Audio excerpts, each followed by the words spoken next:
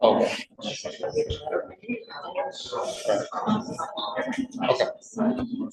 Cool. All right. Just wondering. Let's call the Waco County Commissioners Court order this the 8th, 2025, and ask Ms. Waller to call the roll. Judge Gray. Here. Commissioner Weir. Commissioner Eagle. Here. Commissioner Leeson. Here. Commissioner Riley. Here. Please join us in the Pledge of Allegiance. I pledge allegiance to the flag of the United States of America and to the republic for which it stands, one nation, under God, indivisible, with liberty and justice for all. Honor to Texas flag. I pledge allegiance to Texas, one state, under God, one and indivisible. Please remain standing for the invocation. Pastor Ryan is from Trinity Lutheran Church in Stonewall. I want to begin with a reading from Romans 13. It says, "Let every person be subject to the governing authorities, for there is no authority except from God, and those that exist that have been exalted by God. Then do what is good, and you will receive His approval." Let us pray. Heavenly Father, before we begin, we pause to give you thanks and ask for your guidance upon today's work. We ask that you bless the work of this county, these commissioners, the employees of this county, and the people who are residents here. And we work together for your good and for the good of one another. We ask a special prayer for our surrounding counties and community. Be with all the families who are grieving, families who are waiting, those who are cleaning up and searching. Be with the rescue workers, the relief workers. Use us to bring aid and support to all in need. And Lord, we ask for your hand to be upon it all. We ask that you lead today's agenda, that the decisions may lead in good direction for the future of this county. When questions and resolutions are needed, provide guidance. When changes and redirection is needed, provide a new direction. Overall, bless the workings of today, the people of this court, and the residents of this county. To you alone we give all honor, glory, and praise. In Jesus Christ's name we pray. Amen. Amen. Thank you, Pastor Ryan.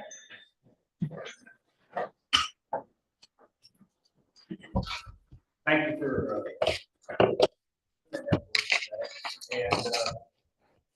and the crowd. Wherever you need a little extra uplifting on Christmas Eve, was on choir. I'm going to take a moment of personal privilege this morning before we move into the agenda. So bear with me just a minute. Ms. Harris, you want to come on?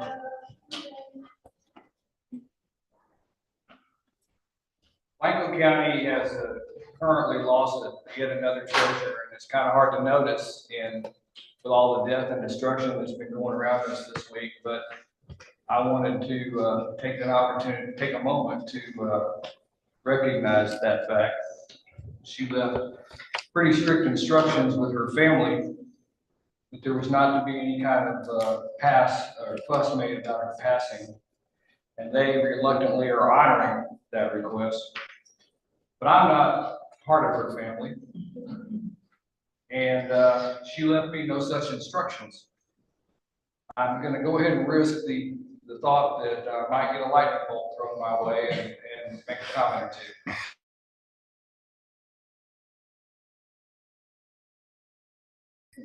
Donna Phelps, and most people know her as an open and frank individual. I always envied her. There's those people in life that everybody likes. I don't personally know what that's like, but I saw it. Donna could drink a beer and tell a joke, and was always a friend to everyone, and she always had time to listen if somebody had a concern or just needed to talk. And I've never heard of anyone who wasn't fond of her. There's a lot on social media about her being a master float maker. Was a great mother, a great grandmother, great spouse, and she had many, many other attributes. But I want to share a particular memory from a young girl many years ago.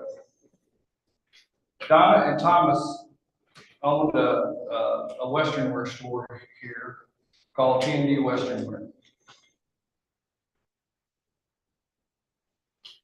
When you purchase something from them for a gift for somebody, Donna would wrap it, and the package came with a little gold sticker on it that said T&D, so you knew where it came from.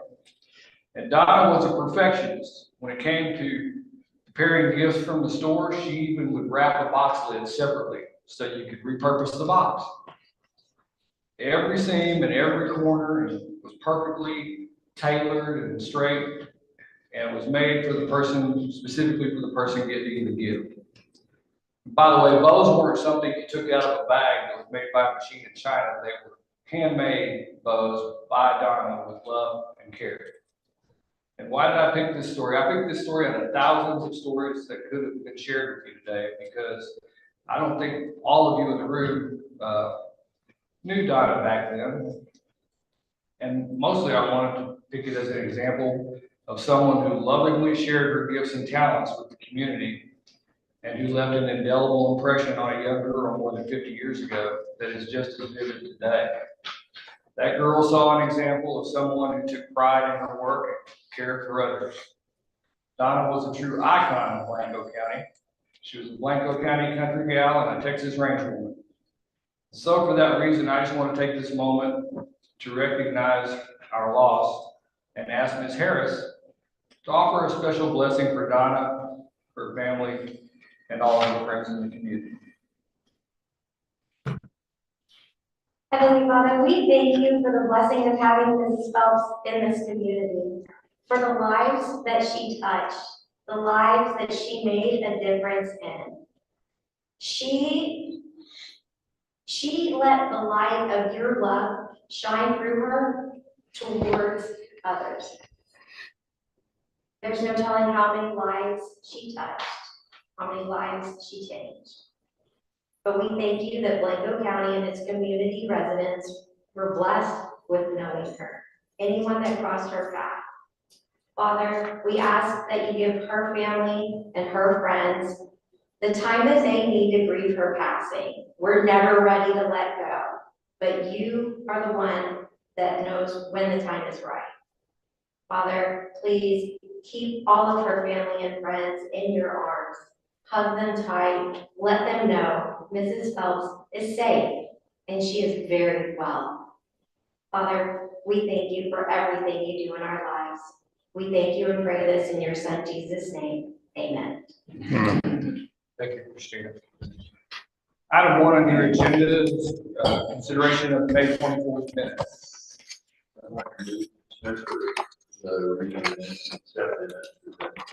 There's a second? Second. Any discussion?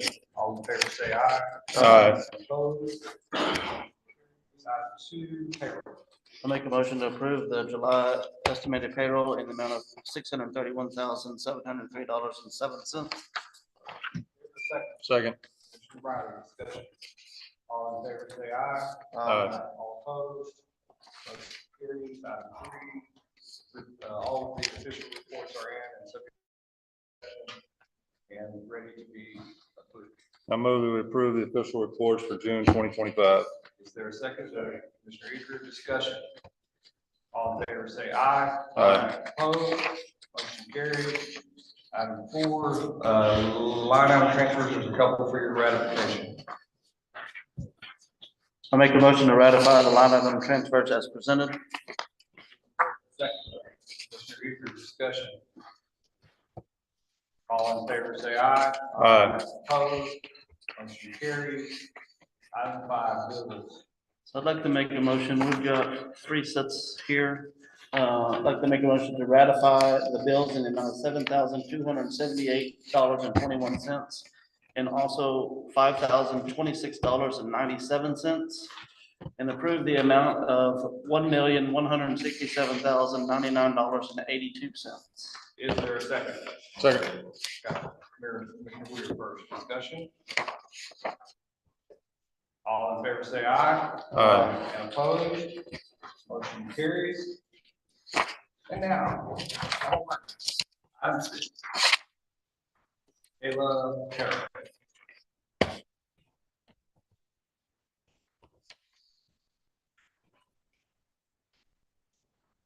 Hi, everyone. My name is Michaela Heron, and I am a community outreach specialist and also serve as the youth tour coordinator at Pedernales Electric Cooperative here in town.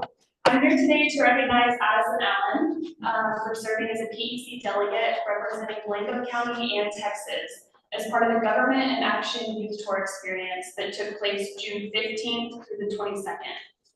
At Pedernales Electric, we're active in supporting education and opportunity for Central Texas youth. For more than 57 years, PEC has proudly participated in Youth Tour, which is a program that was developed by former president and PEC founder Lyndon B. Johnson. He was passionate about providing opportunities for young students to learn about U.S. government and public service. Thus, Youth Tour sends high school students on an all-expenses paid trip to our nation's capital. This year, PEC selected 10 students to represent us and Texas and Washington, D.C., where they got to meet with lawmakers, visit historical sites, and learn more about U.S. history and government. Serving as one of PEC's delegates is no easy feat. We received a record number of nearly 100 applications this year, and then brought in our top 25 to conduct an interview round to narrow it down to our top 10.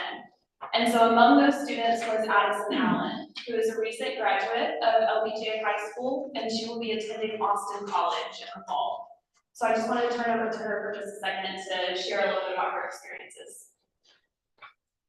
I'm so grateful that I was selected to attend Youth Tour this year. It was really the trip of a lifetime. Getting to see our nation's capital up close and see government in action gave me a better appreciation of our nation's capital and our government. I got to meet students from across the country and make a lot of new friendships.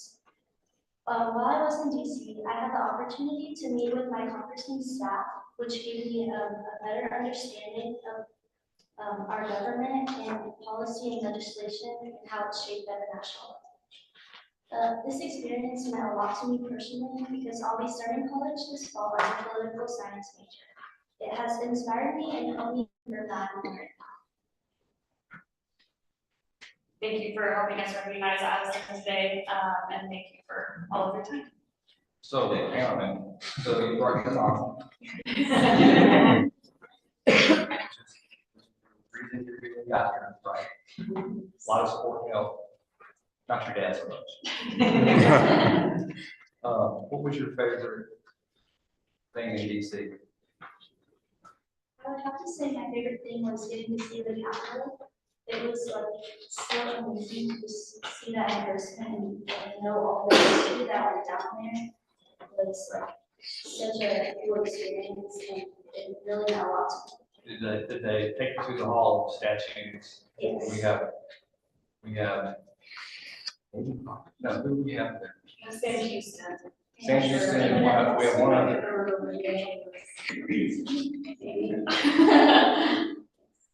That's great. How long were you there? We were there for 7 days. Commissioners, got anything you want to? What did you think of the subway? The subway? The subway, we didn't get to go. You didn't go on the subway? So on the other side of the river, you're taking the subway into DC. The escalator going down goes, I don't know how many stories down, and it's real tempting not to want, I was younger, but it was real tempting not to want to slide, because I mean, it's a major slide. You get to do that, huh? No, they gave us charter buses to get around. So. Probably safer too. Once you miss those doors, you miss those doors. That's it.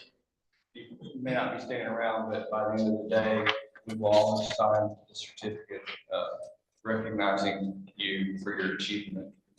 And you can. Well, we're very proud of you. You were the only Blanco County. Yes, sir. That's great. Austin, going to Austin College. Which Austin College? It's up in Sherman. Stephen F. No. No, it's the other. It's called Boston That's College. right. It's in Sherman, it's just like near Dallas. But it's a pretty small school. I have a half brother that like them a lot. Anything else? Well, thank you all Thank you so all very much. much. Appreciate it.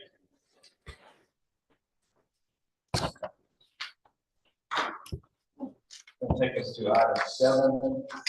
And we have 7 and 8 are the Oh, do we have to? requests we have this year, or this half-year deadline period, which is July the 1st. In the future, I think what we'll do is it'll all be one agenda number, and we'll just have subparts. So because we're talking about hot fund applications. And so, but we'll start with item 7, which is the first hot fund application, Life Spectacular. Anybody here?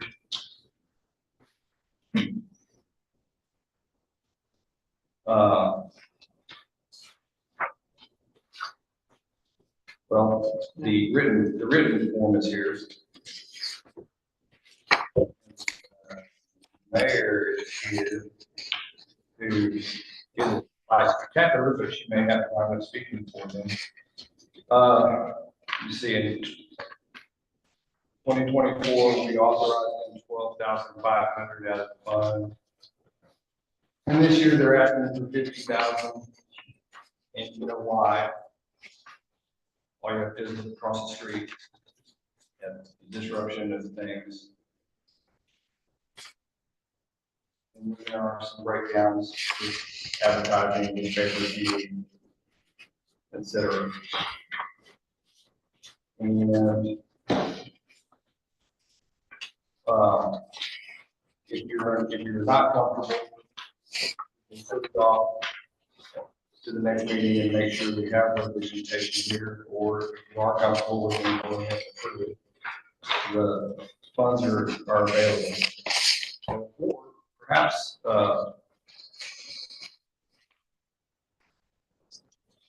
we go to, maybe we get back into this and do number 8 first, because it will help us know how much money we're doing with. I just texted her. I beg your I pardon? just texted her. Okay. So let's skip this for just a moment, go to number 8, which is Center of the Hills. Now, on this one, I know that Commissioner Woodard has been working with them some to, in kind of a counseling way. And I guess my 2 cents are, and I think I'm somewhat responsible for this application in one way. They invited us down, Linda and I down for the 40th birthday, or is that what it was? And And when we went, it was quite a production, and they showed quite a few things I never knew Jim Lee Hilton has, and it's very tourist oriented. It's very much about, it's not all about tourism. They support the community greatly, and Mr. Leachman's aware that they serve in times of emergency, which we get reminded of this past week. What you need for that kind of thing, when people are displaced, you have to have a place for them to lay down. And Chip and Hills does that as well, but they have some incredible tourist things like butterfly trails and such. And so they've asked for a couple of things. You want to help walk through them, or are they here? No, they're not here. Oh, there she is. Morning. Good morning, good morning. I'll be up here twice today. I'm Crystal Spivak, I'm the treasurer of Virginia Hills. And we have a program that we would like to present that will help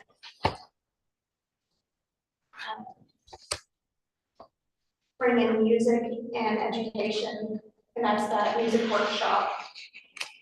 We would also like to do redo the pavilion bathrooms to make them more stable. Right now, they're kind of falling apart in certain areas, are not watertight. We want to improve that. That'll be good for both rental and for emergency services.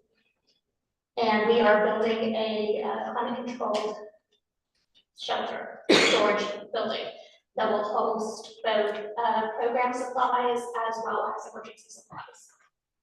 We would like to request your support on that. Okay, so looking at all these numbers, can you give me the grand total of what you're asking from the court? I did not get into more on that.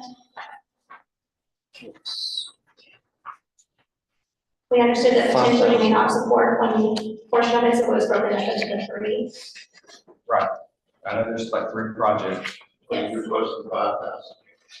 5,000 for the music. It's for just the one project, correct? Correct. But how much is it for all 3 projects? We do not have a final estimate on the pavilion bathrooms. We have an estimate currently of $3,550. That's project 2 or 3? That's project 2 or 3. And then for the shed, that is $7,515. My quick math says that sounds like it's about $15,000 in total for all 3 projects. Approximately, yes. 15 to 16,000. Yes.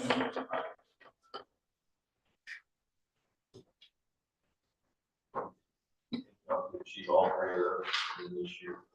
Yes. When he says this year, will you take that to mean? Calendar year versus fiscal year. You think it could be done in 2025? Potentially. We've got the shed mostly completed at this time. We're still working on paying that off. The bathroom supplies have not been purchased, and it would be a matter of scheduling for the music workshop. Well, I'm glad you're here, and it's a shame you don't have more backup, because I was counting on you all, because I can't articulate as well as you all did when I visited about all the programs that Timber Hills has and all the ways that you support tourism. And can you just, if you have a sentence or two you could say about it?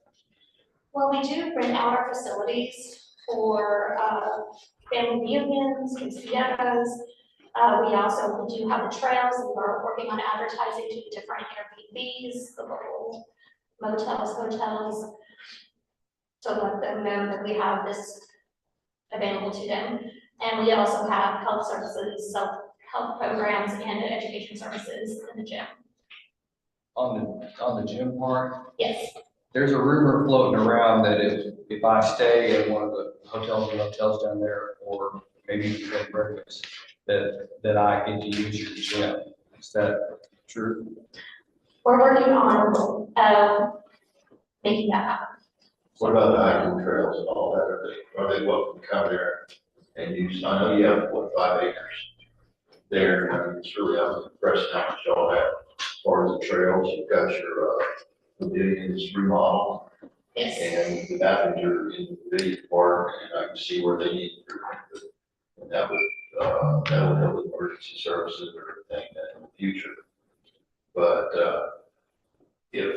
if you had this money, you were able to, now, and another thing is, don't y'all have voluntary contractors to do the construction yards? We have a bunch of volunteers. Most of what we're requesting funds for is strictly materials.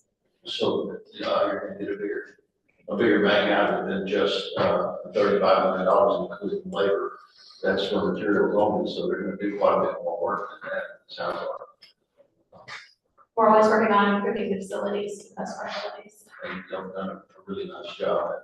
But what I was interested in, I think what the judge was asking, if someone stays at the hotel across the road, the highway, will they have access to the officers or gym or on trails or anything? Because that would help with the, as far as, tourism. You be involved with that. At this time, we have the trails open 24/7. Anybody wants to use them at any time. As far as utilizing the gym as a guest in the town, we are discussing how is it feasible to make it happen, because it is coded to come into the gym. It's locked up, so no one can just walk in. This is for the safety of anybody who's working out there, like at night or in the morning. You could work something out where maybe they could have a temporary pass or whatever. Maybe have access to it for, We're working on it. Okay, so I'm the only one, I'm afraid, thinking this, but, just making, for my purposes, just making sure. You can finish all 3 projects this calendar year, if we can come up with this $16,000. The music program is planned potentially for October. So that would be this calendar year. Like I said, the shed is almost completed now at this time, so it should be able to be completed this calendar year. And the bathroom renovations, we're hoping would be only kind of a week-long project.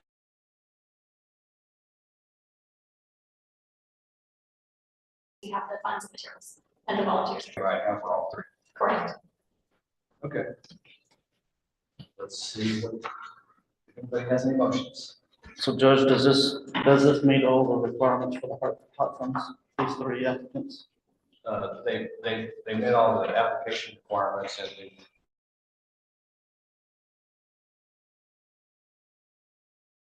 the legal requirements of the language.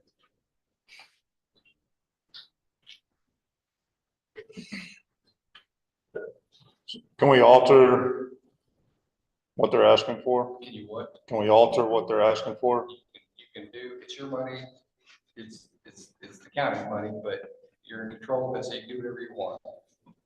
I'd like to make a motion. I'd like to make a motion to allow all 3 projects. For $15,000. Is there a second? Second. Mr. Riley, discussion. So the total of this is more than 15,000. So do you cut it down to 15,000? So you got 75, 15, 35, 50, and 5,000. It'd be more like 16,000. 16,000, 16,000. So that's, are you restricting it to 15,000 or you? Cover the projects completed. Well, then give us a different number. I make a motion to award them with 16,500. Is that what? $16,065. $16,065. To the all 3. That's, what about the second? So yes, I'll change. All right, motion's made by Commissioner Weir, seconded by Commissioner Riley, $16,065. Further discussion. All in favor, say aye. Aye. Opposed, motion carries. Congratulations. So you're gonna be here again? Library, Library. for the county. Well, that's okay. Thank you.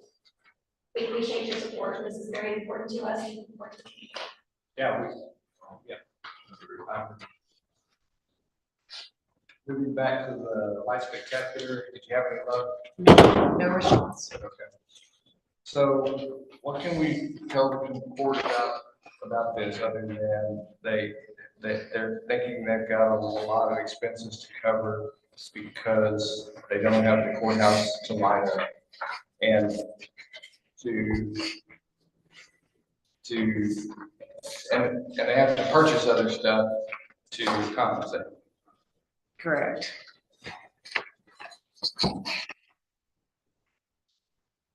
By the way, while we're on the subject, sort of, did anyone get to see the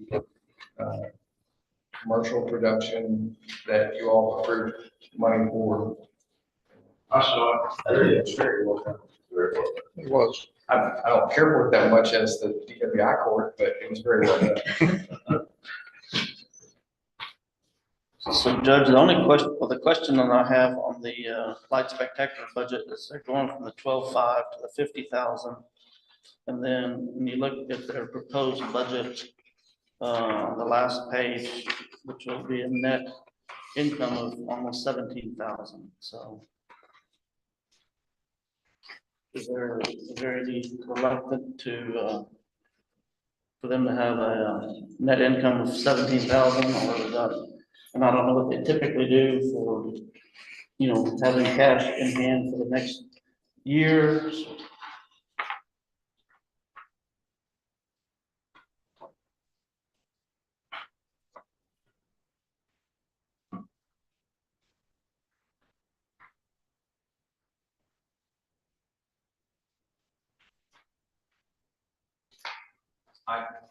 I cannot explain their finances. However, but the first line is talking about their current operating budget being 125,000, so having a net income at the end doesn't necessarily mean that they're building it on the backs of the hot funds. I mean, they get other funds. So, and, you know, it's a operation that's been around 32 or 3 years, so, or maybe more now. So, it's not surprising that as an ongoing operation, they're not gonna have a single balance at the end of the season. That's all I'm speculating. Yeah. I don't have a good answer. Judge. She's in Corpus. None.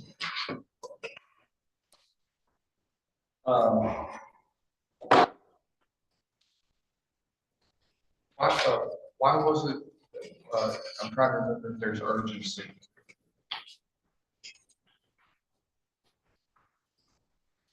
She was leaning to that aspect of it because they've got to start purchasing or making plans now in order to have them shored up by Christmas.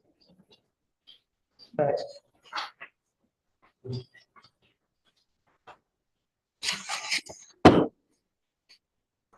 By the way, another housekeeping measure. So Connie has started, we kind of just figured out we need to do this, and she started a spreadsheet. It's one page that you have there in front of me. We keep a running history of who the court has for money. Out of my tax funds.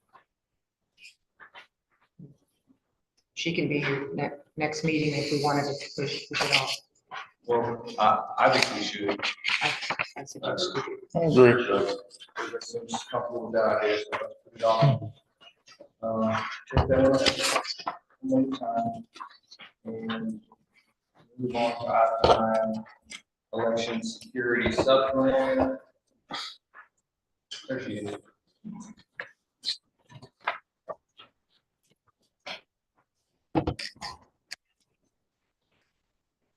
So So I'm looking at the paper, Rosemary, I'm looking at the papers, in the workshop that we'll be doing after the meeting. Or the end of the meeting. And, it's a little complicated on that, so. And this connects to that, so. Hang on. Yes, so the selection security sub-grant is, an extension of the 2020 election security grant. There's an executive order from the president doing away with, barcodes for voter selection. And, our, express votes still use the barcode, when you make a selection on who you're voting for. It, the DS 200 or the counter, it uses that barcode to read your selection. For the executive order is doing away with. So this sub-grant is for, it's actually for all the equipment that has been decertified, and the counties that have to purchase new equipment. Like some counties have their ESNS whole votes were decertified. We don't use those, but other counties do, and this is what this grant is actually for. But part of it is to upgrade our equipment for IT improvements, and that's how we're using the grant. We're just kind of getting ahead of the game, and we want to prepare for when they do away with barcodes, because that's the direction that it looks like that we're headed in. So we're going to try to replace our DS 200s, the ones that count the ballots, with DS 300s, because eventually the express votes will come out with a new version. They're working on it now that will do away with that barcode, just for the selection. We'll still have the barcode because it identifies the ballot style and it identifies the precinct. Now, when they come out with the latest, greatest, our express votes, because you have like 20 or 30 of them. Yes, 36, I believe. I think you have like 36. 36. I mean, that's the express votes. They'll still be able to be used with the DS 300s. They will have to be reprogrammed. The firmware will have to be reprogrammed in it so that we can use them with the 300s. Okay. But when But the the new, physical units yes, can still be used, they just gotta be reprogrammed. yes, And the DS 300s will take your ballots out of the express vote like you do now, but instead of reading a barcode, information about precincts and all that, it'll do it some other way. yes. And it'll read your actual, read the Selection. actual bubbles that the express vote made for you. I'm not sure if it'll be bubbles, but it'll read whatever they program that new DS or the Express Vote 3, that's what they're calling it, Express Vote 3. And the point of all this was the some in leadership that think the bar want to exclude any possibility that the bar judge can identify somebody and how they vote. Even though we don't, I know what you're going to do. You're going to say, you're going to defend it, but I know it doesn't work that way here. But that was your concern, right? The concern is that the voter made a selection and the barcode, and this is, this is only what we've been told, that it could be a possibility, or I don't know how to say it, I guess, people think that the barcode doesn't actually indicate the voter selection, that it indicates something different, which we know is not true because we test our machines 3 or 4 times throughout vote or prior to voting. So this action is to accept the grant so we can buy new DS units. Yeah, so the grant is actually for $42,500 with a 20% match of $8,500. We've requested they did say that we could request more, so I went ahead and requested 70,000 with a $14,000 match. But that doesn't mean we're gonna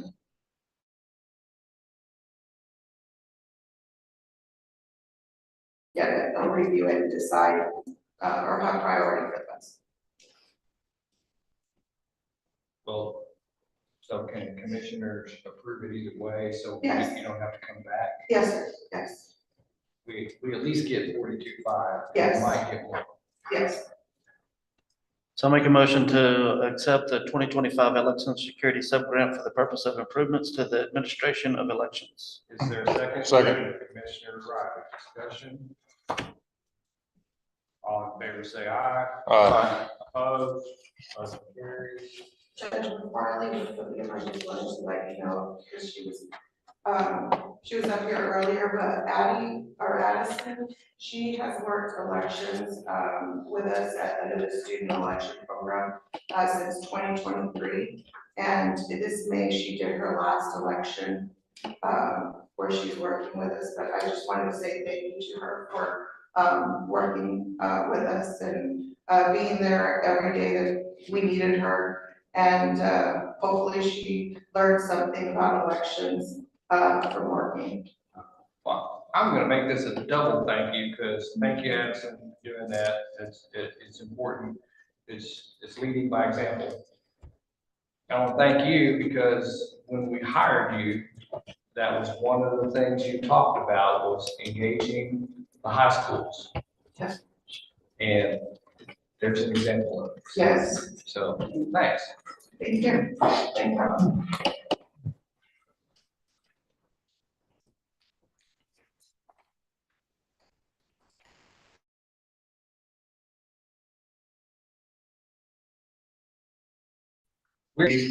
There was a mistake, and frankly, I'm gonna say something controversial.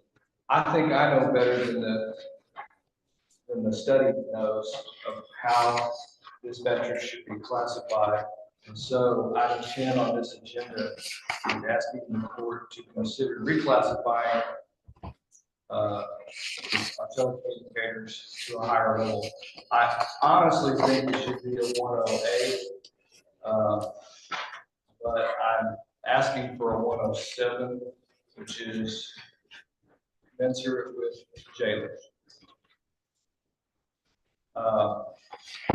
The point of this is twofold. One, where they are classified at 104 is just, that's just wrong. It's just not right. And secondly, it's a marketing tool because it allows them to offer multiple. You're reading forward. Did you want to say something? No, I wanted to remind you that they are dual licensed through the state. That's why I would say a 108. Yeah, they could go even above that. But becoming a 107 should definitely help. Well, should probably. Well, like I said, that's why I would have said a 108. If you have two people and one has to have one license and the other has to have that license and another license. Anyway, so our request is a 107, or if you're feeling Gracious, I think that very much could earn a 108. Judge, I'm gonna make a motion that we authorize the county judge to reclassify dispatchers to a 108. is there a second? Can I, let me ask a question. You think that's gonna help you with recruiting? Absolutely. I think we've got a little interest already just by using the money to get up there on that flyer. So we're getting a few hits. So what you're saying is you bring it up to the money that you put in there right now, bring it up to that 108 level. Right, yes, sir. So I'll second the motion to the 108. However, I will say that the salary survey is a living document and it's base for us to grow upon. It's not set in stone.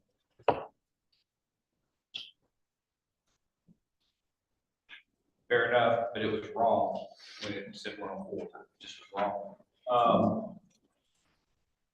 Discussion.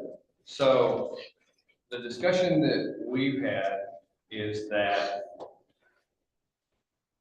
the telecommunicators and the jailers are right there together. And by elevating the telecommunicators to 108, I like the idea because, as you said, we talked about the fact that they got to have more credentials. But there's some morale issues, and I'm just wanting to hear your comment on whether or not 107 or 108 is more palatable in the building. I think it's, I think they understand the justification. I also think, as Chris said, with this, the survey being, with experience, the jailers can get up there even more than what they're at too. Most of our jailers have been there for a while. Several of them have been there for a while, and they are getting ready to meet requirements of having experience, which is in the neighborhood, an experience, promotion, I guess, or pay, more pay than what they start with. Sure, you're experiencing you're experiencing a shortage of dispatchers right now.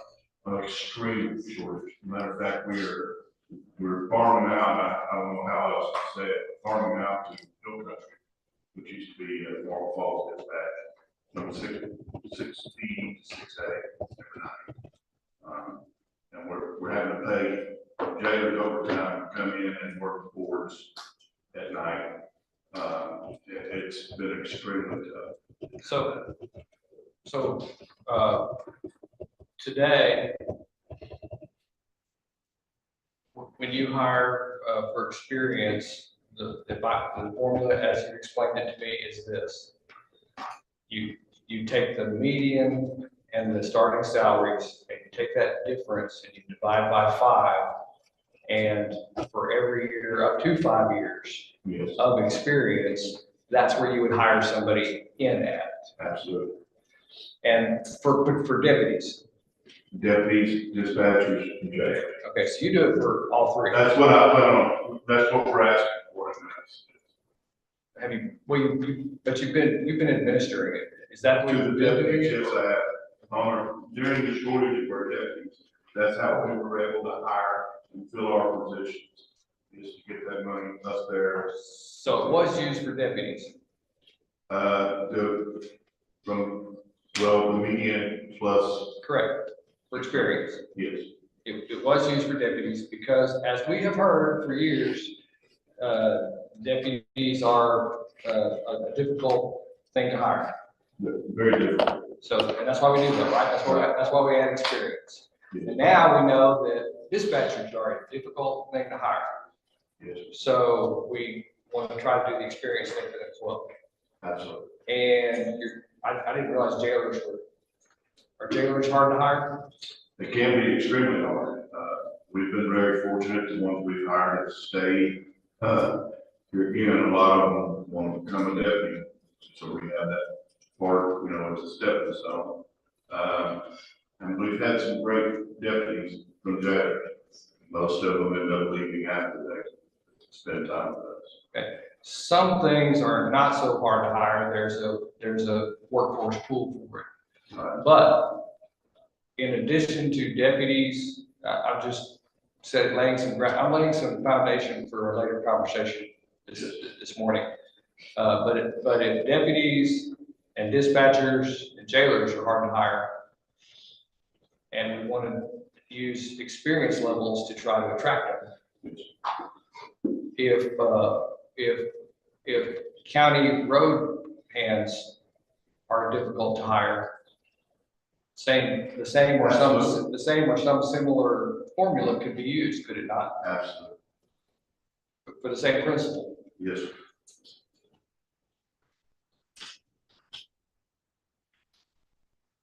All right, so we still have the motion on the floor, to reclassify dispatchers to 108.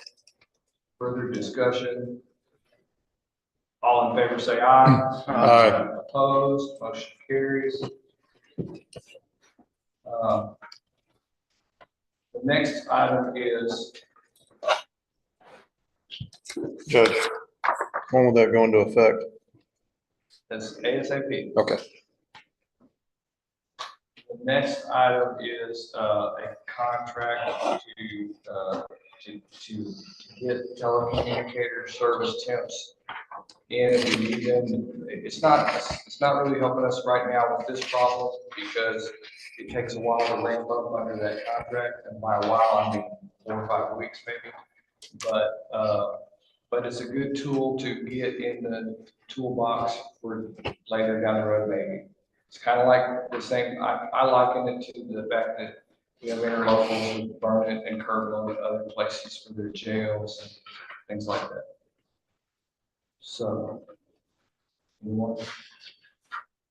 I'll make a motion for the county judge to sign the professional service agreement, general conditions between Get Res Q 911 and Blanco County for a contract telecommunicator service pending county attorney approval. Is there a second? Second. Mr. Bryan. To me, this is it is a tool, and it's one I hope we don't use because it's not cheap. It's if you find yourselves in a dire situation. Anything else? Is there a time frame on this? We mean, I mean, is it open as long as you need it? Or is it- yeah, it's like is it an a. annual deal? It might be an annual deal, but it takes 4 weeks to implement. I was just wondering if that is needed, not, so if next year it's not needed. But. Well, I mean, he can go another direction right now. If he's fine. Okay. Anything else? All in favor, say aye. Aye. Opposed? Motion carries. Items, 12 is another of my bright ideas. I'm proposing a policy of the Commissioners Court that encourages employees to assist the hiring of qualified individuals as dispatchers and dispatchers only because of the situation we find ourselves in. And I had a proposed policy, and I don't see it. What item is this? 12. And to summarize quickly, you're not eligible for the bounty.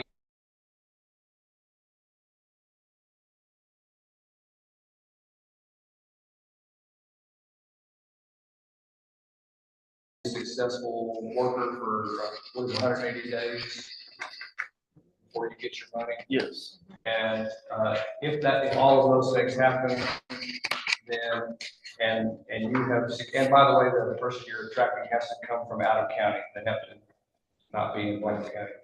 And if you can convince somebody from Marble Falls or Spring Branch or somewhere to be a dispatcher for Blanco County and it all is successful, I propose that you get a bonus of $1,000 and that you can have 2 bonuses, up to 2 bonuses and find 2 successful people. I don't know that there will be one referral out of this program, but there might be, and just as importantly, just the fact that people will be talking about it won't hurt. So that's why we're rethinking rationale, and that's my ask.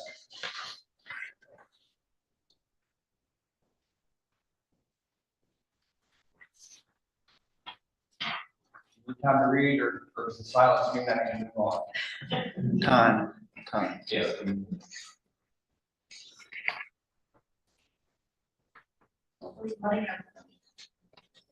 The sheriff has plenty of lapsed salary. I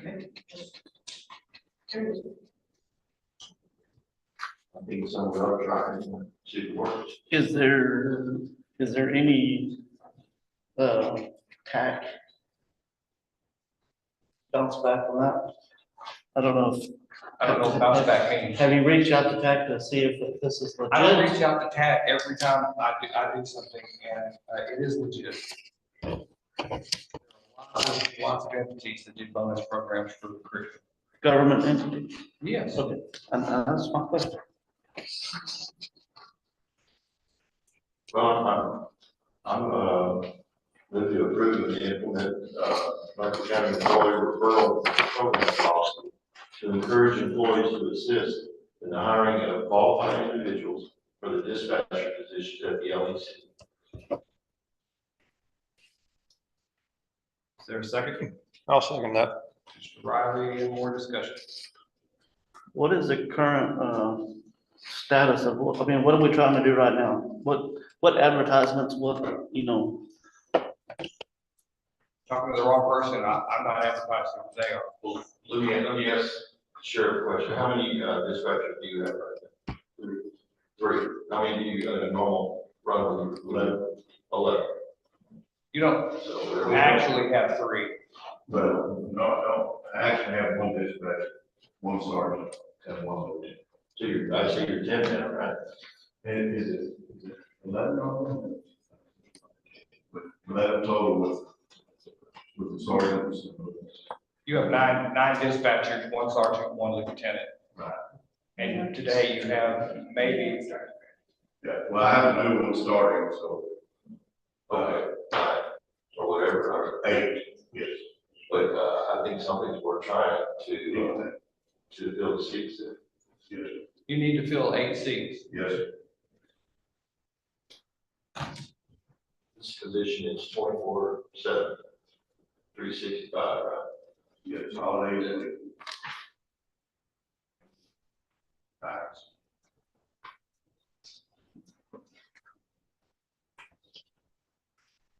Anything else?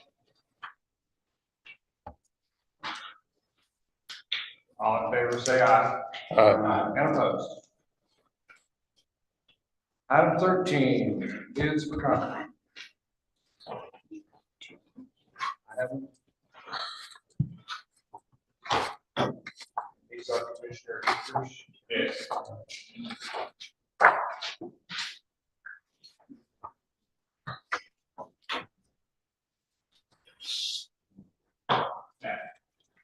Well, it's a good process. Only have one person bidding, I had 7 get calls, but they didn't show up for the cooperation.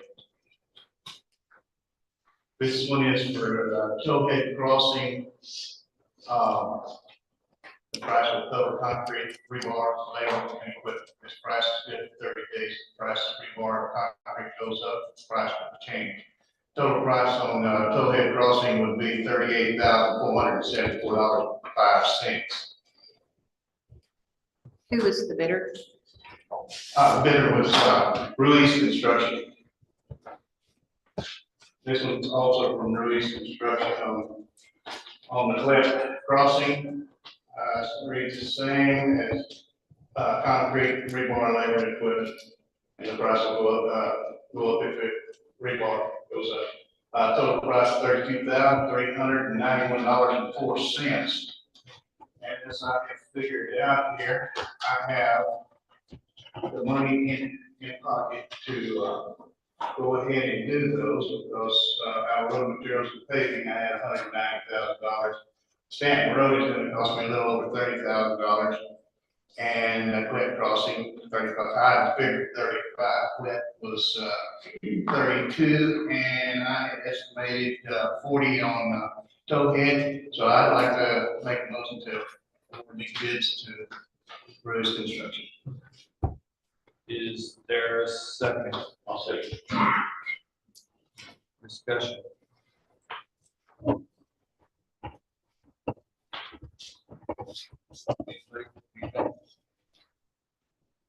No, it's hard to get contracts. Why? I don't know, that's gonna be doing other things, but, or bigger things, I don't know. I had 2 calls from outside Lakewood County, and I asked them to meet and have a walkthrough with me, and he never showed. Yeah, we have 2 that are pretty, I usually hear from them, that's about it. Anything else? All in favor, say aye. And opposed?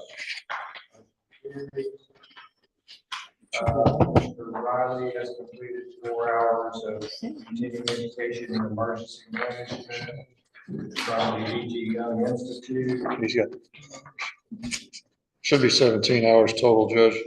I'm sorry, I'm just looking at the 4 hours. So there's more. 17 hours total. Yeah, I thought you sent it to me twice, so. no. You got both of them. No. Okay, so I move that, we accept the education, and the completion of 17 hours of continuing education for Commissioner Riley. There is a second. Also, Commissioner Eager, discussion. Judge Ryder about his paperwork. I handed them both in. I thought he handed me the same one twice. I didn't double check the hours, so that's my error. But I like it on this Friday. Well, okay. Go for it. All in favor, say aye. Opposed, motion carries. Burn ban.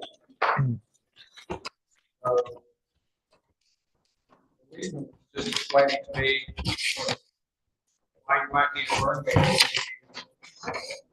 Flood it out. Because you've got piles that you haven't searched yet, you shouldn't be burning them. They're asking the people in Kirk County not to burn piles right now, so. I guess we could have had that issue in 2015.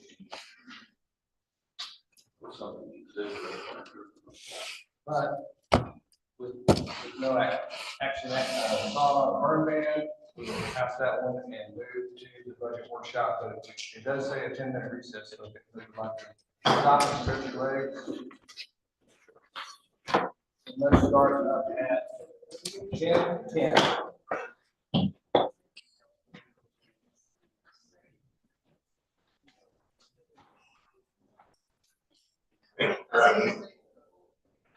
I want to know what's going on too.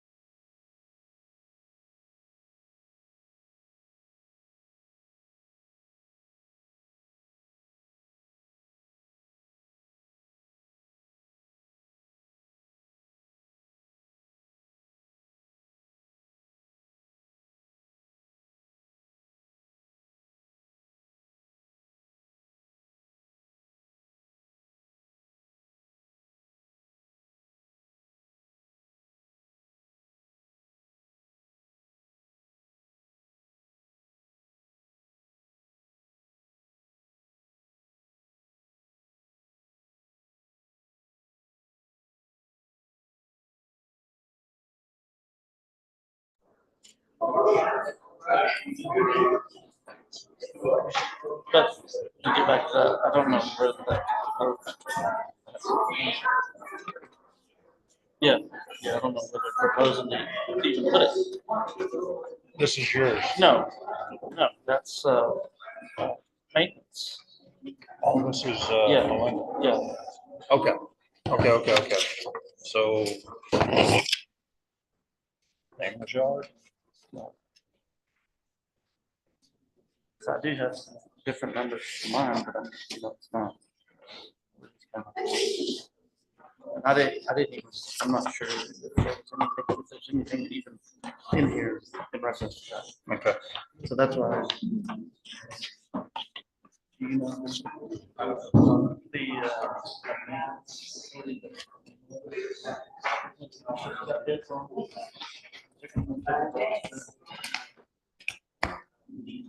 so that's what this is, those two.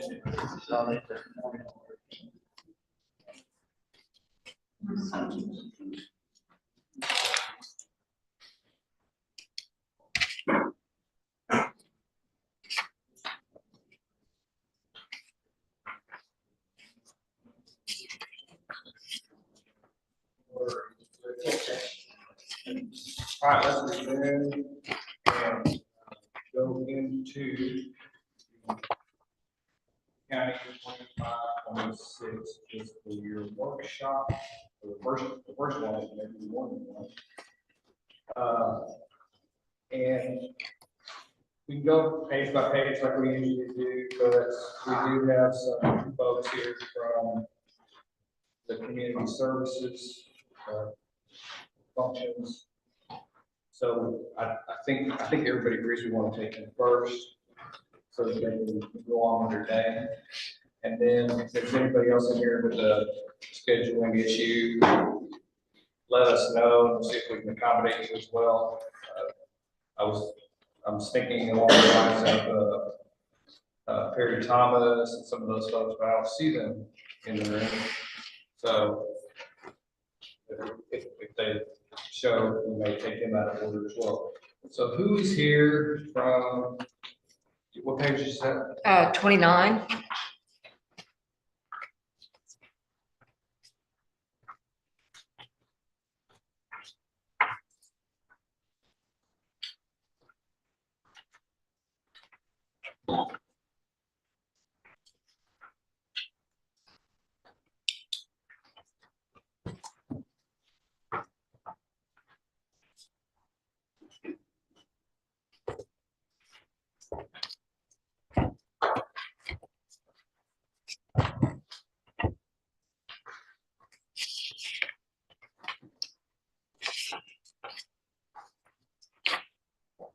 Anybody here from Combined Community Action, any senior citizens?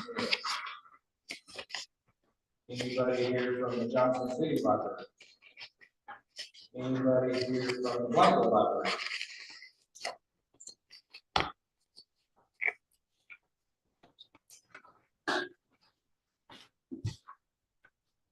Good morning, Commissioners and Honorable Judge Brackett. I'm Crystal Swyla, the Library Director, and we at Glendale County South Library District would like to extend our gratitude for the $6,000 granted to our library this last year to help the Glendale community. This last year, our library added over 1,700 items, which include new books, audiobooks, and movies. We signed up nearly 400 new patrons and over 2,700 currently active patrons. Active patrons checked out over 18,500 this last year and 7,000 e-materials. This year, we also provided over 160 programs to teens, children, and adults. On providing services to the community, we have continually circulated 12 hotspots to offer Wi-Fi access to those who cannot afford it or otherwise cannot obtain internet access. We started this program thanks to your championing it and have expanded our services with it. On the activity side of serving the community, we hosted our third annual Free Shred Day for Glendale citizens, businesses, and surrounding areas, and coordinated an educational field trip to San Antonio Missions. This summer, we have a reading program for all ages and combines digital reading logs and fun educational activities, movies, and more. We are also celebrating our 2nd anniversary of bringing Dolly Parton's Imagination Library to Blanco County. We have over 300 registered children, and that is up from 200 last year. This provides a free book to children under the age of 5. That's birth all the way to 5, and we pay the shipping costs for those books. This last year, our library has seen great growth and hired new employees, including a new programs and community outreach coordinator. This latest hire is adding more programs to enrich our community, including looking into ways to provide GED courses for those that need it. The mission of the Blanco Library is to provide open access to information, to promote literacy, love of reading, and lifelong learning opportunities for all members of the community. In the year to come, we plan to continue to provide new educational programs for children, entertaining and enriching programs for adults and teens, as well as finding new and better ways to provide the best possible services and resources to the Blanco County residents and visitors. It is our hope that you will maintain your support for the library at $6,000 in the 2025-2026 fiscal year. So we've given, both libraries $6,000 the last 3 years, right? Correct. And, about the time I got here, we were doing $5,000 a year, I think. Does that sound about right? That sounds about right, yes. For both libraries.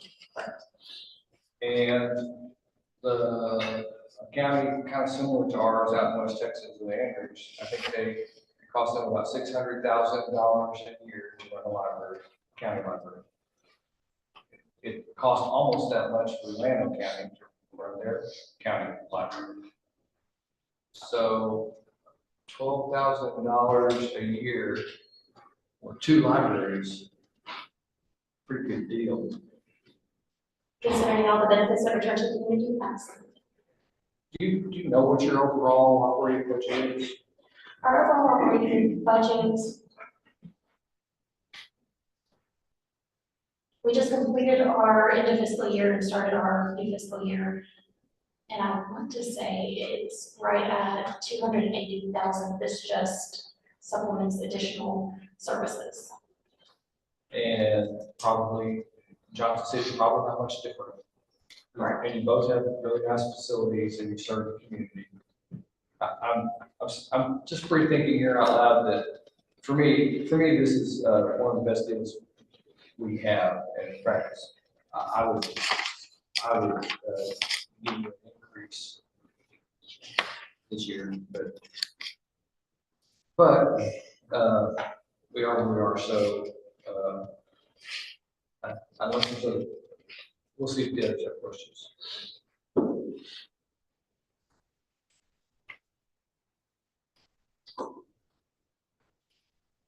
Okay. We Thanks a appreciate lot. your support. Texas Wildlife Damage Management Fund Predator Control. Blanco County Historical Commission. Now Soil and Water Conservation District. Capital Area Rural Transportation System. Anybody on the court want to say anything about that? So, I know that Blanco has the CARTS bus. And that bus serves the community with taking folks to and from doctor's appointments and the grocery store and places such as that, just for folks that cannot get around on their own. It's a fantastic service for the community of Blanco County. You want to keep going with the countywide trash off? Well, I kind of did that last, but the amount of debris, tires, mattresses, trash that we're getting out of the community, out of the county for actually less than $10,000 is quite remarkable for a small county such as Blanco, population wise. Well, they go up on the on the charges for this tire recycling. Yes, tires they- and batteries and all those things, so why don't we ever go up? Because I'm fighting to keep it down through, dealing with different vendors on different things. And right now it's a struggle because cardboard prices are down and that's our biggest mover is cardboard. And right now it's down to $35 a ton, which is 2 of those bundles is $35. So, but we went through about a year and a half of some really good times too, so. Commissioner Riley, does either city participate in that something?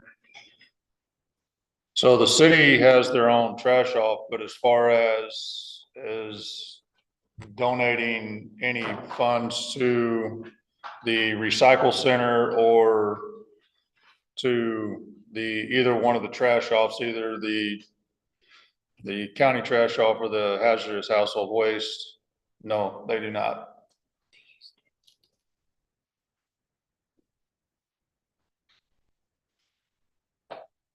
Didn't they used to contribute? Yes. Not since I've been here, but yes, I know that they did. Through paperwork that was left from Paul, yes, they did used to participate. Now, the flip side is people that live in Blanco and Johnson City or Blanco County citizens, just like other people. Correct. And I don't know how would you tell people in cities, you can't recycle here? I'll let you do that. Nice. All right. Anything else on that one? Either food pantry, north or south, anyone?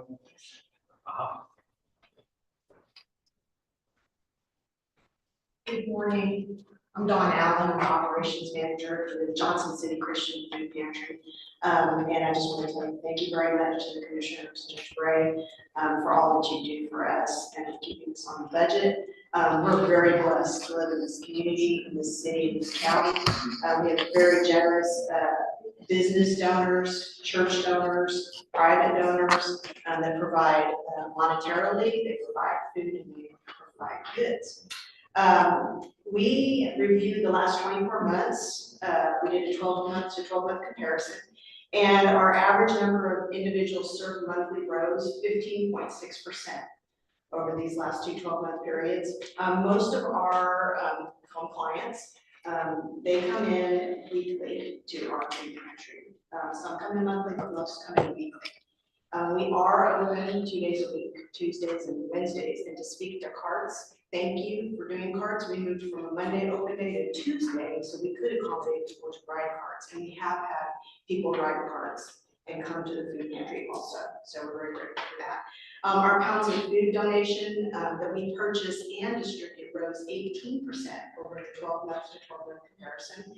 Our actual expenses rose 7.6%, comparing those 2-month periods.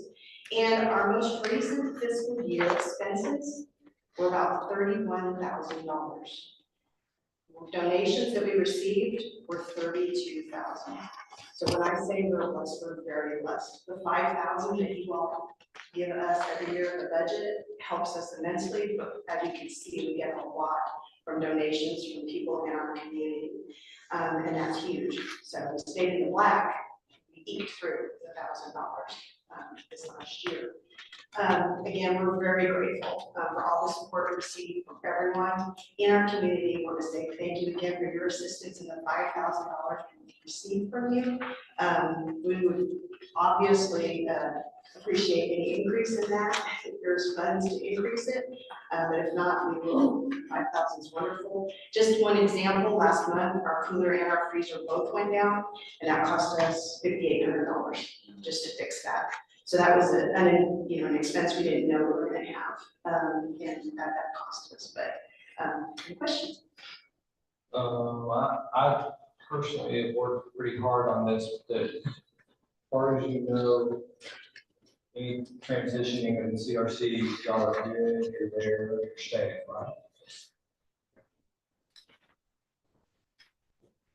Who pays the electricity? Oh, good question. We pay the electricity, CRC does not cover that bill, so that is one bill that we do have to call to take care of every month.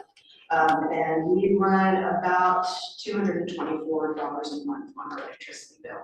That's all. Well, that's our average. We averaged it out for the year. You know, sometimes it's lower and right about now, well, because the weather's been nice, it's not the last 2 months, but it will get bad. We'll get close to 300, over 300 in August, August and September. But on an average, we're about $224 a month. And all our volunteers, everyone is non-paid. Everyone run volunteers. Any other questions? Thank you for taking the time, and thank you for what you do. Thank you. If you want to invite anybody that wants to come and visit, to schedule time, and we can walk you through to see what you put money into.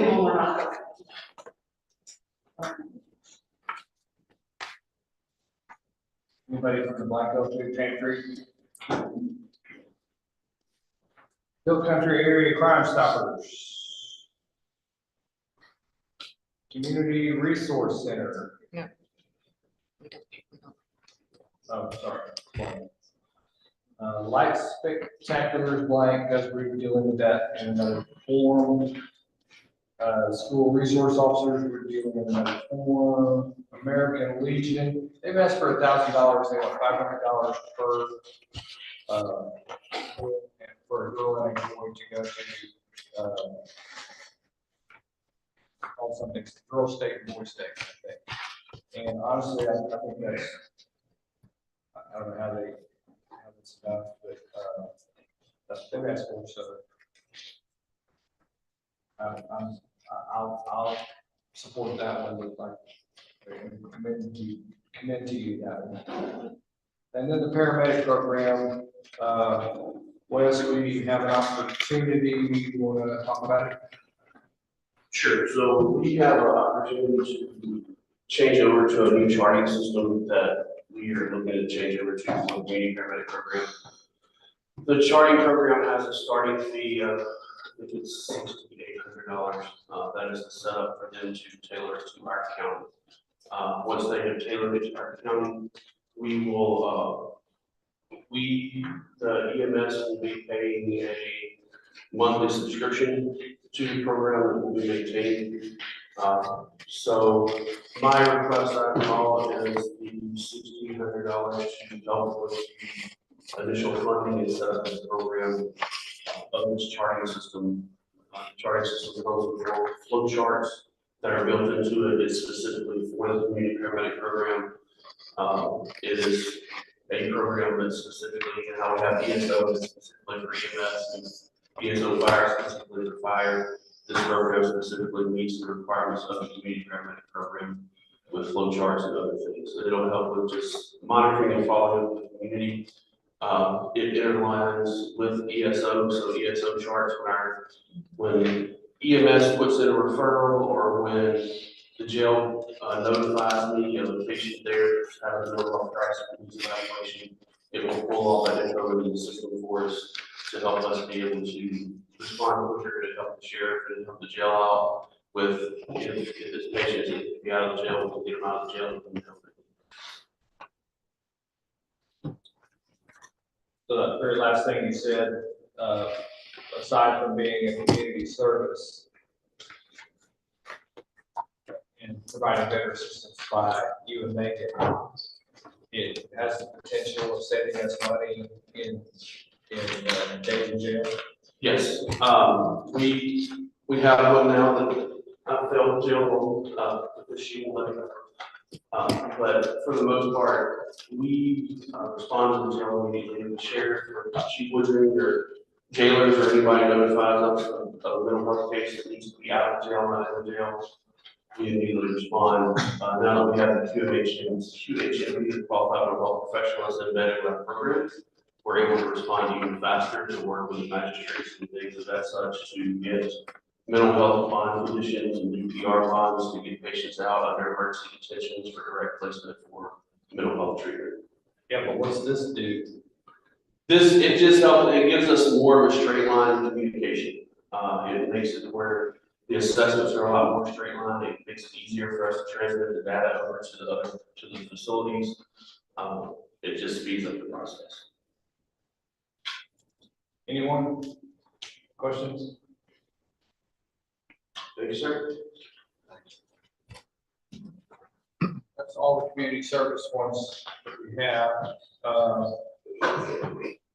So, Do we want to do child, I don't know if anyone's here from child safety. child safety, I don't, are they here? I don't know if anyone's here at all. I don't see anybody. Nope. Okay. Is there anyone who has a need to, you have a pressing situation and you need to go? I do. Veterans Services, page 43. 43.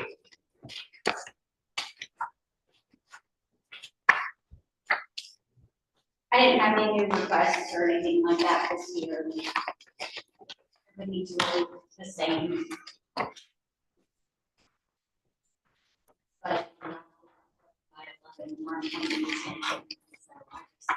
That way, if anybody has any questions, I can consider it. anyone? No, sir, nothing else. Everything's been great. I've not spent anything this year as it is, except for my case management software and of course, cell phone and salary. Next week I do go to the state conference, so that will come out of my, training and mileage budget there, but I haven't bought any office supplies. I know that this is not a required position by any state statute, and so I do everything I can to just keep things as low as I can. If I don't absolutely need something, then I'm not going to ask for it. Are you allowed to help someone if they were dishonorably discharged? I can absolutely help them. There may not be a whole lot that I can do. There's different things that fall under anything that is other than honorable. And sometimes they may not be eligible for VA benefits, but sometimes they are. The VA has to do their own evaluation where they determine if somebody is honorable for VA purposes. And so in some cases of like a deserter status, if that is why they received that other than honorable, they may not be eligible for any VA benefits. But in some cases, if their discharge was related to post-traumatic stress disorder, substance use, and something like that, then they may be eligible. And we can work to see if we can get that discharge status changed as well. It's all a process, but. Are you privy to whatever a person's status is? I have to speak with the person and get what the VA calls a power of attorney. It's something that gives me access to their veterans benefits file.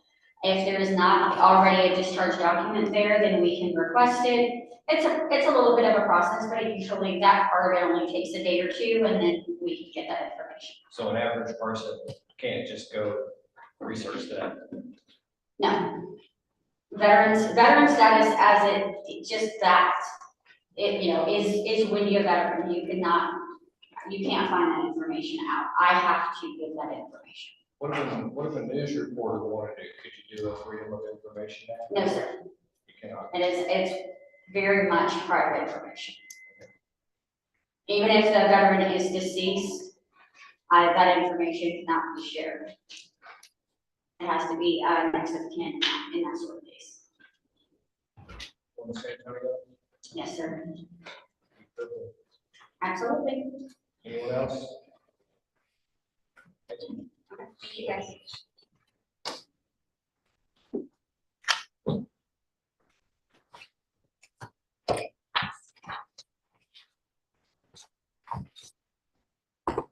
Page 5 is the,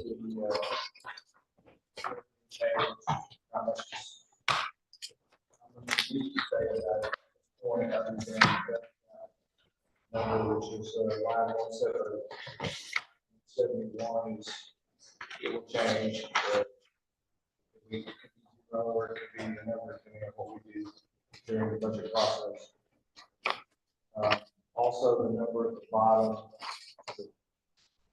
3 million eight, and even if it carries over to the next page, the 4 million 1 does not include the reserve transfer number.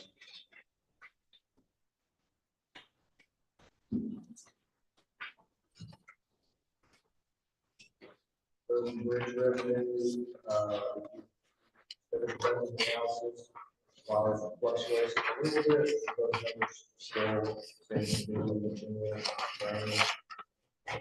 what they are. And the big number, as the local will obviously change to coincide with what the 4 of you require for your operations. On the page A, the judges page.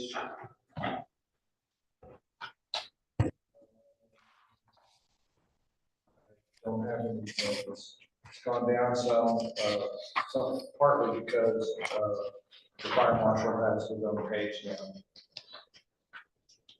Also, the IT director.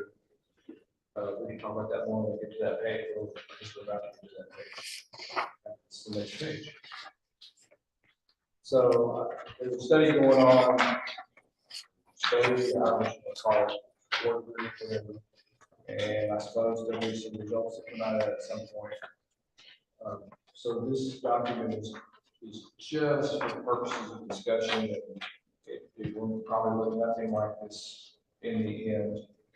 The numbers at the top 2 people are probably not right. The first one, 101, that number came from Bryan County's hiring of a chief of their IT just this past month. And that's what, even though they tried to acquire somebody, I think I was told in the 95 range, 95,000 range, they wound up having to pay them to get somebody that they were satisfied with. The other one, the second, the 102, that should not be that high. It's probably in the $75,000 range for the administrator to be an IT support person. That's all. At the moment, like I say, it's really more of a placeholder. It's a one-year project.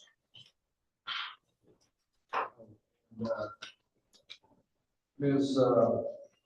Strickland was talking about we ought to put in some money somewhere for annual equipment replacement, I guess you call it. Hardware replacement. Right. And we were talking about maybe $26,000, but that's what the 2 servers have cost that are sitting in boxes around somewhere that are about to be installed, 2 new servers. And I don't know the right numbers, but we do have some funds listed on the non-departmental page. And maybe they move to this page, if this page survives, maybe they don't. That's all still up in the air for discussion. Anybody want to say anything about this page? Computer hardware per department, is it just figured as needed, or do you have a lifespan on it? Replace it or something? Very, very recently, we've been able to account for the law and have lifespans on there. And yes, so yes, that started. This is another part of the process that fell through the cracks, honestly. And we're restricting our IT vendor to such a limited number of hours. Things like keeping track of inventory wasn't really on the list. Would there be a line item on this page? Well, it's clear that I can't, I'm not sure if I'm answering the question right. There's no way for me to even imagine an IT department that's not keeping track of the equipment, the IT equipment being used in the organization. So, yeah.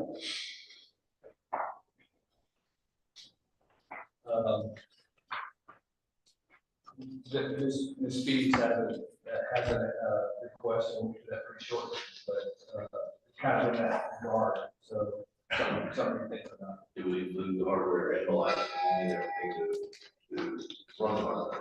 Yes, absolutely.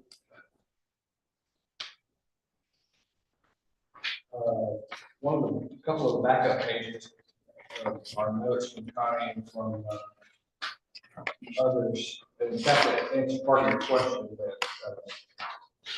there's an email that talks about Adobe 7, Office 95, and Fortinet. And then there's Bumgar and all of those. This is software program. Use widely for organization.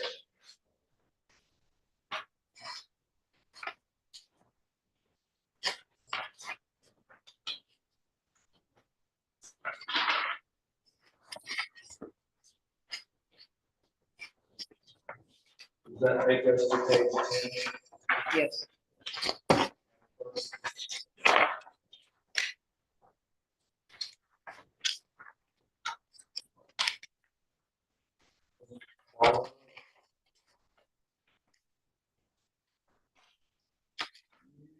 Have asked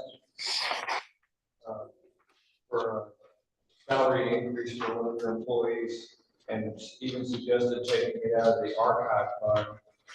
But even though that employee is named chief deputy, you're not yet paying her the chief deputy line the next one down, are you? Yes, she is. It's included in her salary. That line's left in there in case she quits and we have to give it to another person. All right, so you'd add the two lines together and that's her salary. No. It's included in her line right now. That line is left there Just in case she quits or somebody, and we hire somebody, we have to have money there to replace that. but to know what her salary is for being just a clerk, you subtract 26, 28. Yes, correct. Anyone have any comments on that page?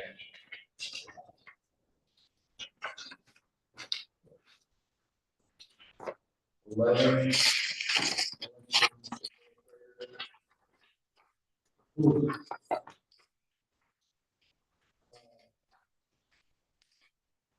I know you're in the back room, you can take it up down for cycling. If I'm not mistaken, you're not today paying the chief deputy increment to, No, and you want to. yes. And if there it's available, why do you? Yeah. Okay, It's not there. She's requesting that new line item. I'm sorry, it's not there. New line item. And it's the same as every other chief deputy. Yes, sir. I mean, not counting. Got it together. Right, yes, sir.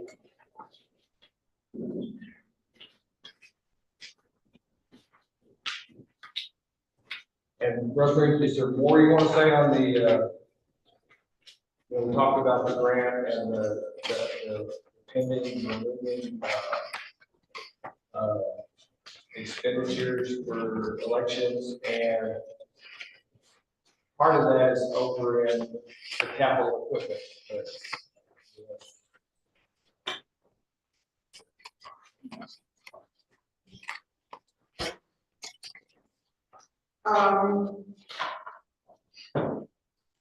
In the capital equipment, I requested for a new, what we call an EMS machine, that one, or computer. That's the one that we put on flash drives to tabulate the votes. That was 8 years old and it did not pass the state certification for hash. So in the last budget, I believe we did a loaner from ES&S, but it has to be replaced. And they're coming out with a new version very shortly here in the next couple of months. So for capital equipment, I put in a request to order the whole setup for that tabulator for the workstation. So I walk in, get my ballot, walk over to the express vote, shove it in, make my selections, express vote spits it out, walk over to the DS 200, shove it in, DS 200 counts it, it falls into the bottom barrel. Then you come along to each DS 200, pull out the stick, and this EMS thing, take off the sticks and It tabulates it, yes. But that did not pass the hash certification from the state. It failed, so, right before the November election, so they expedited one a loaner to us. And we used the loaner that did pass. now we need one. Process is just what I just described. Right, Steps. exactly. It's just a new machine Yes, that meets certification. yes. How much? You don't have to- $6,307. Questions? So on your equipment maintenance and license, on that, you went from 22,000 to 82,000? So that will be, for the match. And if we need to pay anything else, if we need to purchase other equipment, if they decertify something that we have, Okay, so that has nothing to do with the stuff that's in the capital equipment? no, Okay, that's just for that grant that we Yes. we talked about earlier? yes. Okay. So the match that you talked about earlier, the grant was 42 something and the match is 14,000. 14,000. Well, that's what we requested, I'm not sure what they're, Right, and the grant might go up and the match might go up, but I still don't get when we got to the big number. That, what'd you say? Yeah, the 82,000. 82, the 42,500 isn't gonna buy very much equipment. I think that the quote that they gave us was, 70 or, it was close to 100,000 for the quote to replace all our DS 200s, And you have how many DS 200s? 10. And that's the big Oh, thing, wait. that's that big thing that rolls around about the size of West. Yes, Rolls and rolls. oh, we have 16, But they're big things. yes, And you have how many? 16. And the grant's probably not gonna pay for all. No. So why wouldn't we want to put that in capital equipment as opposed to in your line item? To cover the cost I'm of, not sure exactly okay, I'm not exactly sure what the grant's gonna cover. So, I mean, I can put in capital equipment, but I don't know, I don't have. You don't know the number because you don't know the grant yet. Right, or what you're gonna be lacking that you can't purchase with a grant to put in there for capital.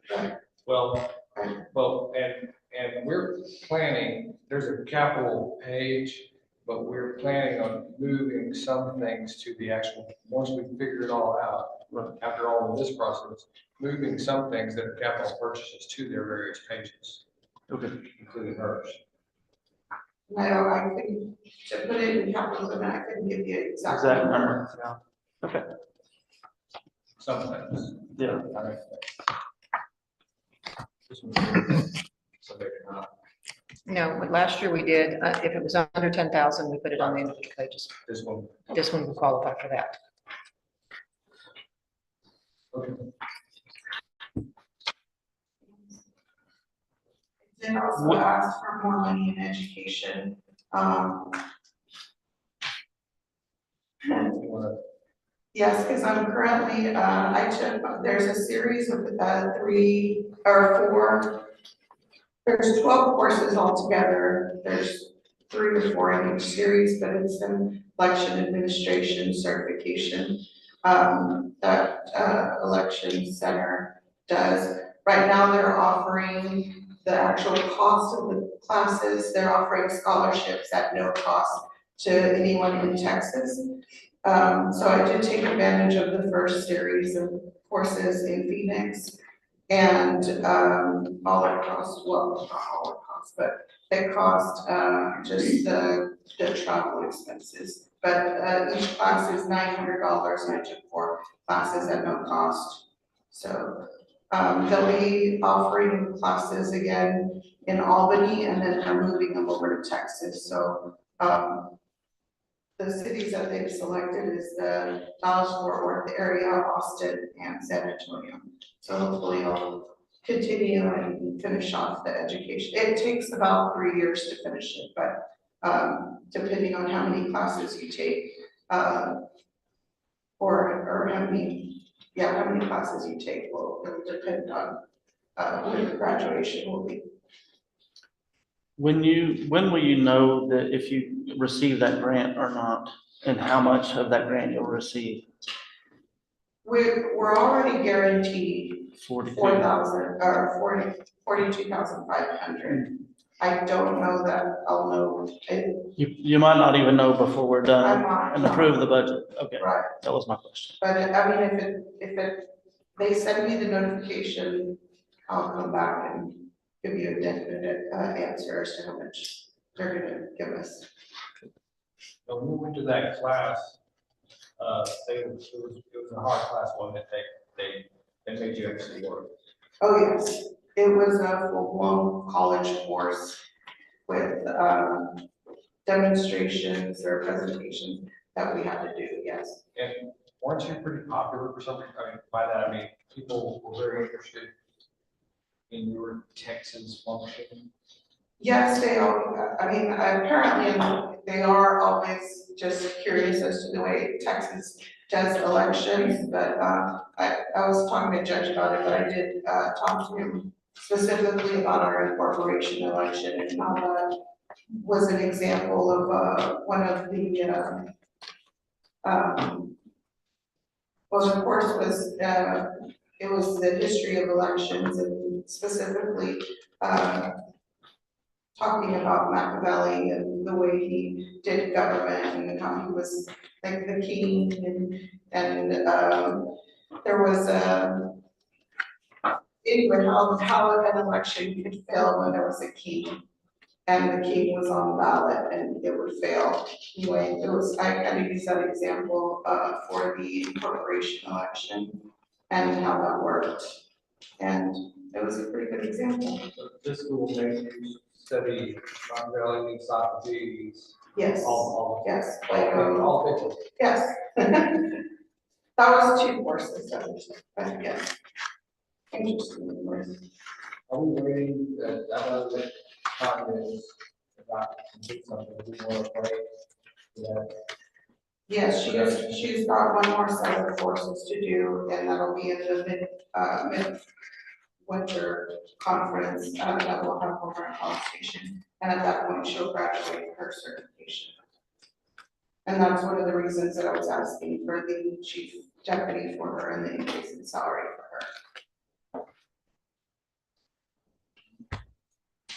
So back to Commissioner Elizabeth's question, you might know.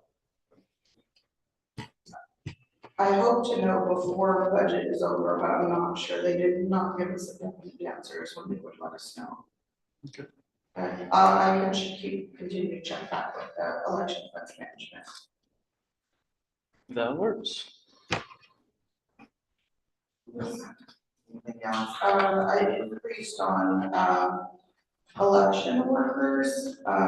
We were obviously in the negative last, election, because of the order for the incorporation. They ordered us to have 4 election workers and, or 2 judges and 2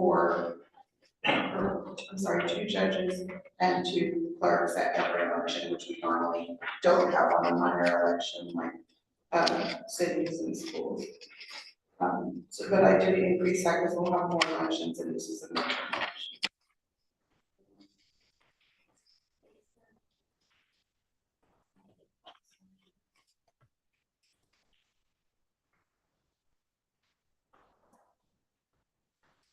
Anyone else?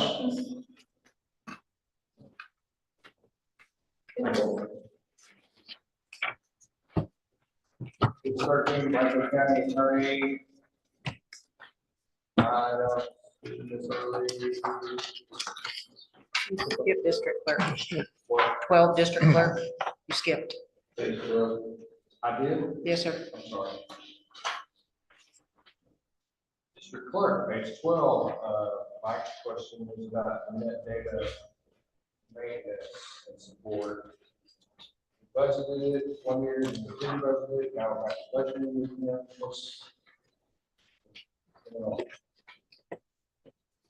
It was left off their page last year. Human error. Human error, yes. I take full responsibility on that one. And nobody caught me. Well, But but that data is kind of a confusing one, sometimes it's over here, sometimes it's over there. Yes, we've changed it to several pages throughout the last few years. But now, this It's, department has a net it's data. everybody's, the four departments have it on their pages or their special fund page. Anyone, anything? Moving data on page 13, county attorney, early. You have questions, there's what, 4 different yellow lines. Or we can try to give it. So you're looking for a full-time employee for PIA? No, I guess no, maybe. We're looking for anybody, honestly, it's not much better than trying to find a deputy or a dispatcher, but, we actually went through a pretty extensive interview process, and then the person turned us down at the end. I have an email this morning. She's contacting us. Maybe not. Maybe. Yeah.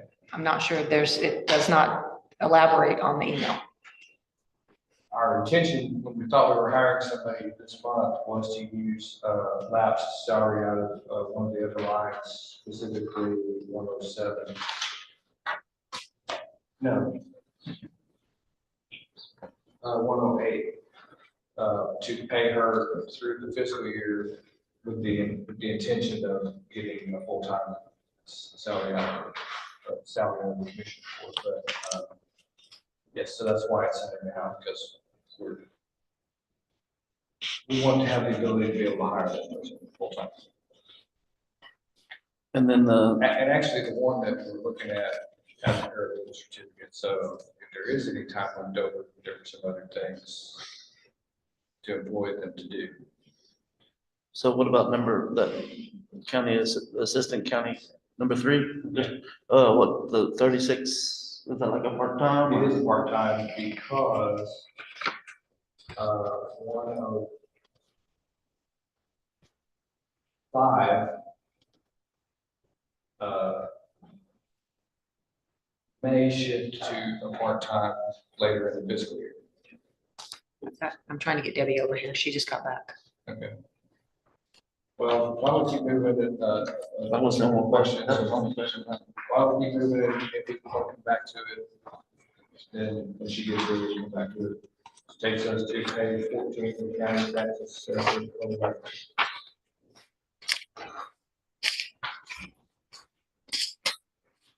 County tax assessor, total.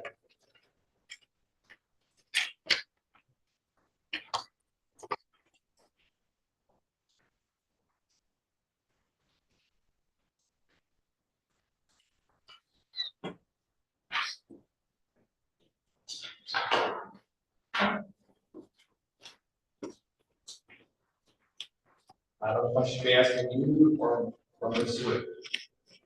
The chief deputy line is or isn't being paid to the person identified as chief deputy. It's included in herself.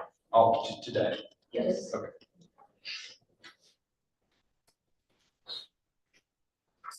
So you have a laptop, you have a computer, and then you have 6 employees. 5 at work.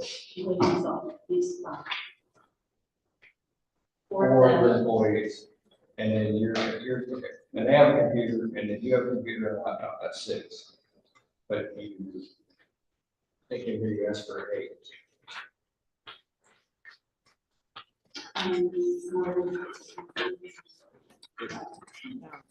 It's in the, In the capital equipment. It just said all. It didn't specify them, never mind, but it was just a large, it was like 8,000. my mistake, you said all, Yeah, and I had asked for a line item so that I could keep it square as to.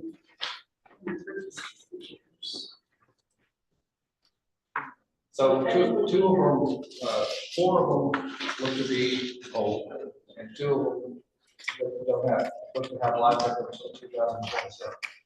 A lot of them. Is that 2 and 1, but then I have 3 sitting here.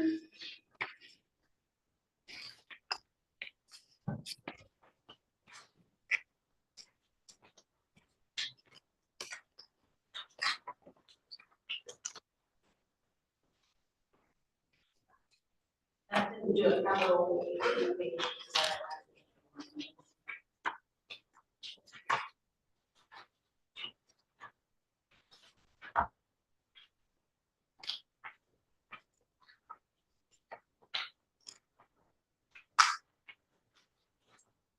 End of life.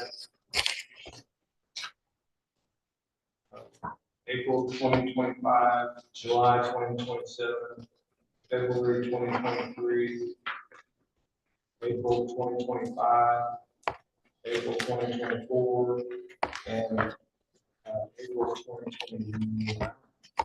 That's why I was up to 2. So the 2029 one, I don't think has been installed yet. And that was not. You don't have it installed yet, but it's here, right? It's in a box. Right, but it's not included in this number. 5 that I'm asking for. All is all, 5, all is 5, all is not 6. I understand.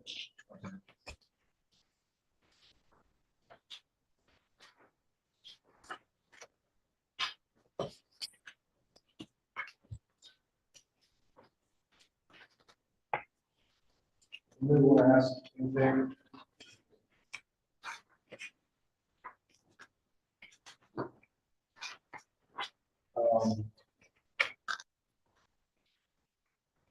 So you started off in your memo saying.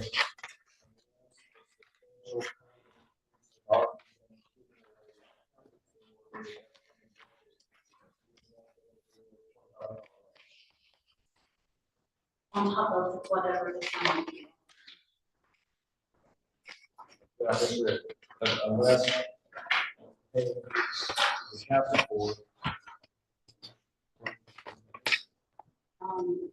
Well, I have one employee who is increasing amount of new employee that was just potentially hired. I have to get her off of that tier. She missed getting the big increase the first year because y'all gave the $6,000 to accommodate for that, which still took her to the bottom tier, which is what a new person on this sheet accommodated for as well. So she's got 4 years of time versus someone who just started. All right, so I'm gonna let the cat out of the bag with you. For them, that I'm dancing around the idea of a cost of living increase this year of $2,600 for a full-time employee. $1,300 for a part-time employee. And then, of course, the percentages for longevity, et cetera, et cetera. $2,600 more than $2,500. Is that what we're talking about? I don't know. I mean, Or are you asking for $2,500 on top of $2,600? I think I'm originally asking for $2,500 on top of what the county did. One, because we see every new person that comes into this county, You see them. There's a lot of them. My chief deputy, if I'm not here, she takes on my role. So I think she should be accommodated for that because we're growing faster right now than I think like they probably understand. We understand that.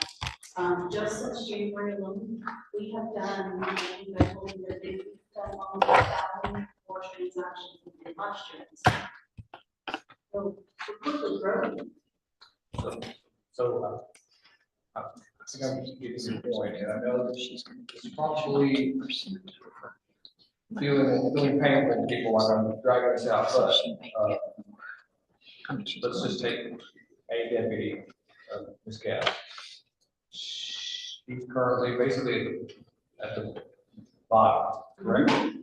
And yet she has 4 years, as of October the 1st, She will have. she will have 4 years and 9 months.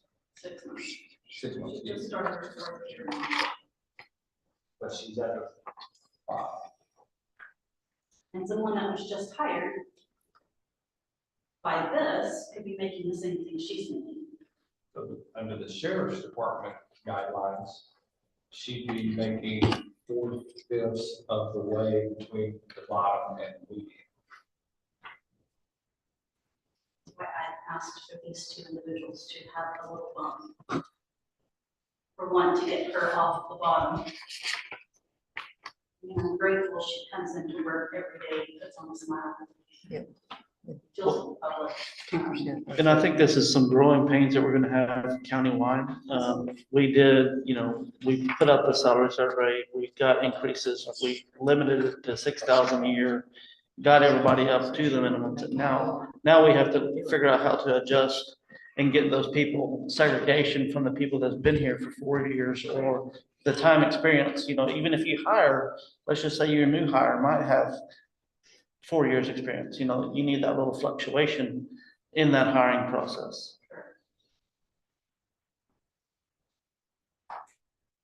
And I think as we're growing, I mean, sadly, I hear their aches and pains every day about, I'm still getting paid this, or gas is increasing. Driving to work, we're all driving to work, but groceries are increasing. Everything's increasing except what helps them. So let me ask you this, and just keep in mind, you're just a guinea pig because you're the first one up.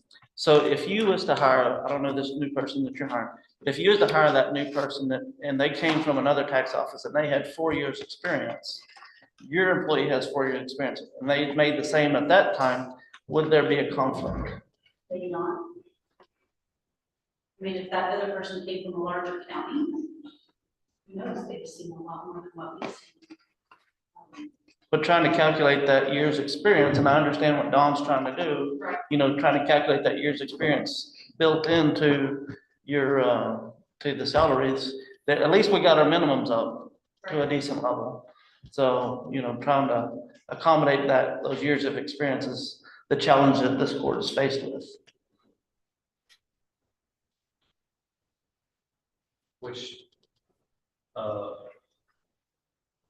Which makes sense in what you're asking, because when I proposed the $2,600 increase, I'm proposing that it also increases the minimum.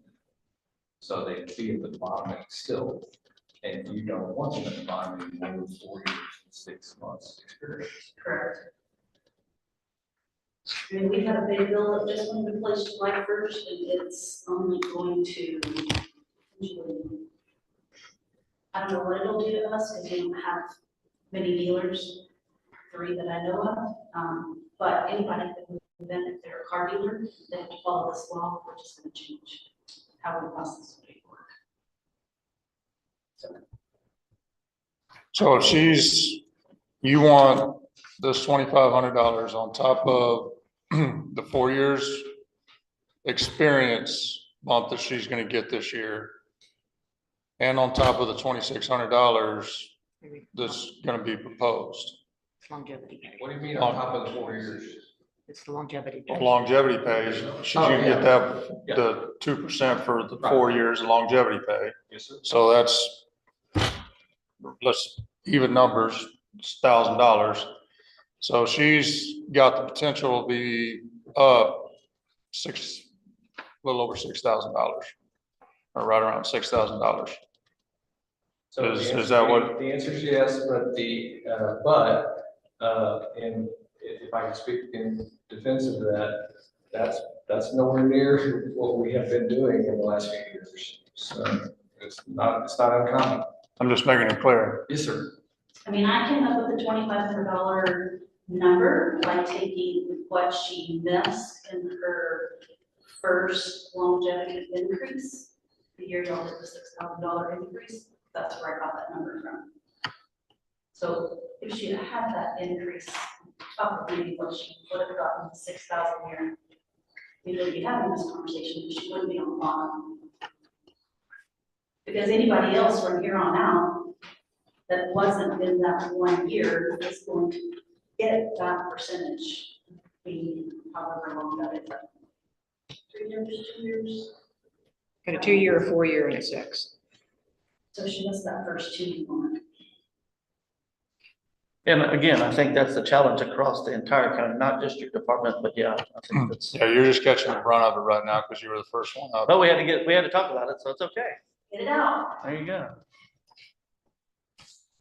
Sounds like we got done. So the next page is the sheriff's page. Is there anything else that we could possibly talk about? Look, Well, I guess the only question I have is, do my computers go back to my budget, or will they see the capital outlay? We'll get to that. Debatable. Can we skip the sheriff and go on to everybody Maybe the else? extension office wants to go before the sheriff? I'm sorry, what? Well, okay, well, that aside. Yes. Before we call the sheriff's office, I wanted to just mention to you all, I have a scheduling glitch. I'm ready to go all the way through lunch, however long it takes, but at 2:00, I have a full docket for the afternoon, and so, and I have parties that will be depending on that, so I'm gonna have a break. So my ask is that you, if we don't get finished, that we continue the workshop to another day. But I'm good with plowing through till 2:00 today, unless one of you wears out, and then we want to stop and take up later. That said, it's only 11:15, so the sheriff. We can go back to Deborah. Or we can go back to Miss Hurley. Miss Early, oh, yes, she's here, great.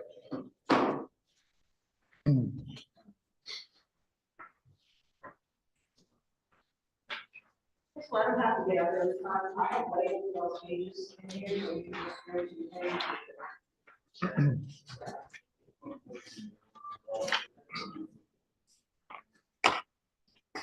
It's 13.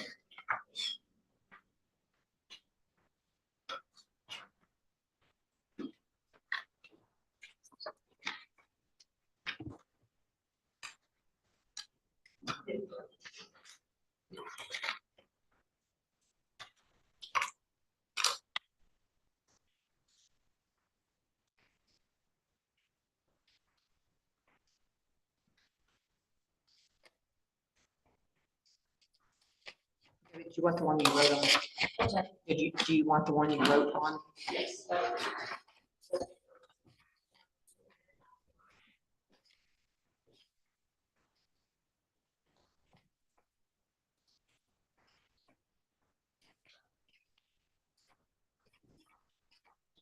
Okay, so I think, on ours, one of the changes was the PIA position.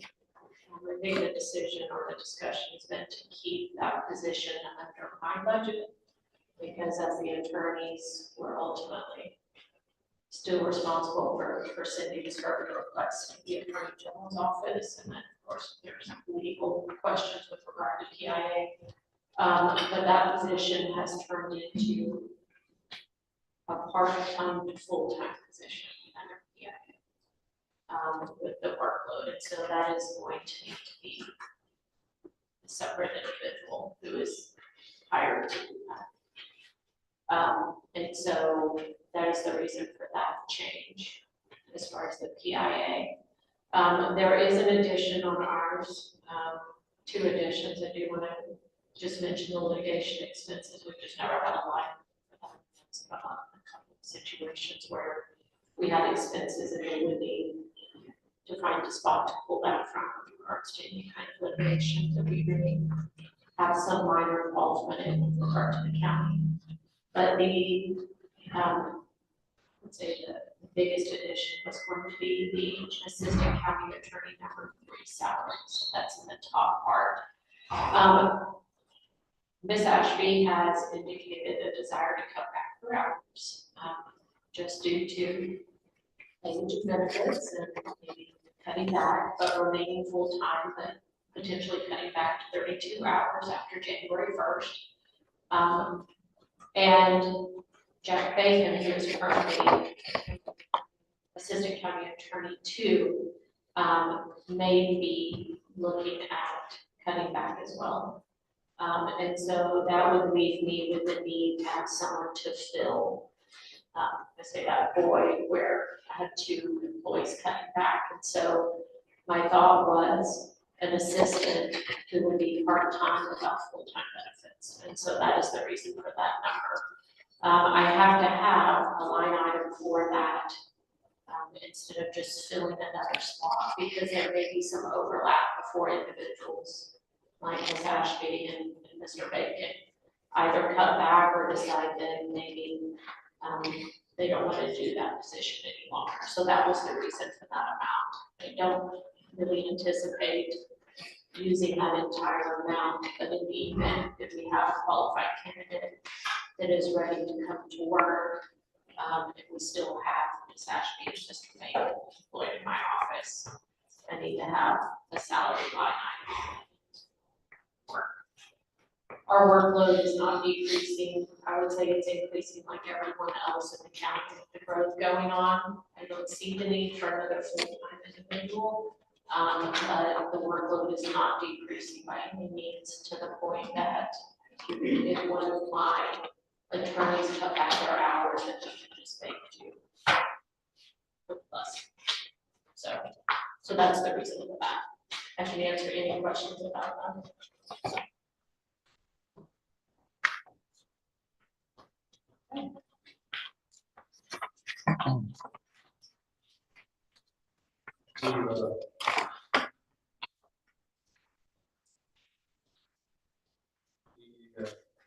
Child protective services part of the business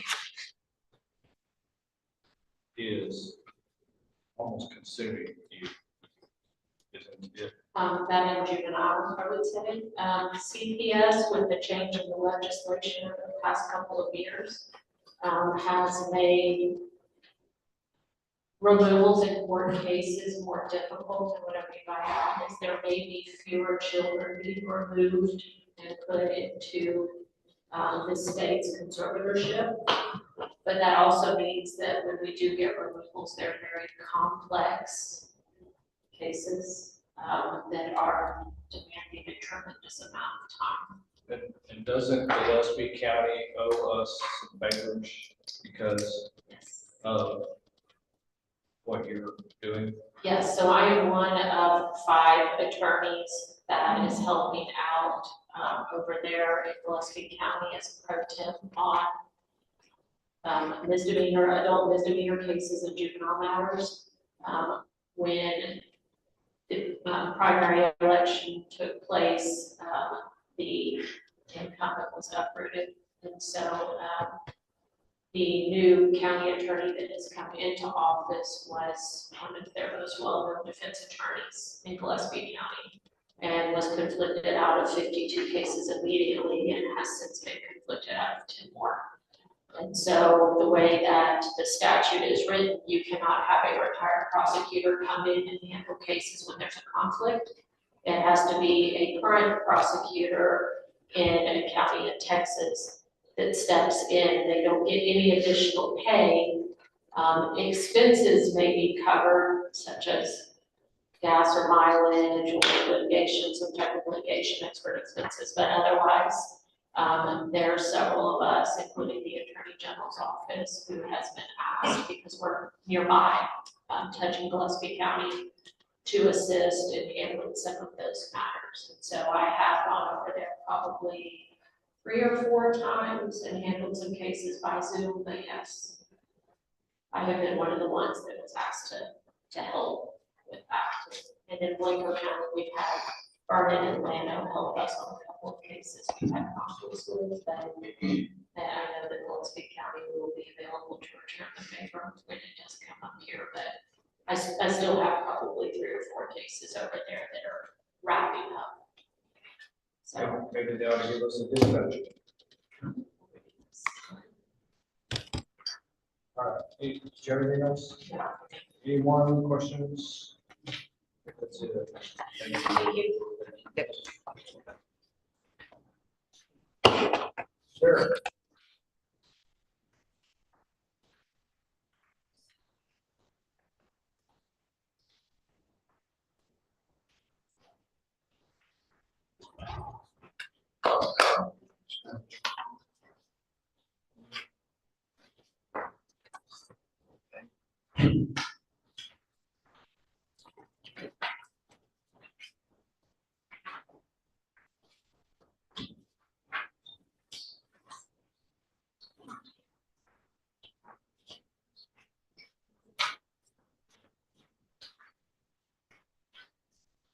My very first question.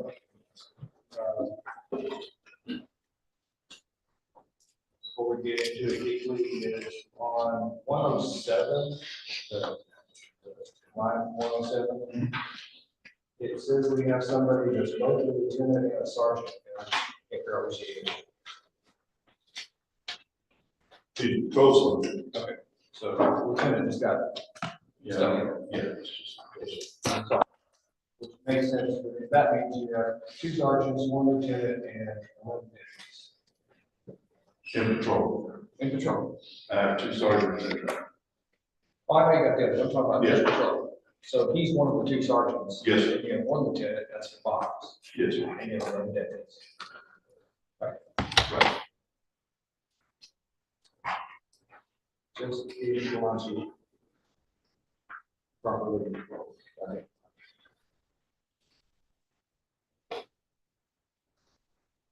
So you have 5 SRO positions. You have the 3 in Blanco, there's 3 campuses in Blanco. There's 2 campuses in Johnson City, which has just come on to your, I'm bouncing around a little bit, but that's not right now. Just come on to your system. But, so you have 3 filled spots in Blanco and 2 open spots in Johnson City, but one of the Blanco is moving over? Well, we're not sure yet who's moving over, but these positions, they'll be open if it's approved October 1st. The point is, there are two SRO positions to Yes. somewhere. Somewhere.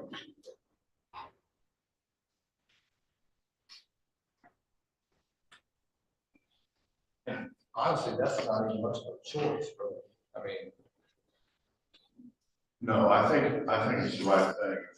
If they requested us and we're already doing Blanco, I think the sheriff's office should be over both areas. the state requires that campuses be protected, Yes, sir. and we're best at it. I agree.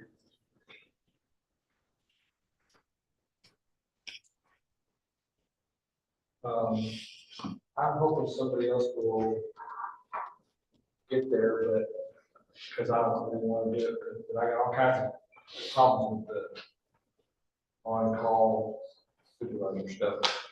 Maybe we get there. Well, just bring it up. Let's talk about it. Well, before we do, who's in charge of marketing And what I mean is, there's that, I think I saw it last week, there's a pretty big flyer about dispatchers. Here's your benefits, here's your salary, blah, blah, blah. Who does that? Well, it's kind of, several people do it. The main one, Lee, and Jay, have been doing it on as far as pictures. Robert's son is working on some of it. We all just kind of do it, but between every department, basically. Well, this is me, this is an opinion really.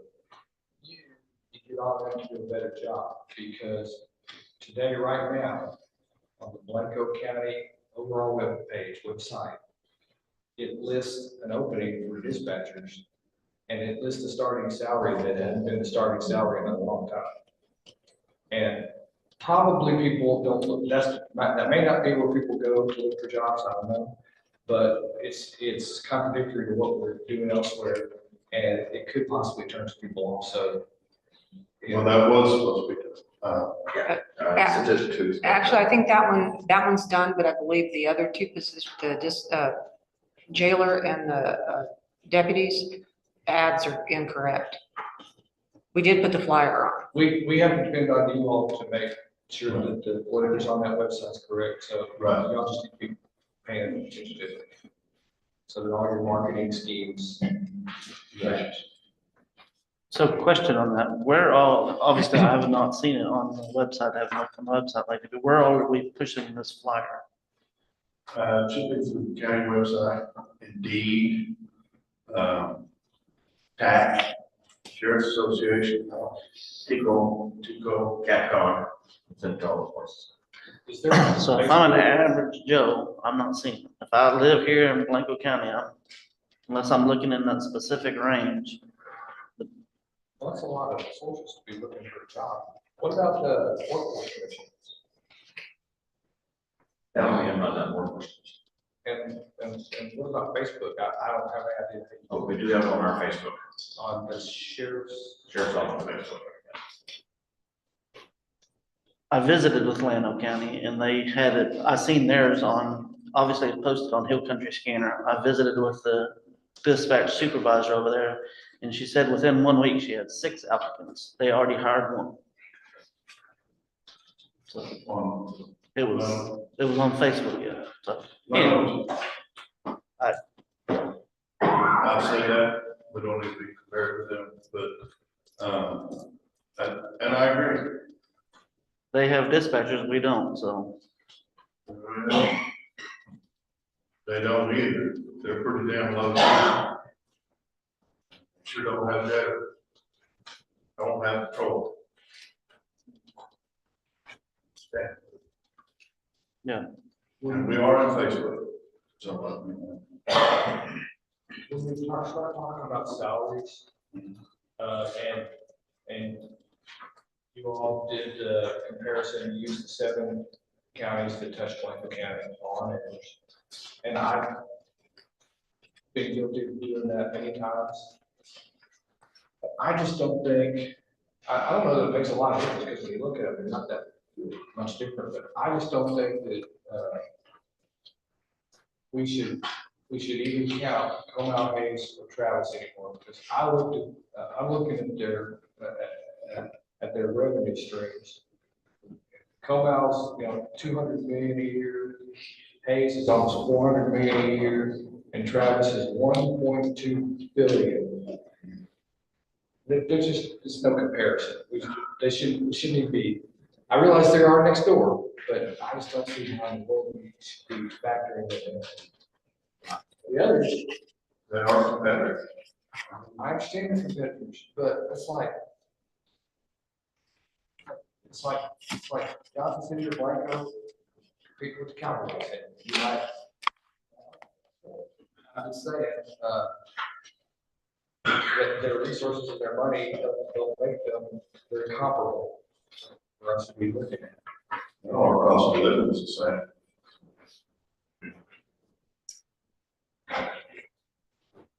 So that's my thoughts on that. 1.1 rating system. Yeah, that is, but we're not even asking anywhere near. Back there. And we can take out the highest and the lowest, we still get the same level. I'm trying to avoid the controversial ones, some of them may still be controversial, but you've asked for just a little bit more in the law enforcement academy, and I'm still high on the law enforcement academy. They've gone up, so we've got to go up to. And they're gonna go, yeah, that's what we're asking. Where's the, I don't know what the cost is next So I'm thinking this number needs to go even more than what you all. I don't know.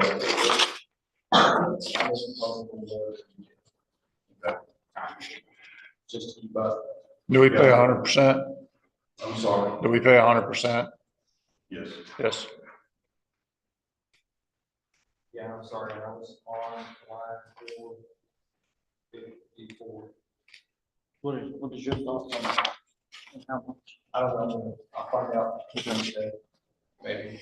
Get an idea. I'm not talking a lot, I ain't talking enough to, I'm just not sure they are accounting for Two going up. again. How many of you sent? Two people graduating, Have two people graduated, right? you have any in the pipeline to go? Oh, yes, yes, more, ready to go. How many? Two more. Two more. And we need to go pay them. Going back up to items 452, the mobile recording equipment.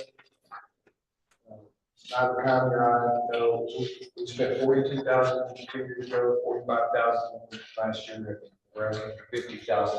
What is the mobile recording equipment?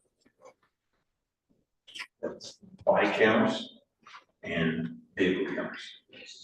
And drone cameras. Axon? Axon, yes. Oh, and they go up there. We've added some, and it's an annual cost every year to keep up with. Is the cost going to be at all, or just because you keep adding people in cars? It's just going to keep adding people in cars. So this cost here is not necessarily the equipment cost, it's a subscription cost? It's a combination. The first year is a combination, then it goes, it's a subscription.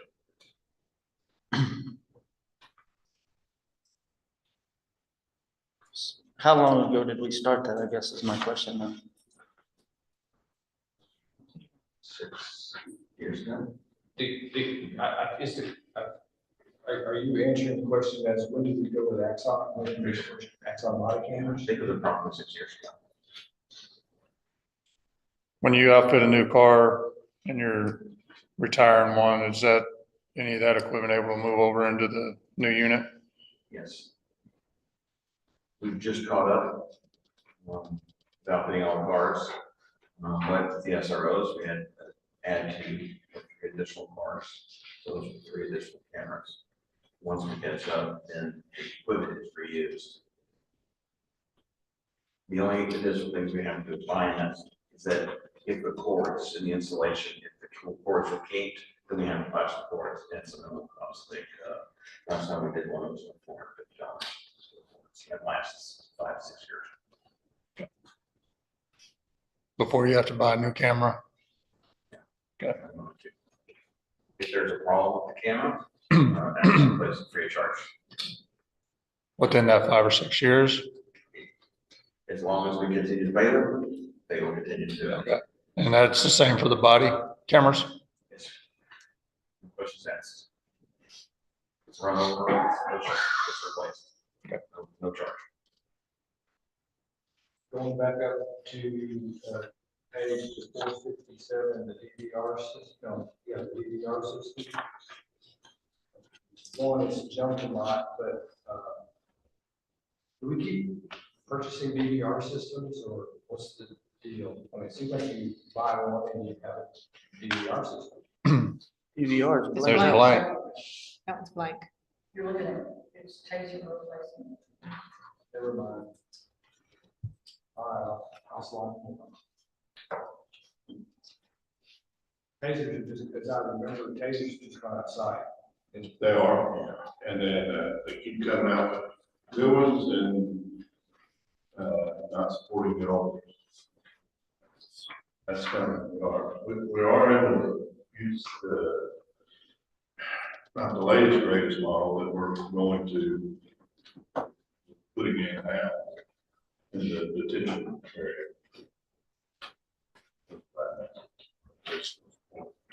Line 435 on medical expenses, it's going up some. Is that? Yes. Is that pure medical? I guess what I think that is. I looked at our professional services charges, which is over and non-departmental. Because it was high, and I was thinking, wow, we are getting on these people, making a lot of money, and the engineer, and it wasn't them. It was mostly, the engineer that's doing the subdivision stuff, but there was 3 or 4 different, PhDs, mental health folks. Is that mental health for you? Because it's not, I don't know, mental folks.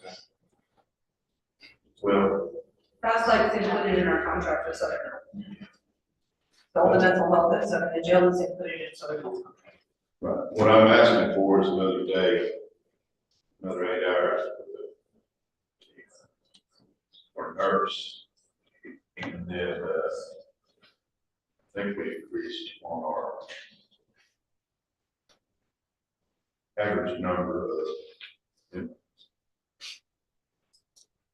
was the cost.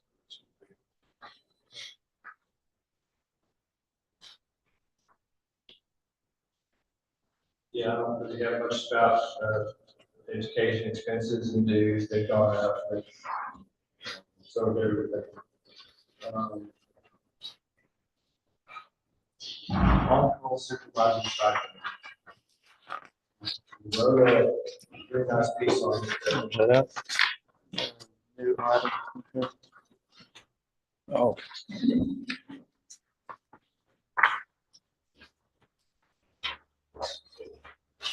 So I'm a deputy in a situation, need some guidance, call my sergeant, who's at home. Sergeant calls the lieutenant, who's at home. Lieutenant calls the chief, who's at home.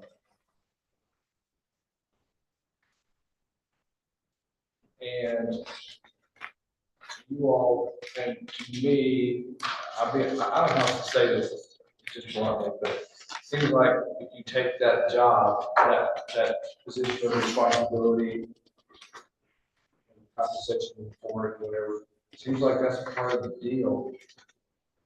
And, if I did the numbers right, I think you all said $25 a day.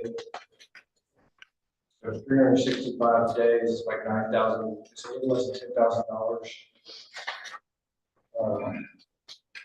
It's like $9,000 a person, and then now you're requesting that's all day, every day, 365 days a year for 4 people to be on-call supervisors. Or split that up somehow, but you only got 2 charges, 1 lieutenant, you and the chief.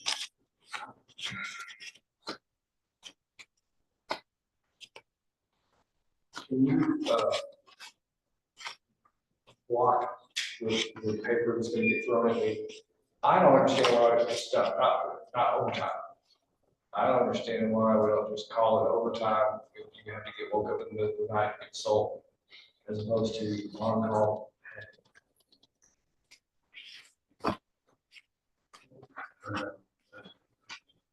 I think. Because it's not everybody, I mean. No.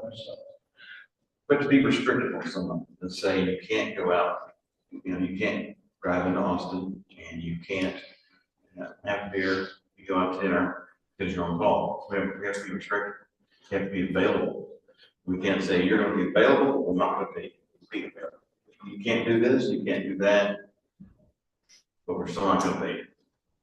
Unless you get a call. But we're still being restrictive. We're still telling you that you have to be able to respond in a certain amount of time. You have to be available, you have to consume any alcohol, you have to be ready to go when they call. So there's a sergeant for each shift. But not, we don't have cigarettes out 24/7.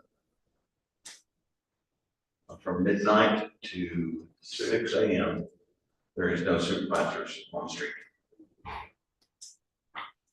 Really feel that same. True.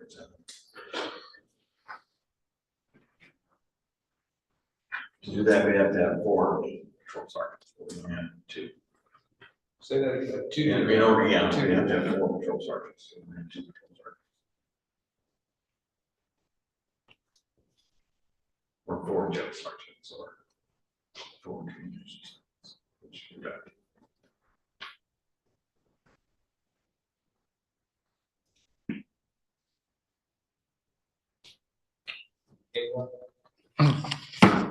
I know that you don't want to compare to those 3 counties that you listed, but I know at Hayes County that even as just a officer with no rank, that you're put on a rotation and you're handed a pager. And if that pager goes off while you have it, then you are called into work. And during that time, you're on call, and those officers do get on-call pay. While you have that pager, you're getting on-call pay. Basically like standby. I used to get put on standby all the time. These hurricanes, whether they called me or not, I was getting paid standby. Which wasn't as much as more minutes, unless you got called out. Right, and you get called out, then that's when it goes into overtime pay. We're trying to do the restrictions, so we have a supervisor who is available. There's been some situations where somebody has to be available. And you do restrictions, correct me if I'm wrong, Fair Labor Wage says you have to. Your person's looking for that. So we're trying to comply by being restricted. We haven't been restricted in the past, so we want to start being restricted. So we ensure that there is a supervisor available during those times. Okay, but if we don't change the personnel structure, that means either one of the 2 sergeants, you lieutenant, or you probably, or maybe, you know. If I'm the supervisor on call, I would not proceed this time. Because I'm the chief. Maybe. As well as the sheriff. You only got 2 sergeants and 1 lieutenant, and you've got enough pay, and you're asking for enough. We have 2 in detention and dispatch. 3.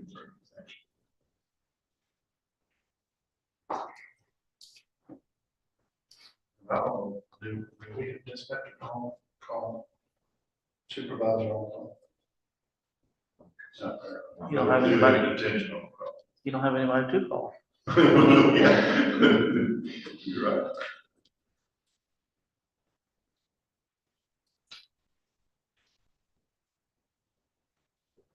Anything else?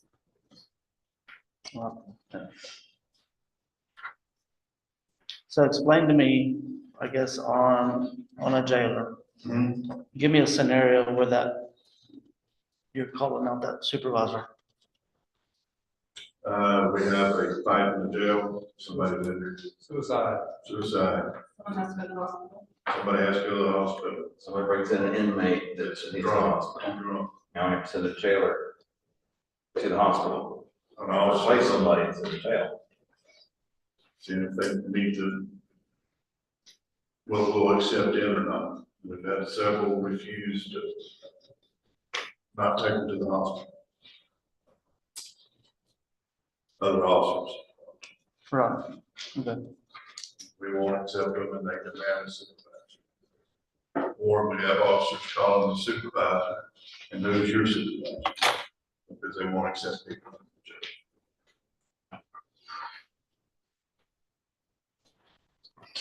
They get called probably as much as patrol, maybe their supervisor. On-call supervisor.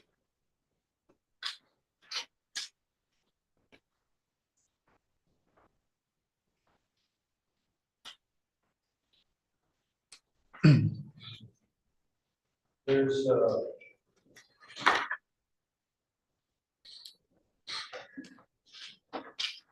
there's a line.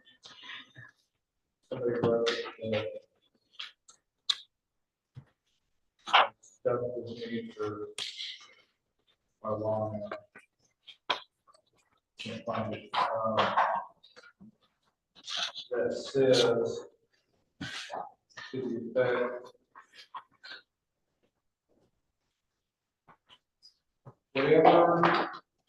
whatever you give, whatever the court gives the rest of the county, in terms of what, correct, we want 3% more. So if the things are as bad as it gets, and nobody gets anything at all this year, the OEC wants 3%, and conversely, the taxpayers don't fall over. We give somebody 100% raise, but the LECs get 103%. I don't know, just the delivery was not good. The 3%, question for the employees in the sheriff's office that demonstrate and exceed expectations on their evaluation. Not everyone, it's those who exceed expectations. We're going over and beyond everybody else. And we document it and present that, showing that they exceeded what they did to exceed.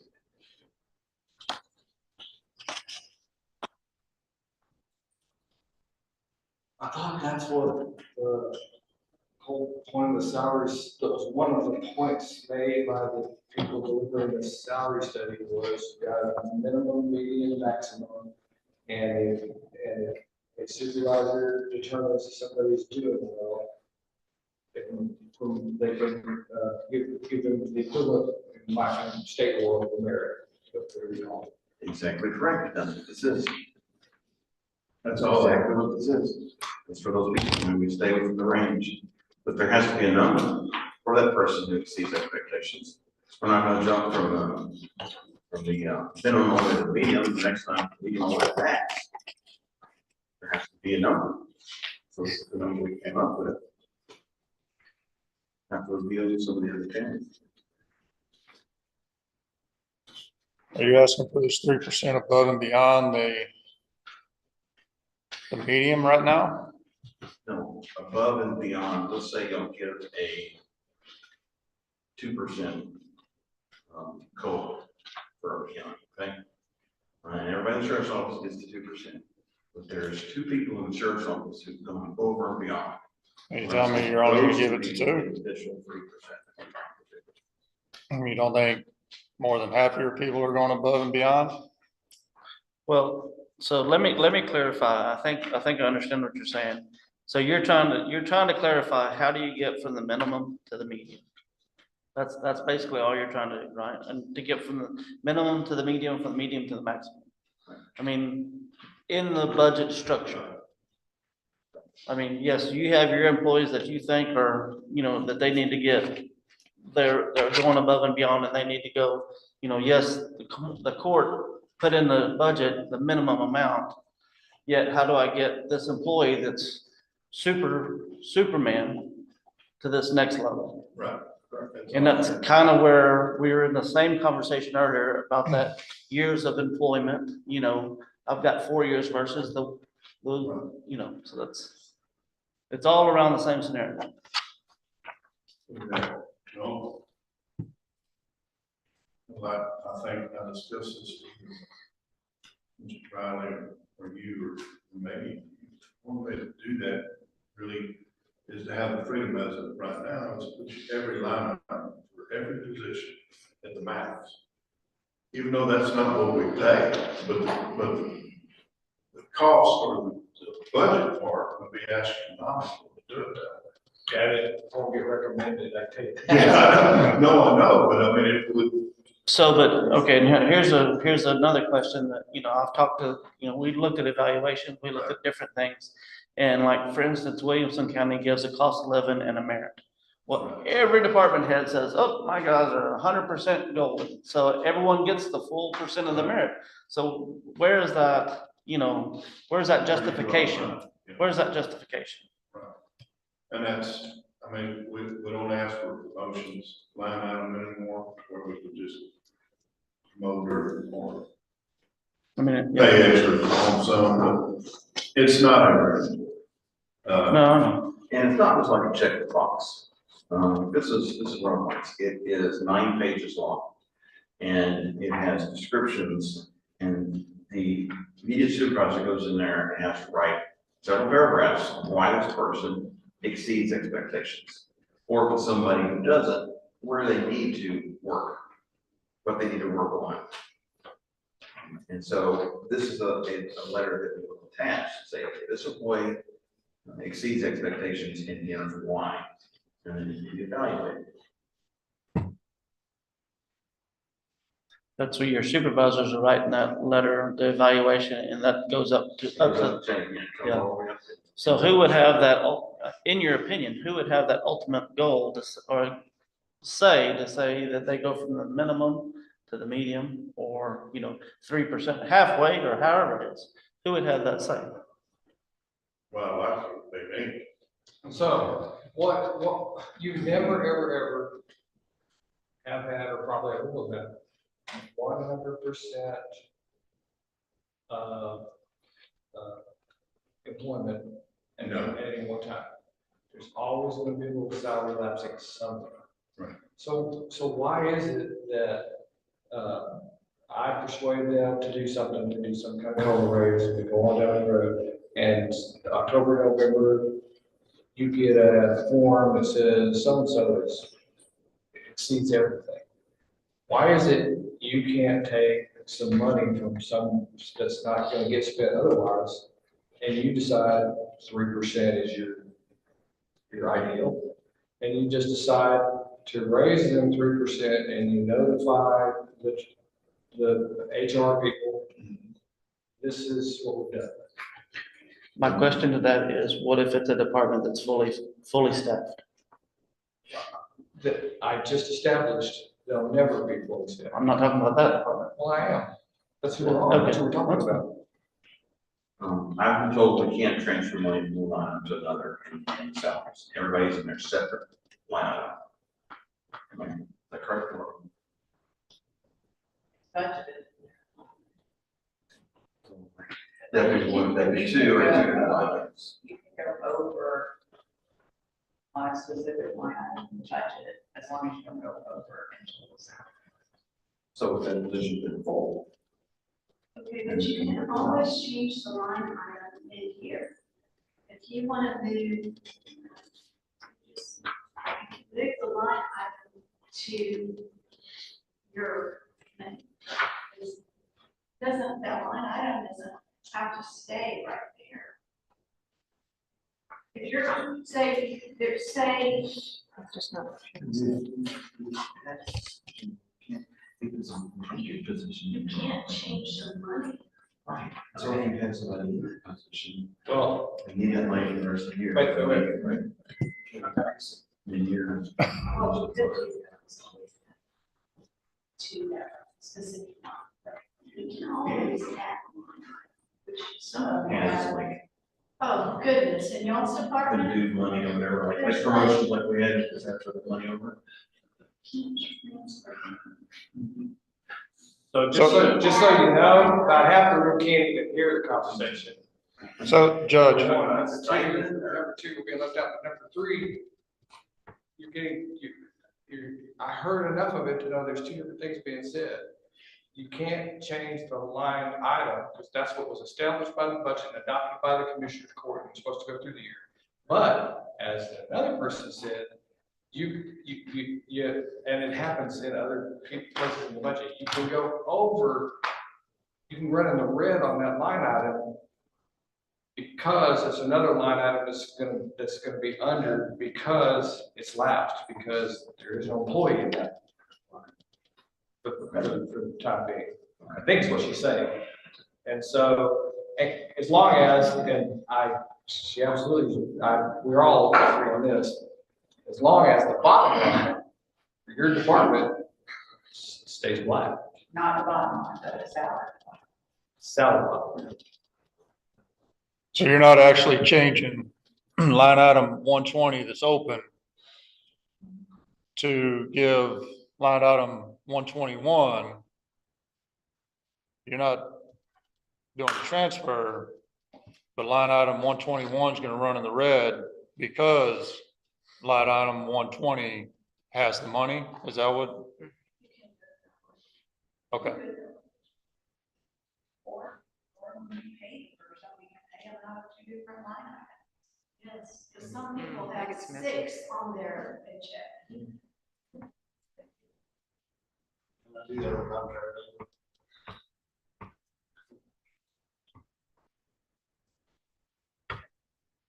That's fine. I would suggest that it's running red. That works for you. You're the right person to ask, and Waxy, maybe not, but maybe he's the right person to ask, but this is the first time I've heard me say the idea of this year doing something different. And yeah, just do it out of the box, I'm doing. $2,600 across the board. It's $100 per paycheck. For our lowest paid employees, that's getting in the range of 5 and something, almost 6%. For our highest paid employees, it's more like 3%.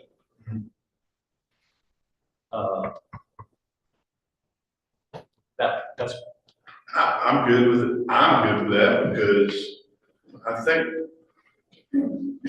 lieutenants and beyond, and really the sergeants are pretty close, but I think our bottom line is so low is where we hurt. Getting people, because you got, once you work here for a while, you will catch up, or you'll be competitive. But it's that first 10 years, 15 years that you're way down compared to those other 15 years or started. And Sheriff, we've talked about this before, massaging the Senate bill to work in your favor when it comes to payroll. And I will continuously go back to that Senate bill just simply because of the fact that you're going to get you're more than likely, I don't want to say you're going to, I mean, we still got to vote on it and everything, but your cars and your radios and things like that. Why can't we use that Senate bill to compensate in here, especially if we move forward with the 2,600 that he's talking about, and get your people up to your 64 and get to your median pay that you're trying to do. And that doesn't mean you're using every bit of it, of the Senate bill. You're just using part of it. Well, that's how we've gotten there, by using some, what I'm asking for, median or the hiring. The Senate bill, some of them are getting over $6,000 for an individual. Some of them, The the majority of them. Yeah. We do. It's on the hiring. A bonus if they're hired. Do what now? I mean, like in a bonus form, if they hire on, is there an incentive for them to hire on even at? Oh, no, we do not have that. I don't know if you can or not. It says, I don't know. we'd have to get a legal deal on that. Because it says for salary or equipment. And then, You know, we all assume that the Senate bill's gonna be here every year. We don't know that. We don't know. Absolutely not. I'm afraid they're gonna put stipulations. And I told her that. Right, no, and I understand that. Get off the Senate bill. We would like to gradually get off the Senate bill. And Senate bill money go into our equipment. We can use that Senate bill money to pay for those old cars around. Well, then you're But don't, going against the intent of the Senate bill. right, that's, Senate bill has two intents. I One is for understand that. salary and the second is for equipment. So you're But- you're throwing one of the intents out. Yeah, but if we can get to a point where we're not depending upon the Senate bill to salary our people, because the day that it goes away is the day it gets reduced on their paychecks unless the county is willing to take a big jump at the time. Wouldn't it be smarter to gradually get there? How much are you subsidizing their pay now with that? Believe, this is a roundabout number, I believe that deputies are approximately 6,000. I believe that jailers are close to that, and communications is just a little tiny bit of that. so what is it? So Senate bill is $350,000? Yes, sir. How much of that Senate bill are you using towards salaries? Not percentage, but approximately dollars. I think we're using maybe half or a little bit more than half. Over that, 190. Because we're using $150,000 for the camera system this year. So about 190, is that what you just said? Of the Senate bill goes to salaries? Well, no, I know that. So why didn't you use Senate bill to keep your retention and dispatch? Why didn't you use that Senate bill money to keep those dispatchers happy, to keep them in working? Senate bill money had already been allocated to other things, 350, so we can't just take away from one to give to somebody else. We still want to retain deputies, we still want to retain jailers. So you're saying we should just take away from the deputies to give to the. I'm just saying, y'all are the ones, you're the ones that allocated this money, not the commissioners. You allocated this money, and you gave more money to deputies, more jailers. Let's skip out on the dispatchers, and now you have no dispatchers. We went actually more on dispatchers than we did the jailers. Speaking of keeping them happy, I didn't put it on here as another agenda item because the others, I think people think I might be thinking about bonuses and all that, so I didn't put it on there, but I wanted to put on a mileage reimbursement for out of county dispatchers, just dispatch, because that's the emergency we have right now. And apparently the normal concept is the government rate is 67 cents a mile, and they kind of keep up with paperwork. But that was a thought I had in reaction. If you do it for one, I think you have to do it for all. Didn't you say that the last 3 dispatchers we lost went home to their home counties? One went to Travis, one went to Vernon, yeah. But they did. Yeah. Money, we're hoping to get one of them back. And some of it's passed. And the 108's going into effect immediately. So let me ask this question. During our meetings that we've talked in, there's other ideas and thought processes of how to retain people. One of which was dependent coverage on insurance. What's your thought process on that? Oh, I definitely think that would help. There's so many that our insurance, although for the employees is great, it's not great for the family. I don't take things, I have it through the state, so I'm not affected by it near as much as everyone. We did match to the 2-to-1 last year, I believe, which helps a ton on your retirement. But across the board, I think anything we can do on insurance and retirement to increase the benefits will be great. Or maybe even just to offer a more inexpensive plan. Now you have the max plan, which all employees, and that's what families get on, there's no medium plan. It's less, maybe the deductible's a little higher, maybe the copay's a little higher. So they can take a lower one, take less money, but dependent.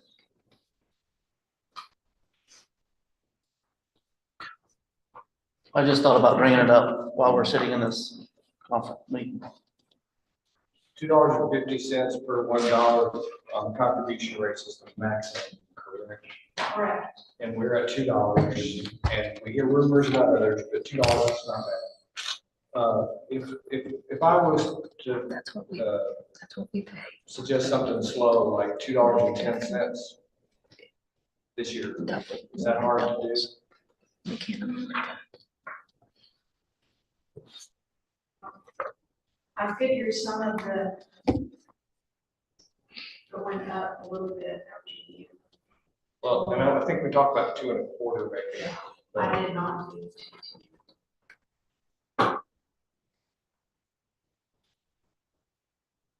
Any idea on the, that's long-term, but a little relief on that paycheck, you're talking about raising that money, but if I have a family of 3 or 4, what that dependent pay, how much that would, what that would do to us? You got a sheet in here. They all have a sheet. I put it in. Okay, thank you. But that's already been done this year. We had to get it in by the end of June. What our choices were for insurance. Now, if y'all decide to pay $50 a month on dependent coverage, I mean, I don't know. Respectfully, it's not long-term. It is long-term in the sense of, people wait a long time to retire, but they'll tell us that we lose people because, young people, because they're changing their mindsets and actually look at things like benefits. And if Kurt will pay more contribution, they'll look at that. Well, contribution, and dependents, so. Yeah,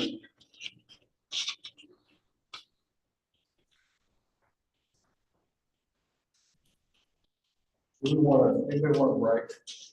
Yes. How long do we want to break for? About 2 minutes. Let's take about 10 minutes.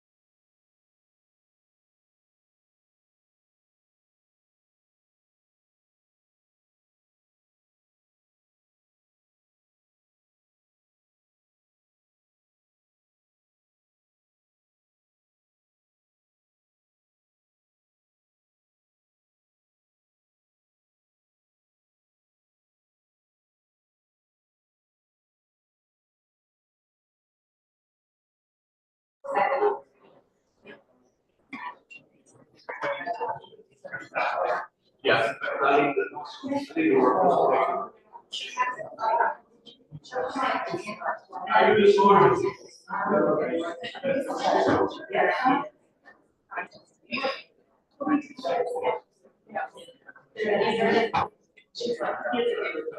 I'm looking over you. I'm looking over you. Like, oh.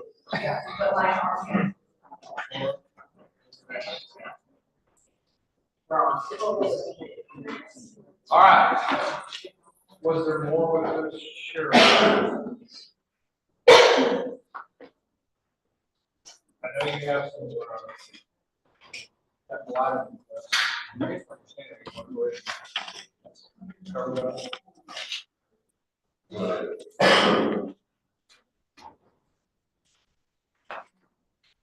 Where are they at, Connie? Page 39.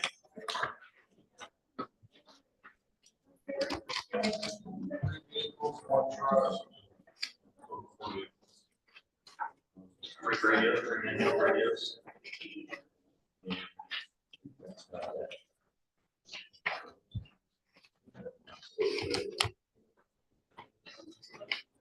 So that Chevy, why are you switching to the Chevy Tahoe?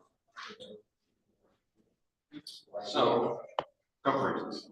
One, we were doing the Explorers with turbos, and we went to Explorer without turbos, it's turbo bad. So it's not a dumb, turbos, $3,500 a turbo. Problem. So we changed that now, we've been buying them out, we've been taking off the bottoms of the Explorers, going off road. So we want to try to find a vehicle that is, could be used on both. Texas Highway Patrol has changed, we've gone from the Explorers, we've gone to Tahoes.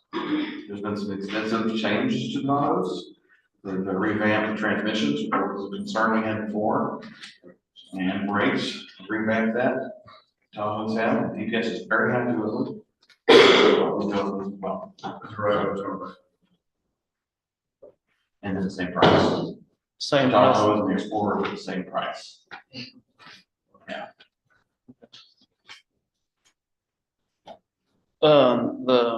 What's the pickup? Is that Lexus? Replacing vehicle. And his vehicle is going to go to criminal investigations. To what? His vehicle will go to criminal investigations.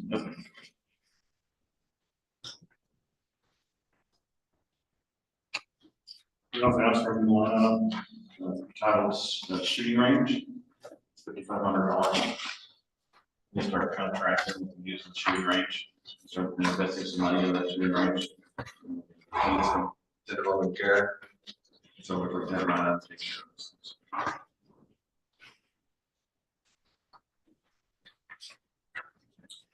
Laptops. These is to replace some of the tough laptops we have, because they are no longer supported. They cannot be updated past Windows 10. Windows 10 is no longer supported. And Sieges is requiring us to go away from Windows 10 and go to 11. So these are to replace those. We also have our Nagel looked at current IT, and he also agreed that they need to be replaced. Instead of replacing, we have a couple that can be upgraded to Windows 11, a couple that can. We're just going to try to replace any of those that we got.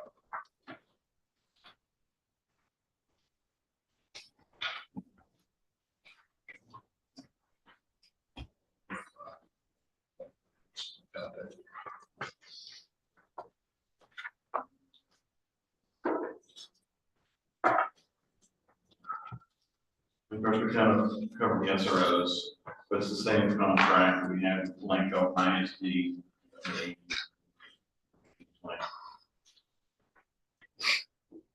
They pay $8.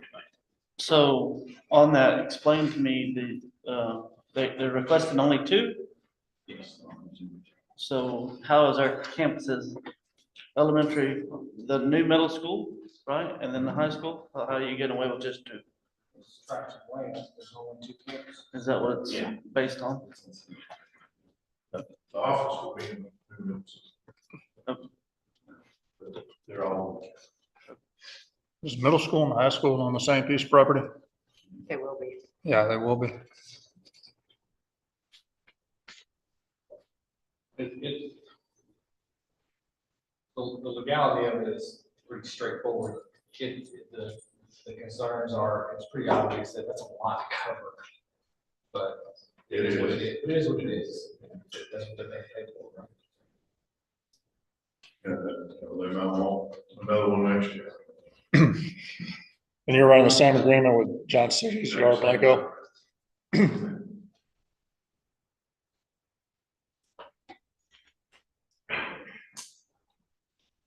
Being this is our first year out of school, right, with your SROs, how is that working? Pretty good on Florida training. They did their FTO training this summer. Where they can work the field, where they need to, they're getting their education in, they're helping on patrol, during the day. And mainly focus on training, getting on required experience, and a lot of additional training required by SRO compared to deputy.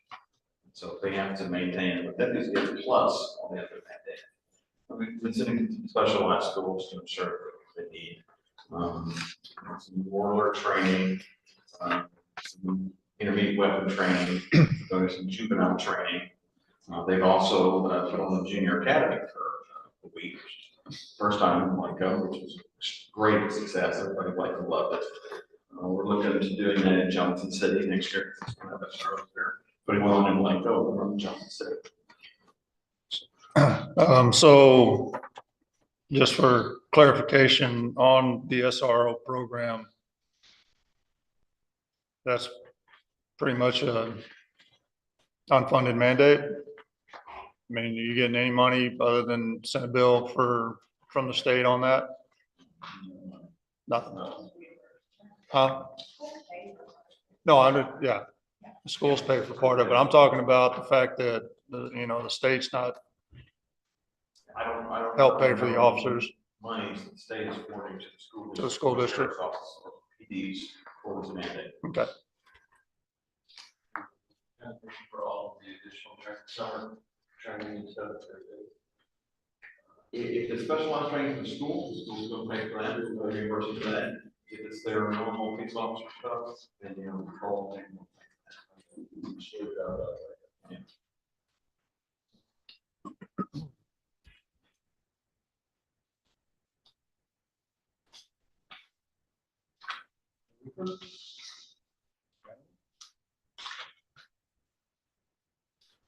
Do you have anything? About raising debt, try to save county. No, that'll be pretty hard. I want to.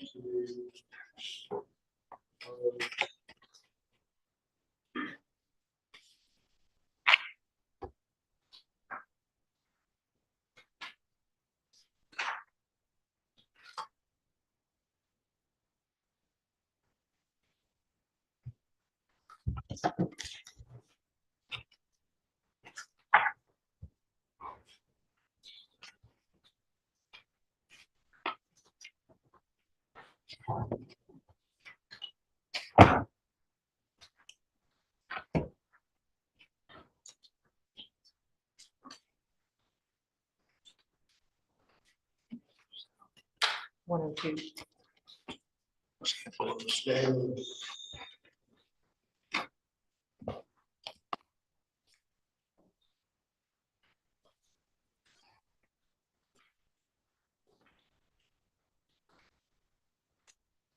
Junior sergeant, go to the one on.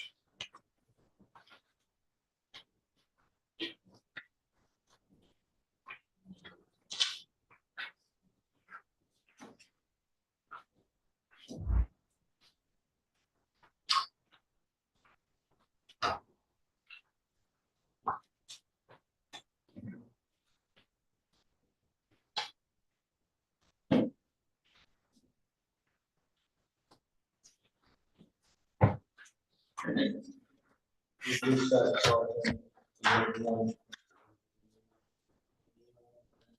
And 10 patrol sergeants on 112. Yeah. Thank you.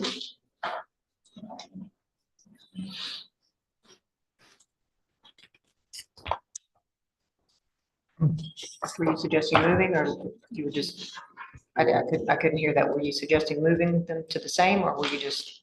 No, I'll just, we'll write it up as a, that's the lobby part of the proposal. Okay. 109.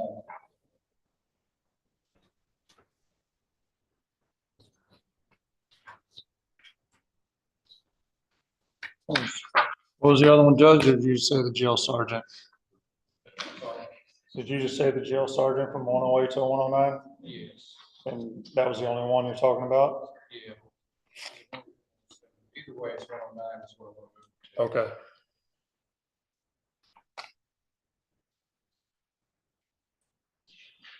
Well, I also want to, in the 109 category, I will also want a coordinator and a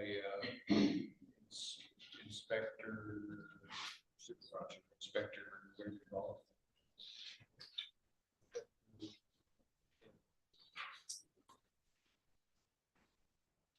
In a 109?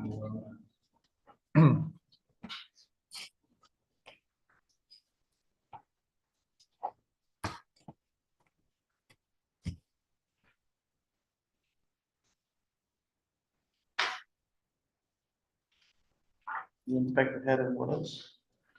Coordinator.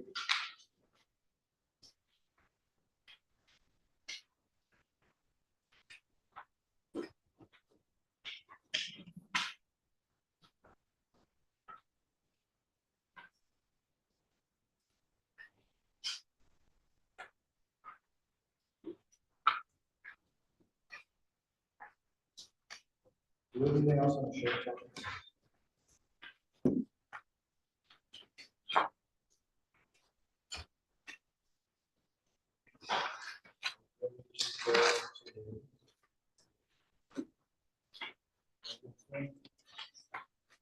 Page 18, treasurer. Not 18.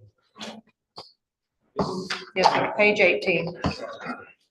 Right, page 18, the treasurer, receivers.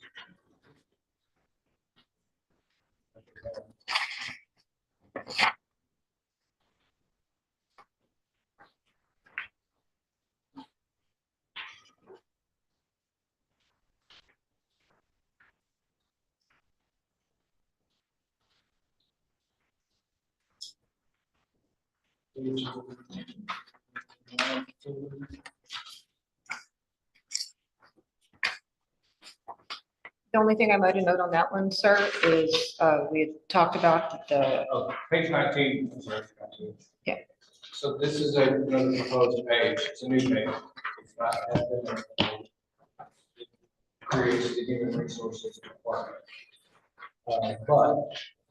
Which is just about to explain that,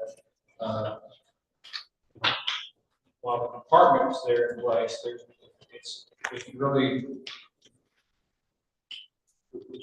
not stood up yet, and so unless and until a human resources officer salary line 101 is actually employed, the intent is, and we're going to write this up and we'll write it up in the proposal, that the treasurer continues to receive the stipend for doing that job.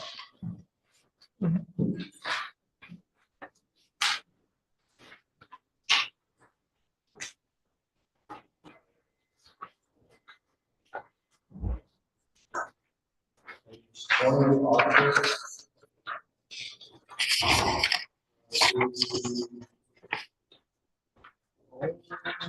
Thing I have here is, whatever, and it doesn't matter what I propose. I mean, the district judges seem to be pretty, attuned to their counties and work with them pretty well, but they don't have to. So whatever salary proposal we have may or may not suit them. Kathy tells me she's retiring in December. I'm sorry, So Kathy tells me she's retiring in December. correct. So there needs to be some small amount of salary overlap from October to December for training, whatever it's gonna take. Well, that's true of the previous, page as well. Page 18.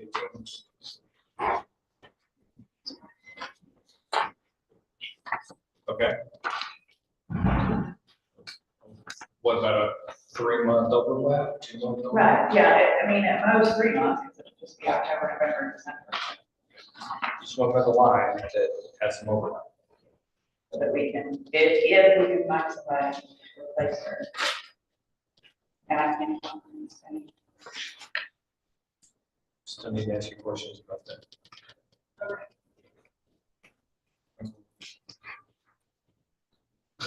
Healthcare.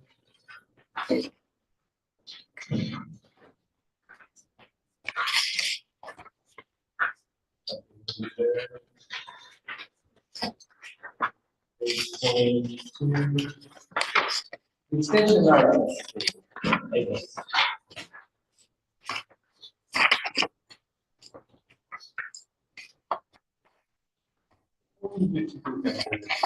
You're asking for 4% increase for the secretary. Figured it out, but I think I'm gonna propose and it's more than that. Yes, it's $949 more. So Yes, so this is kind of a good point, I think, that that's gonna be extended to all the employees. also, how long, you haven't had a travel increase in a while. No, we have not, and so there's a, request to increase Carly House travel from $8,500 to $9,000. And then, we also have a increase, or an additional $4,000 for contract purchases and $2,000 to add a Coyote Bounty initiative. And then in capital outlay, we have a computer request for a computer request for Amy Brown, our secretary. Ms. Brown. Yes.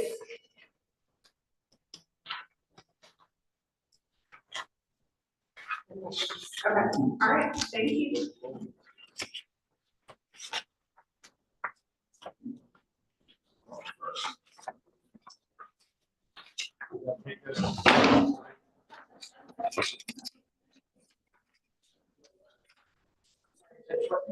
I think it takes us to 23.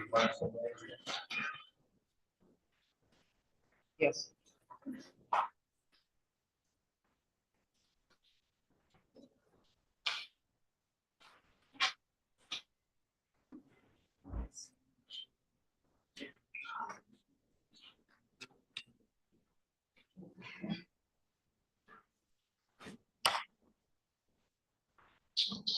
So Judge, on that one, we just, there's not a whole lot of, there's not a lot of changes in the, stuff written down on the communications. I still, got the satellite and the cards that are in the bus. I'm working in trying to get the remainder of the items in that bus finalized, so I can try to start bringing that $25,000 number down. And then that 67,173, that's to the western regions for the maintenance of the trunking system, which in the past we have not got to that point, but you know, they are proposing some projects that might be above and beyond, so. Yeah, or that's even big enough. And that's, But that's what it is, right? yeah, for now. So the demand vehicle expenses, did that include maintenance and repairs and just of the vehicle? Pretty much, I've been trying to keep it just strictly with that. I'm just saying that. Well, we want to go down too much on that money because they require a lot. They do. This year, I took it in, I had a transmission leak, and I think that's kind of from sitting. So, you know, it's ideally to get out and get used more. So, but we did go to Lano the other day, and we'll be going to Lano again. We'll be going to Lano again in August after the fair and rodeo. We'll be utilizing that as a dispatch center in Lano, while they redo their generator power to their dispatch center. And, I have it actually going to, the shop next week to get a touchscreen monitor mounted on the outside to replace the existing monitor that's on there, so. There's some, small salaries or stipends on here for things like Dr. Abraham. And, obviously, they don't jive with the dollar amounts, so I'll probably be putting an average percentage based on what I'm saying, I'm proposing a dollar, it'd be around 4 to 4.5%, something like that. That's what I'm trying to propose for an increase. And we hired someone to do grant writing and hotel tax assistance. And the idea is to pay her for the grant writing part out of 105 until you need an assistant coordinator, then we'll figure something else out. But that 105 line is where the money was coming out for all the grant writing that was being done in the past, and so we figured that's what we'll do it for now. It's she's a very talented writer, so I think this would be, should more than paper, so. Good. Everything else on the page.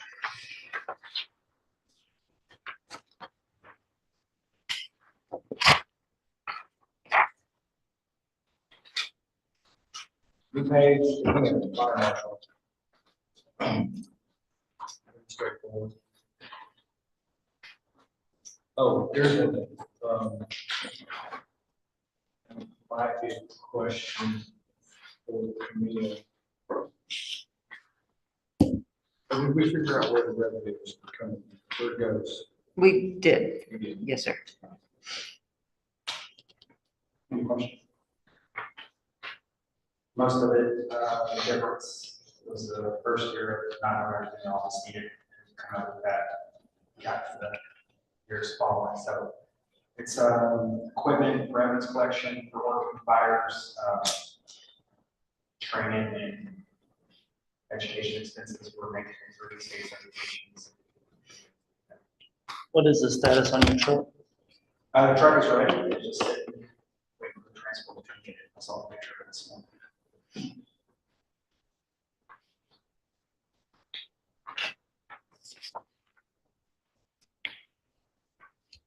Okay. 5. Court attorney, county is up considerably. Business is good. It's just been required of same court here. I'm questioning if the autopsy fund is big enough. We either exceeded or we're bordering it already with our line in this current year. I believe it's over already. That's why we were talking to. The autopsy? Yes, ma'am. No, it's not over yet. We still have money in autopsy. The problem is too, which that's gonna change. Because we've changed where we're doing autopsies, but they are more expensive, so we might, talking through this, we might. I was planning on proposing 60.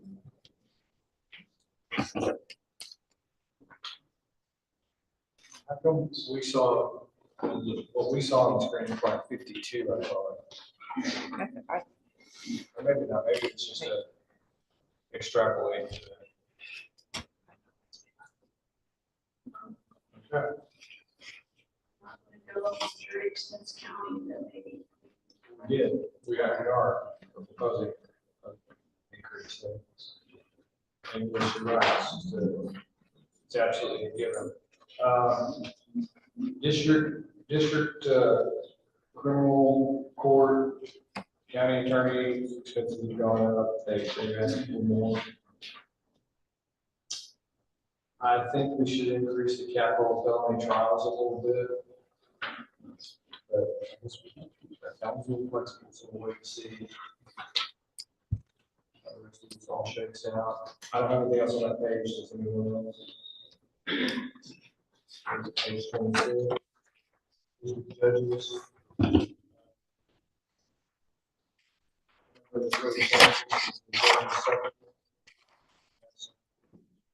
Our share of what the other three counties, and the other three counties put in. Yes, sir. We just have a smaller percentage. Everything else is pretty standard. 4 quarters is all that, if you can find one. District attorney, Mr. Thomas is in here.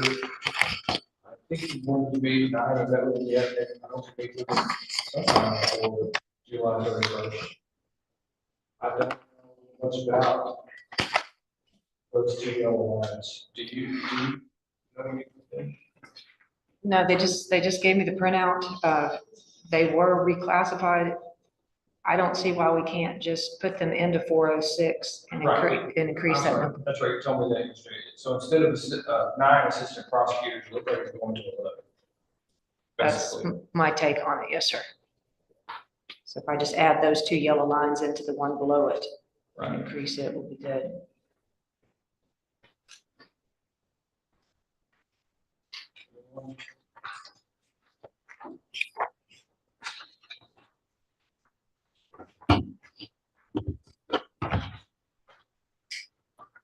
Pretty much covered community services on page 29.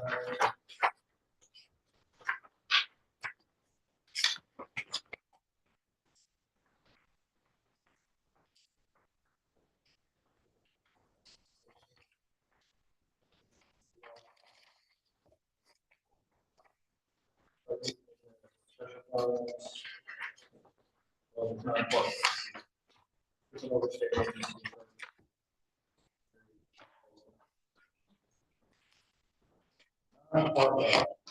Remember, there's lots of anxiety about this page. Maintenance of everything has been, it's gone up, but she's doing it.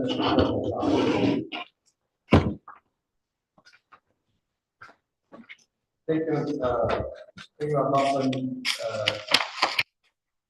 maybe for county buildings, even more than what it says here. No, I'm sorry, yeah, even more than what it says here, it says 89.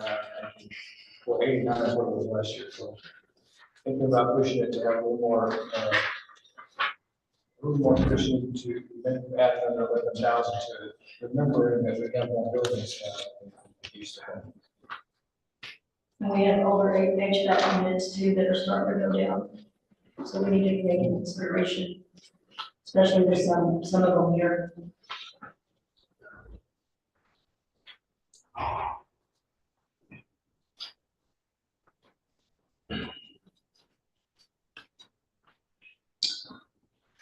I want to put in at line 515, maybe $2 million.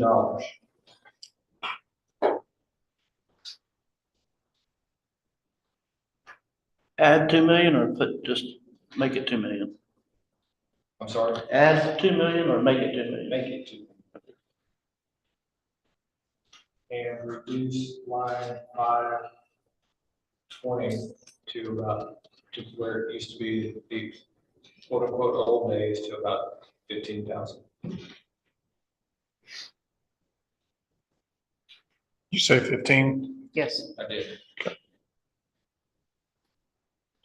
Yesterday, I met with the architect from the state historical commission and toured her through the courthouse. And the question simply is, their process is so long, even their emergency funding is almost a 2 or 3 year process, much less their grant funding, general grant funding. But when we showed it to her, seemed like she had some interest in trying to find a way to help us come up with some funding. There's some problems with that, because she mentioned the easement, which means that Blankley County gives up some rights, and we may not want to do that. Blankley County never has wanted to do that before. I don't know if you want to now, but we'll see. But I talked to her about the idea of adding on, since the courthouse is torn up anyway, adding on to the AC system and replacing the elevator. Maybe some touch-up work. When you say adding on to the AC system, what are you referring to? Getting rid of the window units, With mini splits? whatever works. I'm all in favor for that.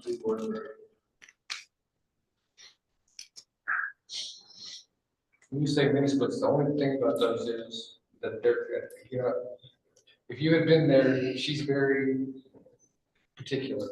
The state historical. Oh. Lady. And so, you know how mini splits are visible? Exterior, interior, or both? Exterior. Yeah. Yeah, then she's not gonna like anything visible. But a lot of them, you can do like one unit with like multiple heads, so, but anyway. Can't be any worse than a window unit sticking out of the window, in my opinion. Yeah. Anyway, she seemed to be interested, so I don't know what it'll take. I offered to go before the state board and even ask for a variance to their general processes and give us some money. Understanding that this court may not ultimately want to get in bed with.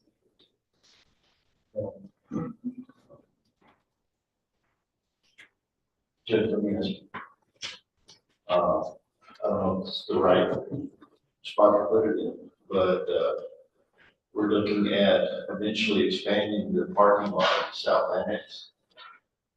Possibly, and it's already, through several elections, so we've seen it's been kind of difficult to park around the area. Starting to H. Blanco Avenue and talked to Commissioner Riley. We're willing to give up part of their yard to extend that parking lot over to Jones Avenue. So I was wondering, as far as paving, we can do the work as far as having to pay, where would I request? Didn't years ago, we put, it's not there anymore, I think, but we had a line, didn't we separate, it, put a separate line for them to repave around the courthouse? Yes, I think so. Yeah. So it's not unheard of to do a paving line in non-departmental. How much are you talking about? From what we've just done at the helipad, and I'm just kind of guessing it would be somewhere around 15 to 20,000 to build it, put it in. That was all.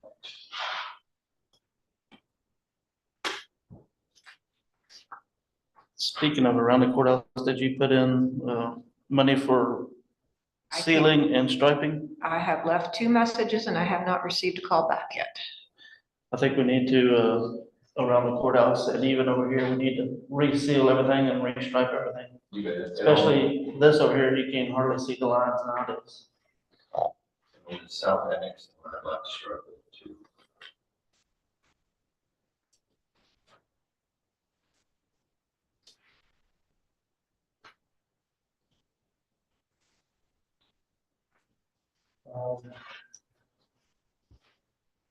Kind of on line 544, where the pretty sizable increase. I have a note. This is somewhat, one of the things that increases contemplating Kathy's comments about needing funding for IT. Yes, and actually on the IT page, it's kind of duplicated. Well, one of them can move. Yes. Eventually. Yes, sir. We'll figure it out. Yeah, once we figure it out, one of these will go away.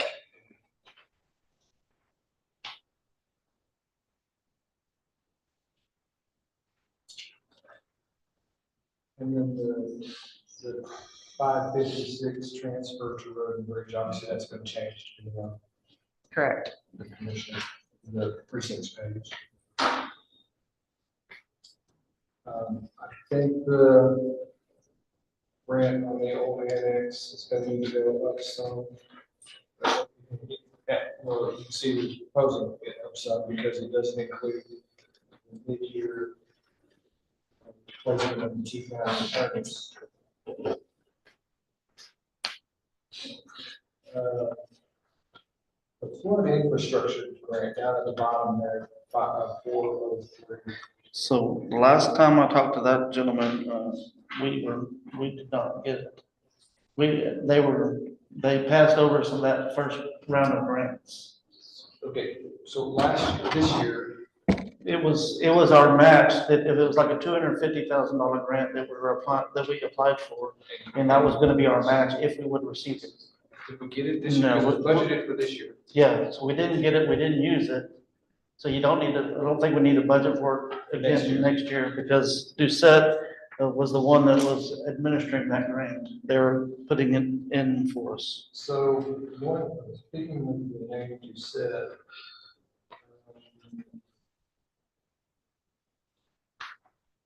water availability expenses, that says this is not really, you said, it's 542. No, I'm sorry, that's right. Yeah, it is. Yeah. No, it's professional services. Professional services are exceeding, I'm pretty sure it's looking in one contract, guys, when they're exceeding what we have budgeted. And looking at where the expenses come from, a lot of them come from the people our engineers that look at subdivisions. Most of the money is coming from there. So it's not like it's gonna go away when Mr. Klein is no longer architecting the courthouse, because his expense is not really very much in that grand total. So I think we have to increase it. Or, well, we were talking yesterday about adding a new line specifically for income and expense, just for Doucette with the subdivision. So break him out from professional services. Yes, sir. And income, where does income from subdivisions go? We couldn't find it.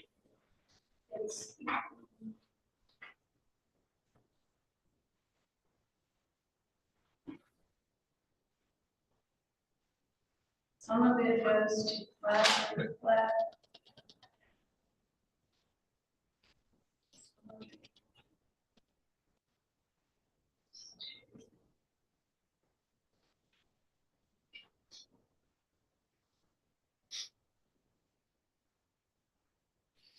Engineer review would be somebody goes there. Engineer review. Yeah, whenever. There's two different, however, if I know how to break it out, I break it out. So it's one of those two line items is where it goes in the revenue part. Okay, so for it to be cleaner, then I need to start giving you a sheet of exactly what they're paying, Yes. a printout. The last one I did, it was all broken down. On the gentleman that came to your office and paid? Yes. Yes. I have those, when a new subdivision comes in and they were going to the clerk's office, I have that same thing, so Laura knew what to collect. But So they just- just bring me a check. I don't know. Right. Yes, sir. Yes, ma'am. So, but it's in one of those. items. I'm gonna propose a new line item, and even though this is a workshop, I kind of need to know how you all are ultimately gonna vote, because obviously you can deal with the line item in August, but I kind of need to be bringing you a contract proposal connected to the line item, possibly the first part of August. After 10 years of whining, the legislature granted DPS some concessions, and DPS has informed me that they're making Blanco County and Llano County provide a separate sergeant's area. And we will be receiving a sergeant, an admin, and 2 more troopers, for a total of 4 troopers assigned to this county and 4 assigned to Llano County, and 1 sergeant and 1 admin.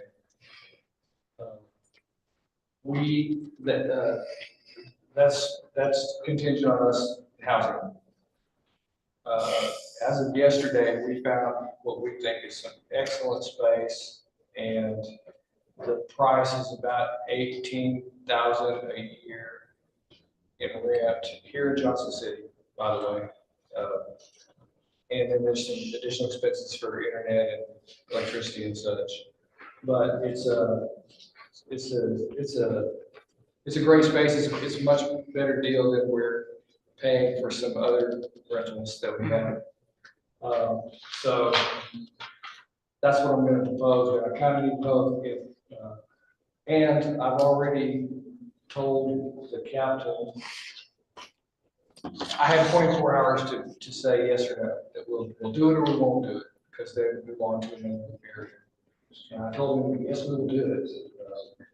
Somehow or other, we'll figure it out.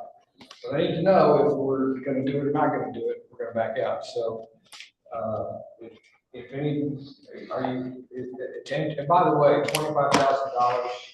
Probably, I'm hoping it'll be less than that, but that should be about what it will cost us.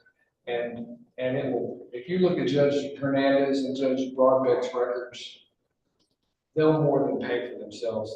Between the 2 of them in a given year, DPS alone is bringing in 25,000 a year. Some years it's less. Some years it's hard to calculate now because we've had so much border intrusion and troopers called off to the border or called there and there. But I think you'll find that they more than pay for themselves, and that's not even the point. The point of having the sergeant and more troopers and having this as an area, I think is going to do.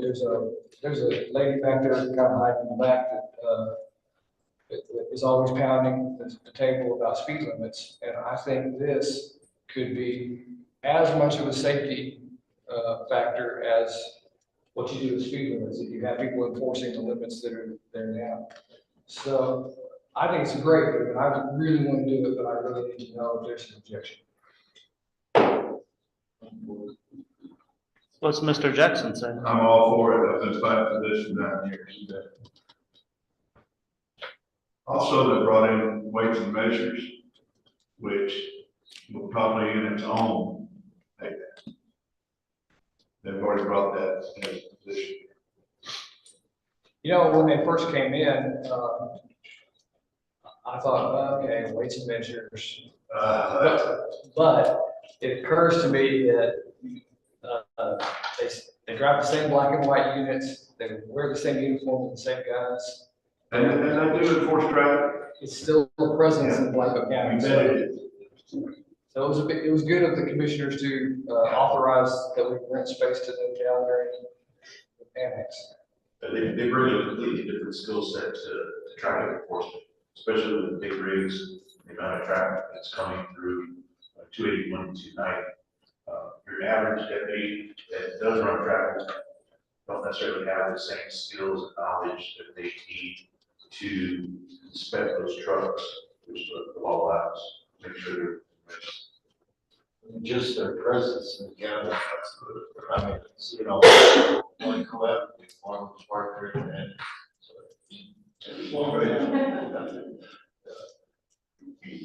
What else do y'all want to talk about on LAC maintenance. LAC maintenance? We're way over. And it's 21,000. probably going to be as bad or worse because there's more conditions that we haven't in place than we have. And Melinda's back there just We've got one limping along now, we probably need to replace another additional 2. Judge, do we wanna split out like the other, like Starflight and the exhibit hall and add new line items for those to kind of separate it all? Or what y'all? Separate each location to each building is what I really think it needs to be done, because even our 506 line, the county one needs to be split where I have, you know, exhibit hall or Starflight or North End as compared to the courthouse, compared to emergency management. And South Annex needs to be looked at. $3,600 is not gonna cover maintenance. If I have an HVAC unit go down, that's not even gonna cover a third of it. The exhibit halls and special. So, and she did say, in each building, so what about concession stand, exhibit halls, all the special ones? Yes, sir. But I think all the maintenance should be put in the maintenance department. We could do maintenance, Starflight maintenance, South Annex maintenance. And do it out of non-departmental, they're all in the maintenance department. Instead of her having to go from this department, look for that line item, go to this department, look for that, I think it all needs to be in the maintenance department. But you could track it separately each. Yeah, we just Separate, have to do, yeah, each just one. have a line item for each building. We could do that. Or on the Starflight fund, if we want to create a special fund like we are for the exhibit hall, we could do that too, because there's more than just maintenance expense there. There's the internet and there's the electricity.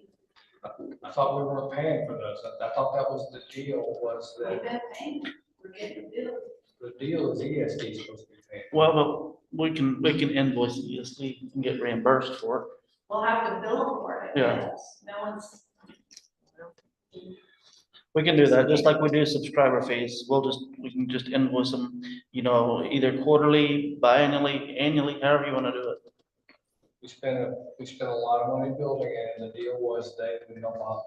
Obviously, Starflight does their thing on their side, but Well- ESD said they would handle operation. The thing is too, you want to make sure as much money as we spend on it, it's taken care of. Well, I didn't say let go of the maintenance part of it. Which reminds me, why don't you go provide a news update? So currently, we're housing 24 people. We got 4 boat crews, 2 out of Louisiana and 2 out of Oklahoma. Living there, they're the first ones to sleep in the beds. I did get a question about what do we do about scorpions down here? I just told them to smush them. We have sprayed, we need to spray again. But anyway, yeah, so it's actually getting utilized quite often, or quite a lot right now. And I've talked with the ESD or the EMS and Starflight, and they're all good with it. So. I meant to tell you on the phone, and I'm betting you already did this, but I mean, to make sure to impress upon them, we don't have any maid service that they need to clean up. That was one of their first questions was, where's the mops, where's the brooms, and things of that nature. So one other thing we need to look at, Melinda, is as you start looking at it and seeing things, there's no hanger in the showers for soap or shampoo. So everything's got to sit on the floor. Okay. So. Yes, sir. Not to bring that up in this meeting, but just, it was on my head, it was in my head, you know, hey, I might forget. Have you captured the thoughts about new lines and food and stuff? Anyone else? Denise?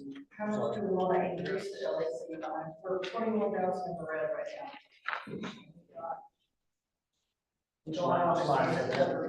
It's 546. I'd sent an itemized sheet with my budget stuff on LEC to Connie and you. It's all in here. Okay. And those were things that I've seen that need to be done or replaced, especially like our water softener room that is right next to our lovely IT room. So what do you think? On my sheet, I had over 70,000 added to it, just on my sheet, not accounting to what else. I was adding a 40,000 for 2 AC units. Because they are old and they are within the law. I've got one right now that I'm up there multiple times on the weekend when it storms. And those were, and some of them can be reduced. But that way it is covered if we're not in the red, having to look for other places to find money.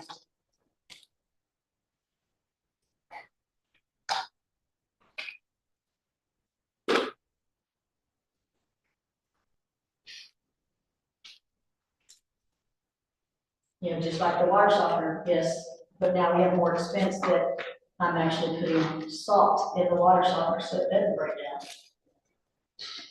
And that wasn't accounted for either. Okay. We'll propose a big number, somebody can argue, push it up or down. Yes, sir.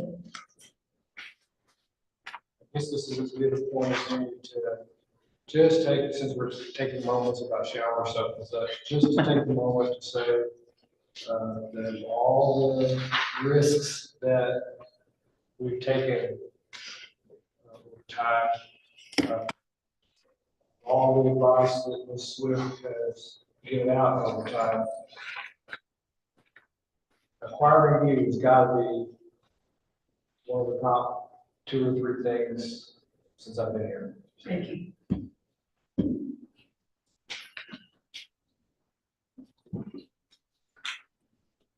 Justice of the Peace, Precinct 1, anybody?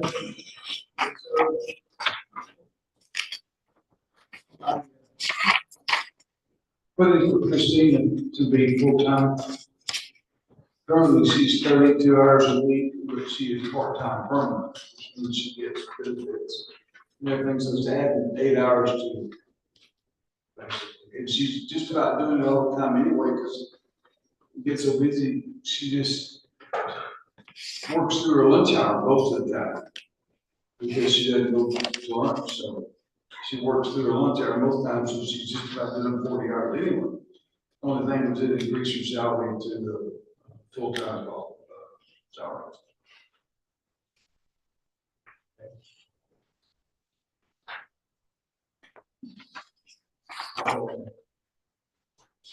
Unless you have any questions.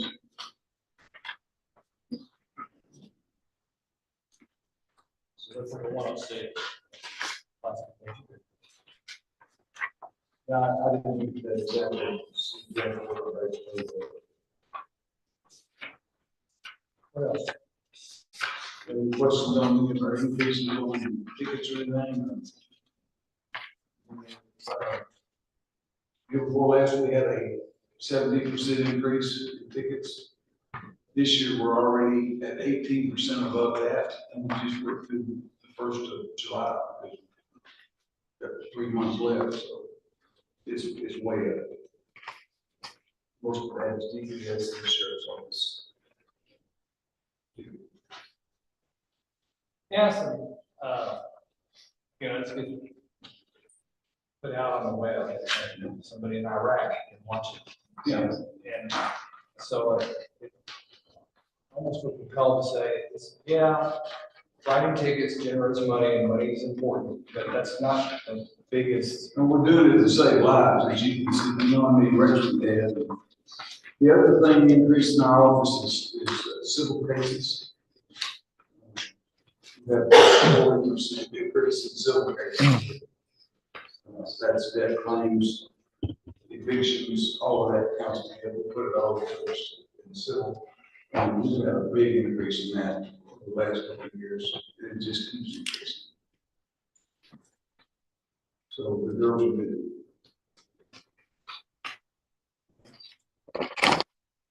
Thank you. Autopsies. I've done 22, I think, so far. And goes back there to about the same. The only thing in autopsies is Central Texas is 2,800 and Hill Country is 32. Central Texas is in Lockhart. Is in Lockhart. We don't use them anymore because Hill Country is Georgetown. Gordon charges the same price to take them to Georgetown and do Lockhart. He said it's about the same, so we did. The only thing is I sent an autopsy in Tuesday. Or sent one in for an autopsy Tuesday. Wednesday, I got the preliminary. And within 4 to 5 weeks, I'll have all the toxicology and everything. And I had some that were a year and a half old, and so did Judge Hernandez at Central Texas Autopsy in Lockhart. It's $400, but it's just not, it's not worth it to go back to Central Texas because the families are waiting, death certificates are waiting, we have to put paving on everything, it just causes a great deal of problems, so. How many times do you just do the toxicology and not the whole full blown? Anytime it's a car wreck and there's no one else involved, somebody runs off the road, hits a tree or something of that nature, we do that. I've done several, so has he. Anytime there's not anybody else involved, we'll do a toxicology draw only. But they're, how much are they now? 1,500. They're 1,500, so about half price. And those get back pretty quick. We try to do ones like as often as we can safely, but we actually do it the right way. Did you know that, when you and he trade off? Yes.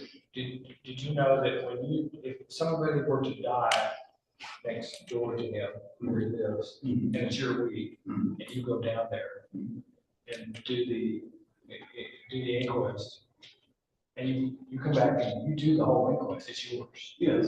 And then his week, he does the whole inquest, even if it's up all the way up north in Commissioner Leachman's precinct. Yeah. Did you know that, if when and if I have to do whatever I am required by law to go to whoever's precinct the body was in, that I have to turn it in? Yes. Not whoever's week it is, but. Whoever precinct, yes, sir, that's correct. It's different, it's funny, it's different for you than it is for me. Yeah. We'll be doing some because Judge Hernandez and I are on the same schedule now as far as training.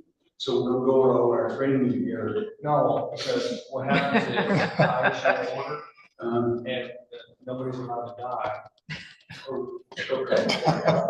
Yeah, we don't have that. We don't have that power, so it takes a county judge to do that. Okay. Thank y'all.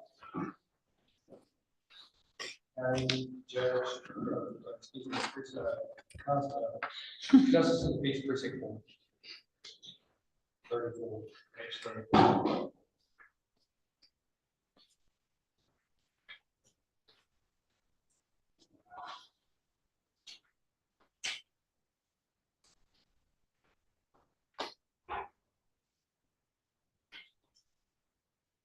You find it?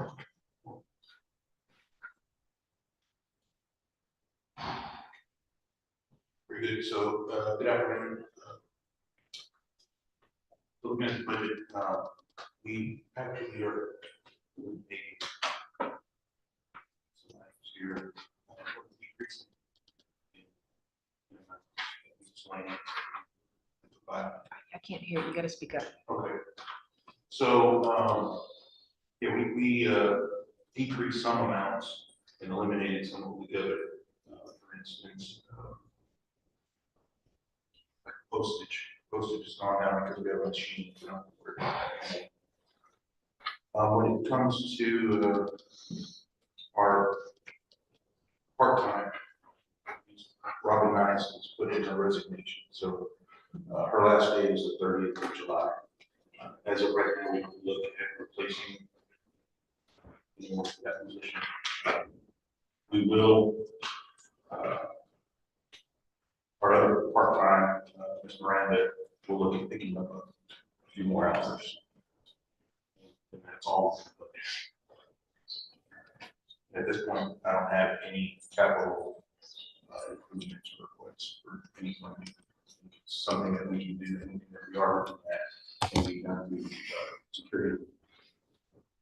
Court courthouse security. Do we have any questions? Commissioner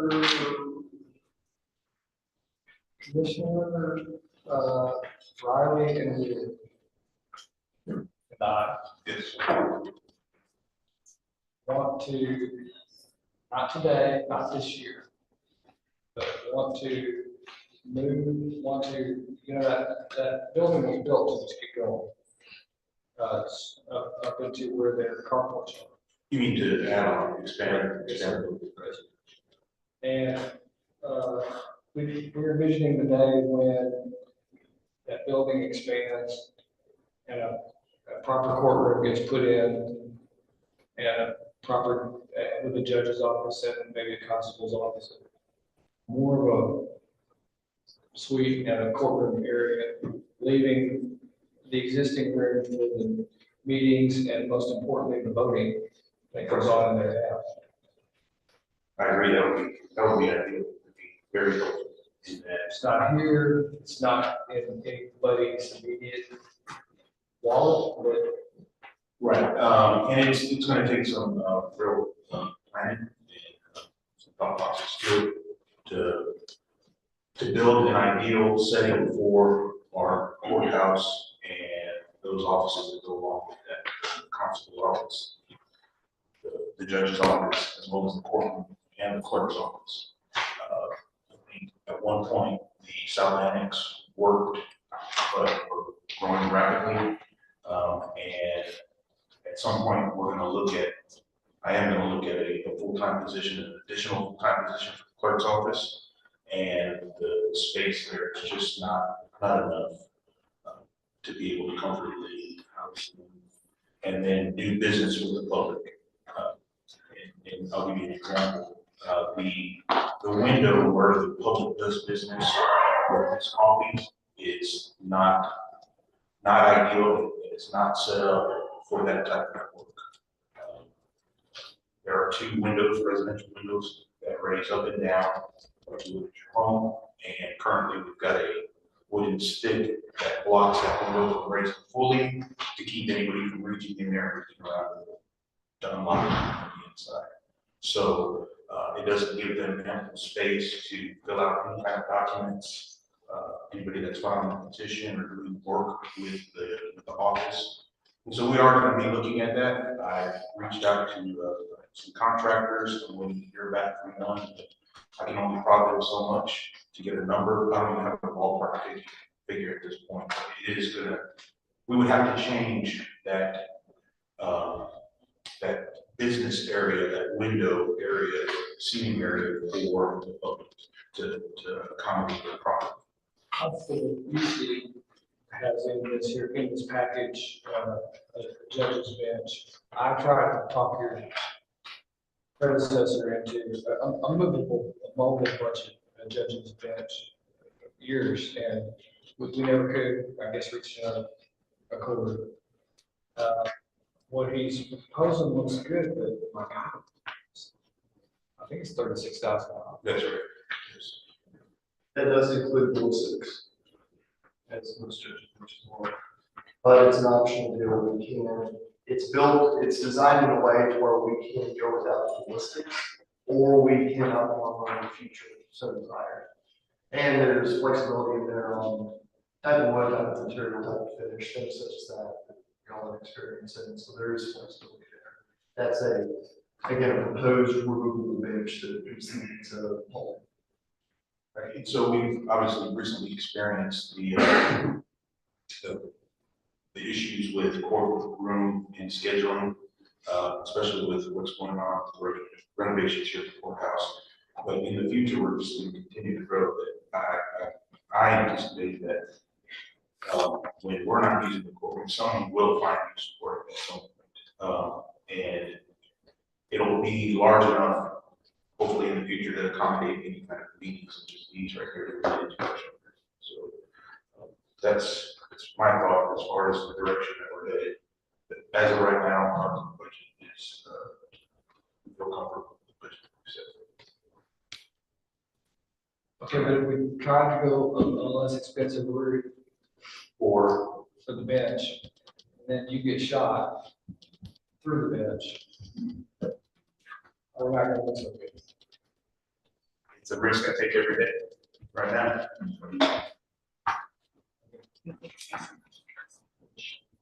Anything else? Which would you at some point in time redesign another addition, or we'll take all that into consideration, design it around that. I think it's more of a long purpose than we ever thought. Yes, no, I mean, yes, Commissioner, I mean, we're obviously, multiple entities are using it, and we're talking about now housing, GPS is licensed to wait there in that same building. So it's gonna get congested very quickly. If we were all there at one time, that would be extremely crowded building. And as I've learned, once, an entity realizes, hey, there's some space here, their wheels start turning about how they can use it and how they can use, especially when they see that it's not being used. So, yes, I agree. I think we're going to need to expand on something. So I would like to really be part of that process, as well as Constable UC. Security purposes. When we built it, it was coming on 2 years after the flood, and I was thinking 4-H groups and other people meeting in it, or EOC establishing a presence there. And then, of course, after that, they built the big EMS building, and it's got more space. But I wasn't thinking about voting very much, or not enough anyway, because voting seems to be, when there's voting down there, it's complicated. It can be, it gets very congested, no doubt. I appreciate you all looking at the idea of expanding the parking lot. My vehicle was hit this last year when voting was taking place, because it's so tight, that area, parking, so that would be very helpful. So appreciate it. Anything else? All right, thank you. Precinct 1, Constable.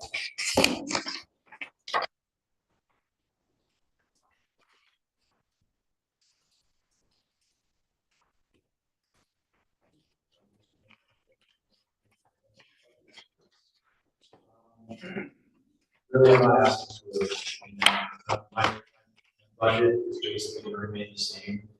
As far as the operating expenses is concerned, the only thing I'm really kind of asking for is part-time salary. And certification pay for Justin, which is on par with the sheriff's office. I'm also kind of asking to find out whatever comes out with the sheriff's office conversation with that, would you like to be considered to stay on par with wherever they're getting pushed deputies on.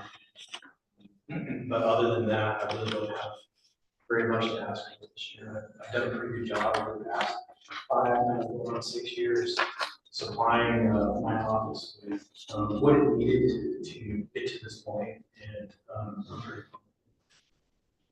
I can make it through this year without large increases, substantial stuff. Like the judges said, Judge Project, we're increasing on everything. We have been increasing on it for years, which this year is it's the same as every other year. One of the reasons why I'm requesting some.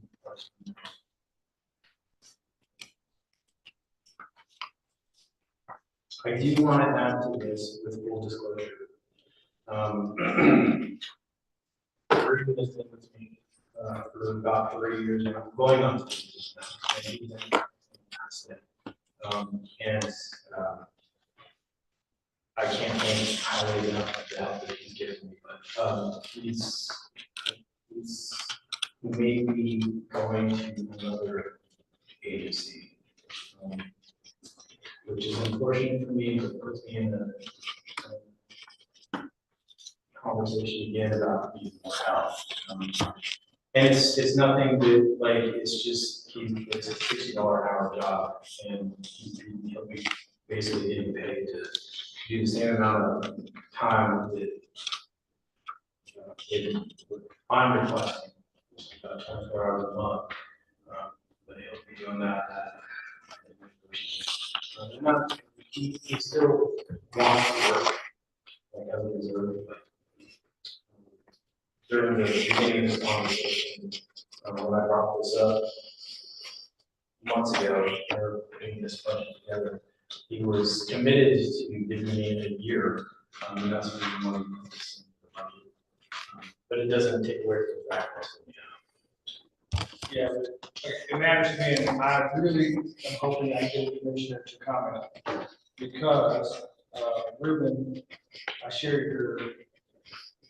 your assessment of Ruben. And I'm all for trying to pay them, sitting working for free. If there's no Ruben, then, I'm wondering what commissioners think, because we've moved a long way with constables' offices from the days of Mayberry. And, so I don't know how I feel about, increasing the constable's office personnel wise. I guess I was really good with my Ruben because I'm satisfied with his work. And that's not the way to be, that's not how you should look at something. It should be personal about a particular employee. Anybody have any thoughts about either constable and I know that the constables are picking up more work. You have the mental health issues that they're picking up. You've got now more and more with animal control starting to rear its head out and about. I know that Constable Fisher does a great job with trash, environmental. I have worked with him on a couple of different cases where people have with junkyards basically and things like that. He goes out to, anytime I've asked for his help and support on that, he's given it. Same with Officer Busey on the south end of the county with anything. So the constables department is starting to get leaned on a little bit heavier than they ever have in the past, in my opinion. And not just an opinion, of actual observance. well, we've increased our work every single year. My office has, every single year. And every single year, I try to be as fiscally responsible as I possibly can from the very beginning. Told you all when I got appointed to this position, put the county's finances at a forethought in my mind when it came to asking for things. Everything that I've asked for in a manner that I try to approve it first, and then ask for it later. Payroll, when I first started with payroll for deputies, I asked for it after I had gotten payroll through a grant. Approved it. Bailiffing hours have increased significantly. We spent 370 hours last year, and I've already done 189 hours this year. Everything seems to be increasing, and I basically just need some help. I'm asking. okay. Thanks. Constable,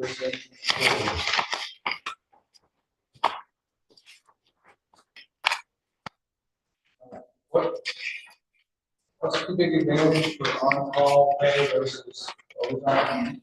So the on-call and sheriff chief, already spoke on some, with me, just as last night, when my deputies was out, about midnight, about 4 or 5 in the morning with Wes and suicidal subject call.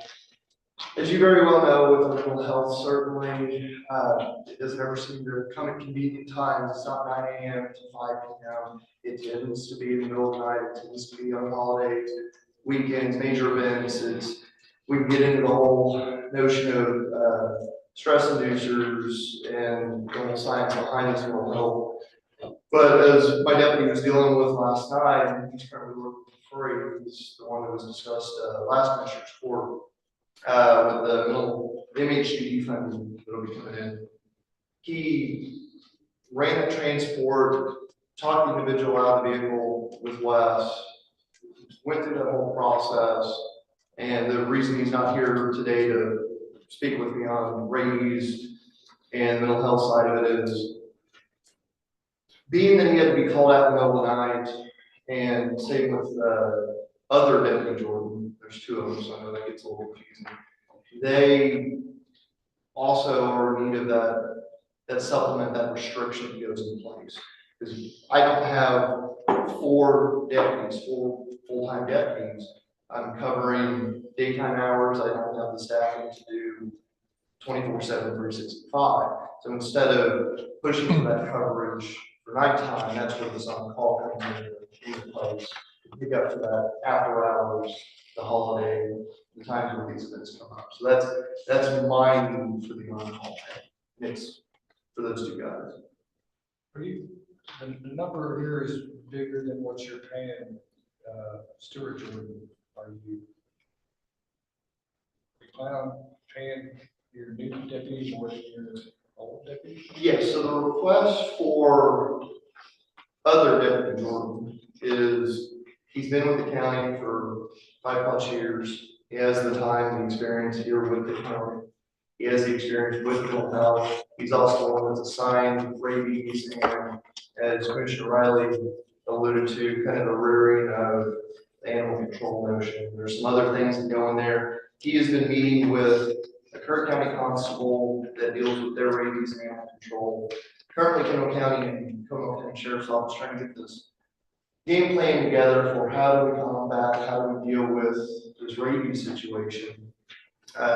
When I took this on, I think it was earlier this year, I was under the impression it was maybe 1 or 2 cases. As Stuart has worked on this, he's uncovered 5 to 6 or more cases that the county is not aware of over the past year that have gotten reported to the state that didn't come our way. So he's backtracking and closing out these cases. So we have to go and we have to have plans in place to deal with those investigations, those quarantines as needed. That'll get into a new line item request on the rabies front, but Stuart is handling the rabies portion as well, and that's becoming a bigger job than was originally. So well, I'm not understanding the morale concept there. It seems like a problem, that's your problem. But the number here looks big, but what's not on this page is the $48,000 that this will look as income from HDD. Correct. And we will invoice them similar to the SRO program. So Stuart, he would take in less than half of his salary to make sure he's covering more than half of his salary. So with that, he's being paid for the mental health portion and then taking on ratings, taking on a handful of other duties that are assigned to him. And he comes with years of experience with this county. So David, newer Deputy Jordan, he's brand new, he's come in, he's a patrol officer, he's serving on court, civil, those functions, patrol functions. There's a difference in tenure, there's a difference in experience, we look at that. That's where this fits in. Yes, sir. Yes, sir. Yeah, the 2 Jordan thing doesn't help, and that was not, yeah. No relation to Little Railroad. Anyone else? So the money coming in from MHCD will substitute this 78,000? Yes, sir. Okay. And as far as vehicles go, to add to this, previous grants, put me far ahead of equipment. There's no extra line item for a computer or big things like that, because those grants set me up to go ahead and equip in the future this position. We've already taken care of that in that case. As well as the most recent vehicle I acquired and upfitted, he's utilizing. I'm back in my 200,000 mile Unit 38, it's still kicking, it's still around, I never replaced a fuel pump right now, but it's, I'm back in that. It's the newer vehicles, both Jordans, they need all this equipment. They have the cameras, they're doing all the transports, they're putting flags on. They need the tools to be able to do the job. So we're utilizing what we have. I'll keep you over here. Also, let me ask you, the truck that you're driving right now, are you just kind of hoping and waiting for, not only come from the sheriff's department, or are you gonna replace them? My intent, especially with the big rig rider coming in, to Like the one he's driving right now? Yeah, the one he's driving right He hasn't requested to replace it. It's in our, Capital equipment. capital equipment. I got you. Okay. And you know, you were waiting on, you know. as far as, you know, when I'm driving my professional capacity, I'll think about it, of course, as long as I'm taken care of. Anything else?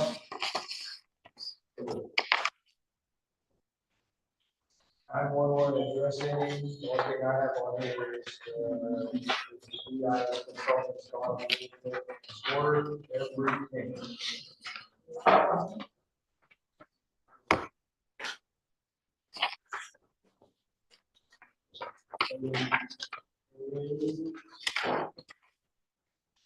Recycle. Nothing changing there. Went up a little bit on the glass transportation just because we seem to be pushing out more glass than we did before.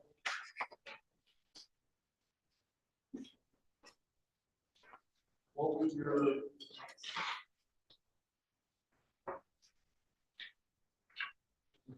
If I'm proposing a regular full-time 40-hour employee, $2,600 raise, and these two are kind of part-time. You know, the one thought that we have a $1,300 raise, but I'm not sure if that works in this instance or if you want percentage.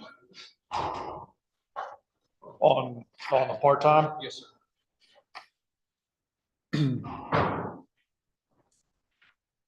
I would say, yeah, probably just we'll go with the percentage on that rather than, I mean, I say that, you know what, I don't know. He's been there for 11 years. He's there. Think about it. You have. Yeah, I'm gonna have to get back with you on that one.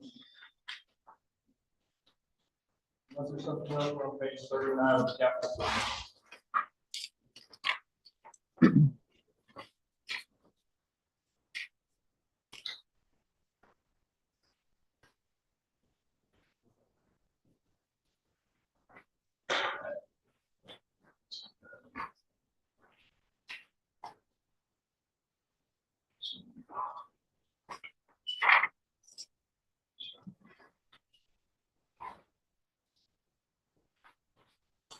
And that's where I have. Take notes.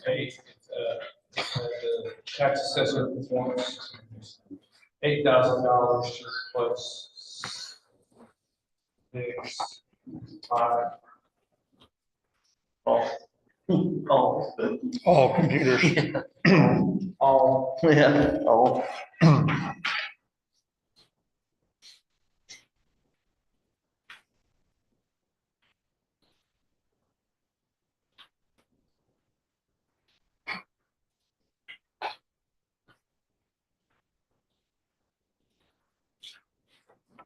So I don't really believe that the request for the new shop is That's one of those, long-term, kind of thing you appreciate in the long term, so actually, finance. So, and those were just some preliminary numbers from contractors that we've used in the past. What I'm saying, so what I'm Yeah. saying is it would be outside of the whole budget. If the finances would come in, payments would start coming in the next year's budget. So with that, that other two that you've seen, the other two, that I laid on the desk for you. that-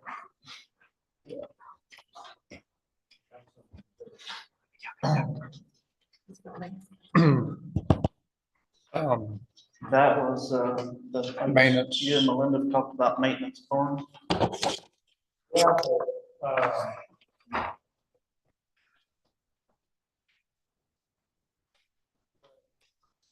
Where now and. Where is kind of the issue, she has some ideas, I'm not so sure, for example, you don't really get to say, but I don't think we really need to put a new building down there on the fairgrounds, given the whole situation. It's not without some negotiation.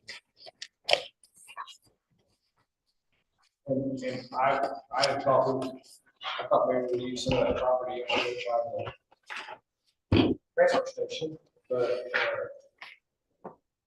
just been fun to do. It seems like with their new renovations that they did, they took up quite a bit of that space. That whole new building coming in with the scale and, I mean, they did, you know, I mean, really the only thing you got up there is if you go where that covered area is, because that's not in use where we used to take the glass up there too. I mean, really, that's the only spot up there. Well, if we do the big ticket item and grab out and finance it, that gets into that. Okay. But we're good at that.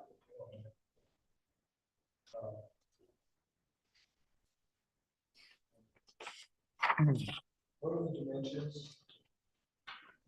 That one was a 40x60, I believe.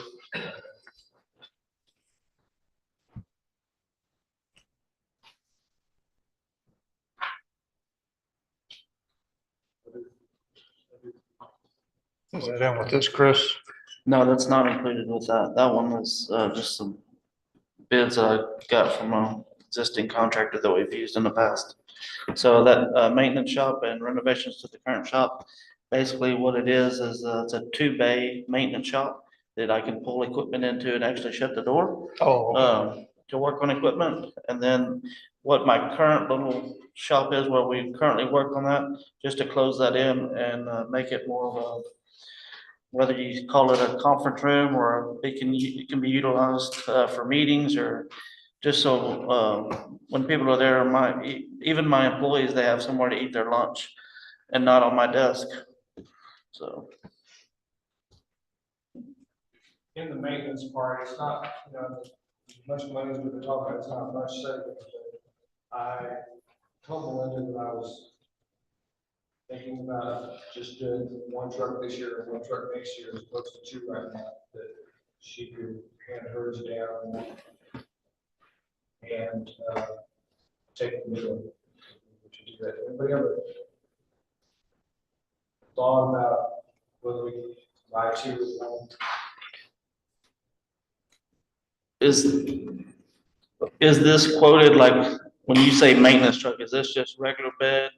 Or is this, Just straight 3/4 tons full drop, a full better, the 1500s that we have, Aaron's is on its last leg. Anti-lock brake system is out. Mine also, they're starting to think fuel pumps acting up. And of course, fuel sensor, but that's not a big deal. But when you pull a trailer with the lawnmowers on it, it's just not. is this a standard bed or is it a utility It bed? is standard, yes, sir, short base.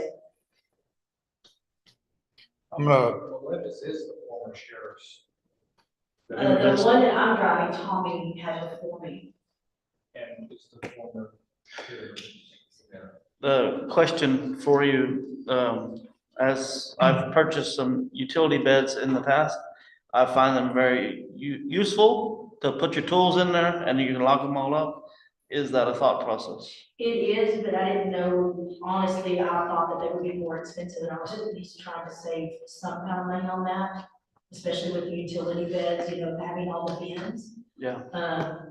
You know, and that's where a building, because the building, of course, what I'm able, gracious to let me use, is more of a storage building, even, you know, not just for evidence, but also for desks or stuff that people are getting rid of that we're keeping.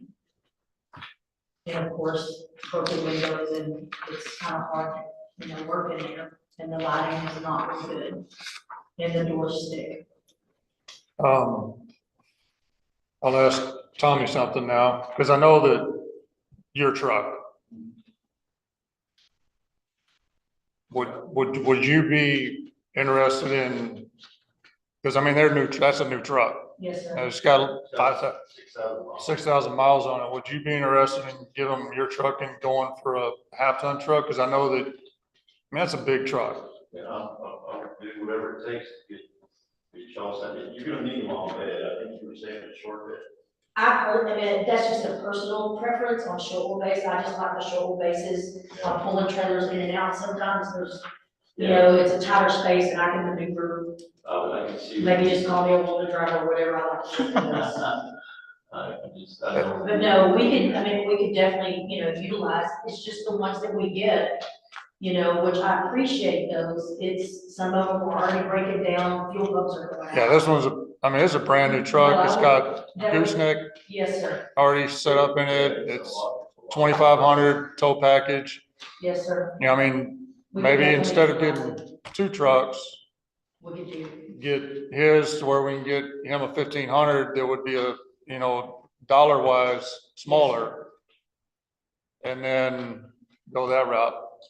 If that would be, now his is a gas truck versus a diesel, yes, sir. but it is 4-wheel drive, just, I mean, everything you're asking for here. Yeah, and both of those were gas. Okay, these were gas Yes, sir, they trucks? were both gas. Okay, yeah, so, To keep I the mean, you're cost getting down. exactly what you want. Yes, sir. We've got plenty of trucks in precinct to tow or pull. Yeah, and that's just with ours, when we are, you know, because we are taking over the lawn maintenance and the mowing, you know, to keep that cost down, it's easier to pull with a 3/4 ton. Right. So, Whatever y'all want to do that. And it's got a toolbox on it, yes, sir. So we can utilize that, yes, sir. so just thought, not your kind of toolbox, but. You might need a ladder to get in the toolbox. Pull down a step. So what are you saying? I transfer Tommy's truck to maintenance and buy him a smaller truck? yes, a half-ton. And then what does that do to the second half of her request for another truck? It puts it into next year's budget. Same thing, no? It- and Give no. it to him or give it to her. It's 2 trucks. Yeah, it doesn't, instead of buying 2 3/4 ton trucks, get 1 half-ton, 1 3/4 ton. Because of the size of that truck, Tommy really has expressed to me, and sorry, Tommy, I'm not trying to throw you under the bus by any stretch of the imagination, but trying, yeah, it's just big. Anything else we want to talk about on this page?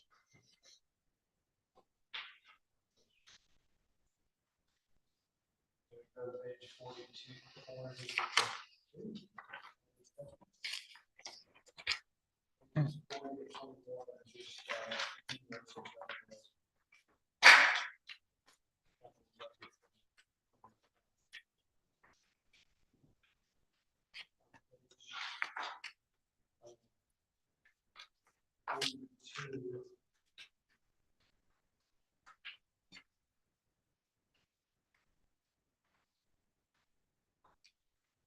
that's like, move that new line item to a salary group 109, and change the number by, I think, less than 2,000 or something like that.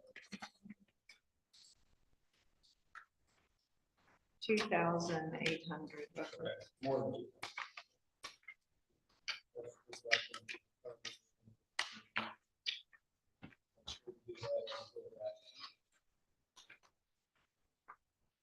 Forty-three. 4, maintenance department. A few things here that everyone in my mind is.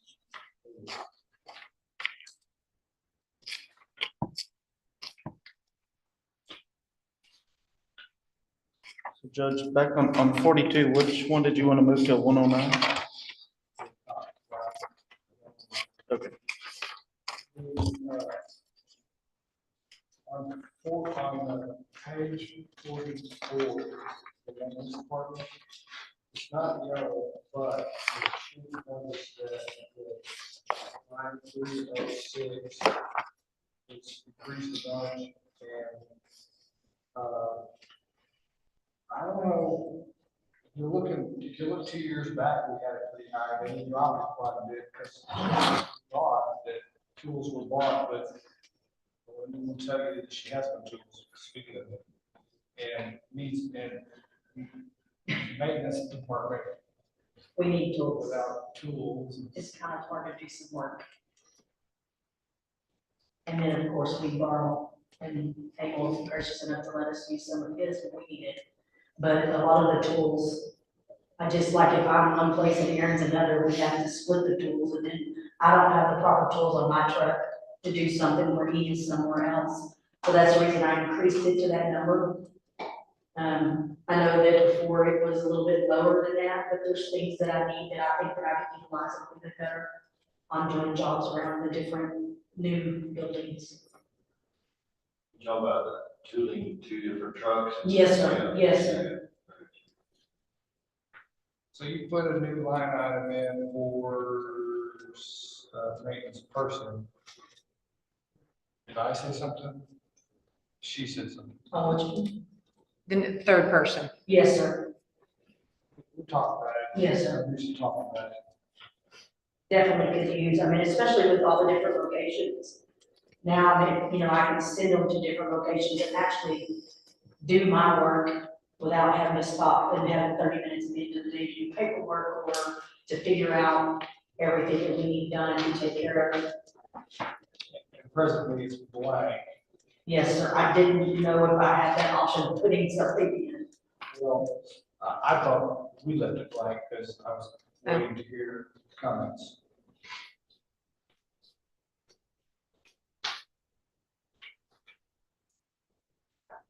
Definitely game counts, I know that. Yes, sir. It's not like you're gonna slow down. No, that's fine. I like it. I just need, you know, if I can, you know, just send different people or even another person that, you know, has a specialty aspect in something just instead of in general. You know, and that's the reason I put the education and training, because I want to get, you know, more educated in like generators and what I'm supposed to be doing with every generator. You know, or HVAC system or even electrical. You know, that I don't have to always call, you know, any of the commissioners to help me out with that, so I can be trained. Two commissioners offered positive comments and I didn't hear any negatives. Sir?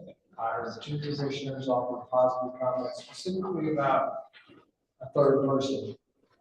I didn't hear any negatives. Okay. So I guess I have a direction. Okay, yes, sir, thank you. One of my biggest questions on there, on the iWorks program for the facility manager, is that something that's gonna be considered or not? You know, I put it as a new line item, and I think that it got moved to the capital outlay. And the reason I put it as a line item is because there is a yearly fee. A yearly fee. So he's paying almost 20 grand. Okay. Or so, and you're gonna wanna pay another 5? Well, no, that was when the initial setup, I was trying to take part of that on because the facility manager is something different than what, you know, the commissioners would be using for road and bridges. It's another. Yes, sir, it's a separate program that I can put all my assets in, I can put work orders, I can put my time that each employee works in. You know, if I need to improve on time spent on a job, if I need to speed them up or slow them down, or. And that's the reason, and my work orders would all be tracked to that, all my reporting, instead of having different separate programs to do it on, it's all in one. And this will also be, I've talked a little bit to Ty about a program, you know, trying to get some programs that, for the county as a whole to make work, maybe some permitting, different things like that. So we'll be working together before we just pull the trigger and jump into a software. You know, let's all make sure that we're all on the same page. Yes, sir. I know after this last week's events, Barnett County was wishing very strongly that they had some sort of program to utilize during this flooding events. What else? Thank you.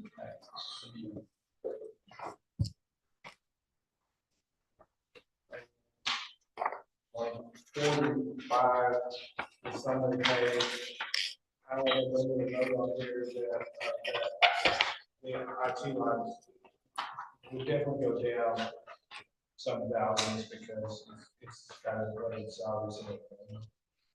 And then, of course, it's just a kind of a placeholder anyway. And road bridge.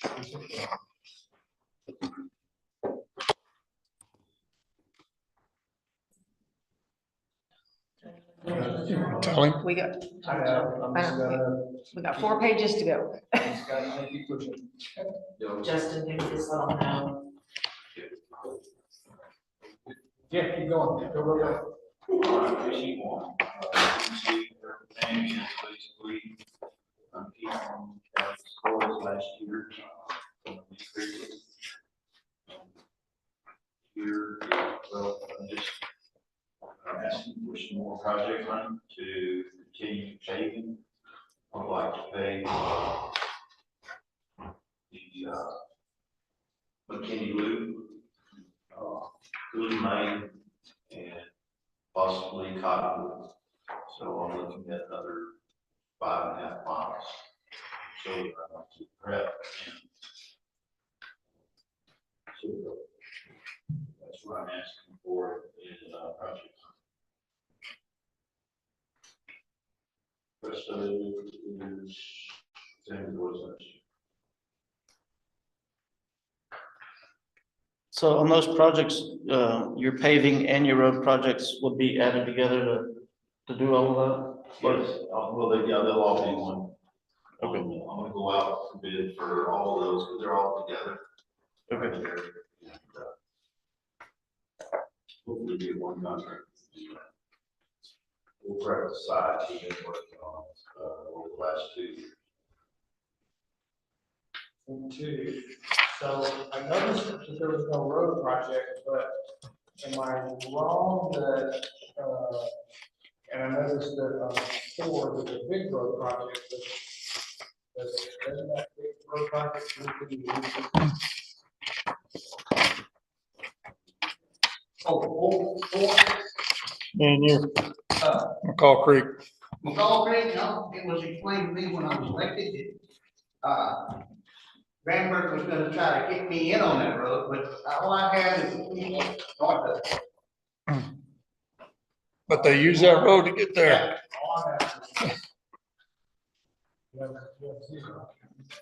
Yeah, the road project, my road project, comes out of paving and material. Now, there's, something in mind that, has the comma's in the wrong place. I do not need 25,000 for miscellaneous. Should have been 2,500.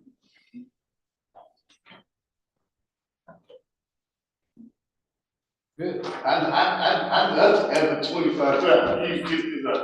You see fit. But it's supposed to be 25. No, my road project is just my paving money because, we're doing all of our paving ourselves. Chris and I. And the one extra, I'm asking for an extra employee because it would increase our production and make roll better. We wouldn't possibly have to borrow somebody, right, Chris? Would still be asking. We'll still have to borrow somebody, okay. It just works smoother, and they like to do it, they enjoy it. Three-man crew can get a lot more done now. Okay.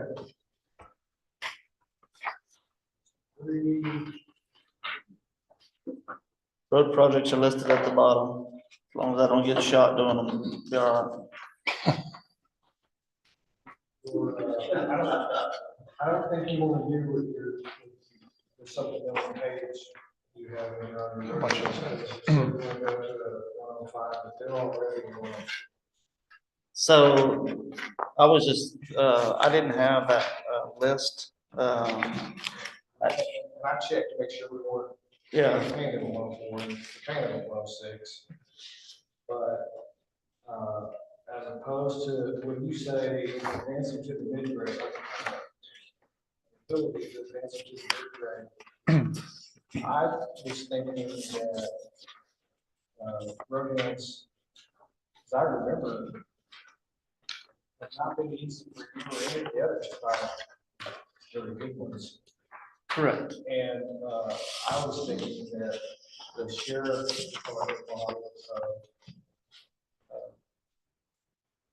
the 1 to 5 years experience equates to 150 to the median salary range that you can hire somebody in at. Is a good idea. Yeah, and that's kind of what I was going with on that, in that request, is to try to figure out how we get from the minimum to the medium, and move them up in the scale. And that was really, I was just trying to get them, obviously a road and bridge employee has CDL and other aspects that, just a regular, the previous line item didn't meet the same qualifications. I'm worried about that too. If you classify somebody without a CDL, but I did. That's probably not a little thing. I know.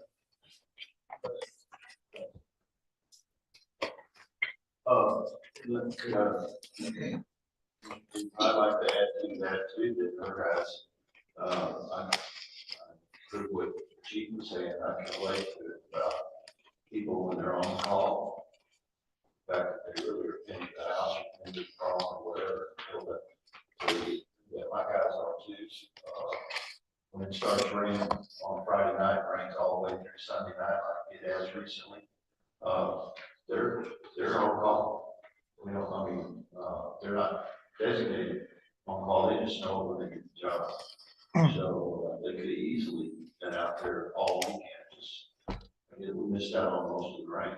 So, but there has been times, like in 2015, where they were right in there, so I can understand the higher classification because of that. I know it's a little thing, but over this past weekend, a tree fell over on Chimney Valley. I got the call and Vernon went out there and moved it off Chimney Valley. So, I mean, it happens. Anything else on 3? 4? All right. 4, my road project is gonna be McCall Creek. And Which is what I was trying to say, goes into another precinct. So in a way, Yes. It's a big number, but in a way, it splits up between 2 precincts. yes. And with that being said, I mean, that road needs new culverts on it. It needs a lot of work and it's about 4 miles of work. So that's why that number is what it is for that.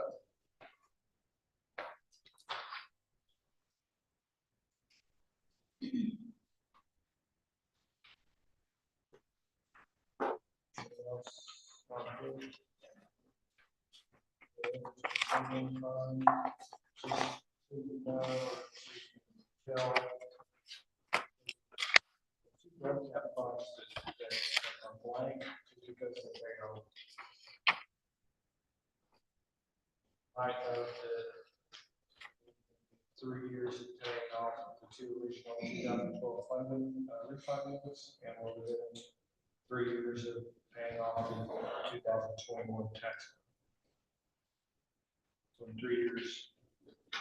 3 years. Try to walk it.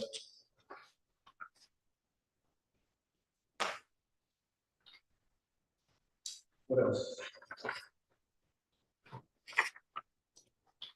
Special funds.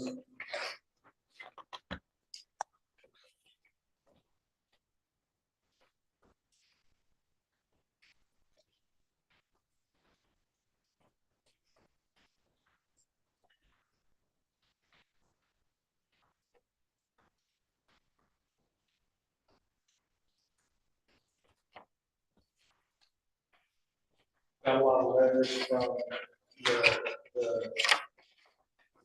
high community service groups. It's something that is the child safety.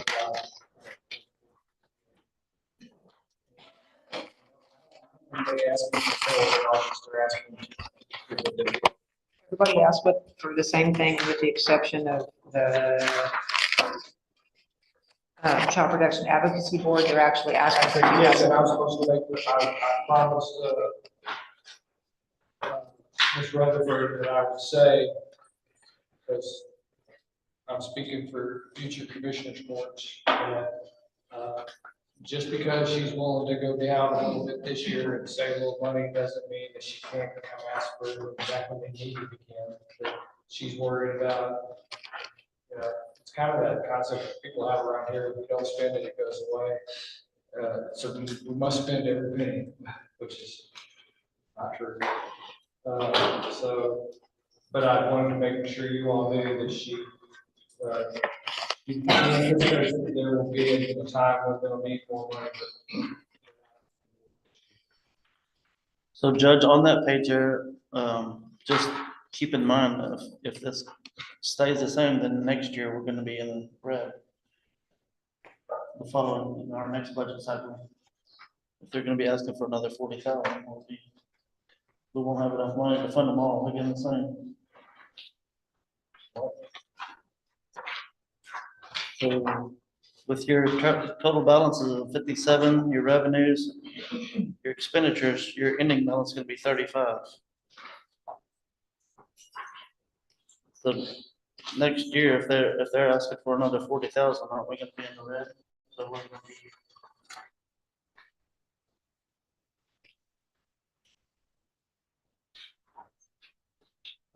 Yes.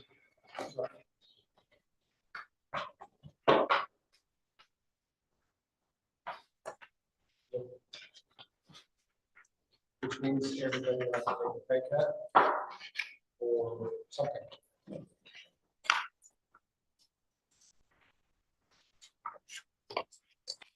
I think we're ready to look at the hot tax fund page.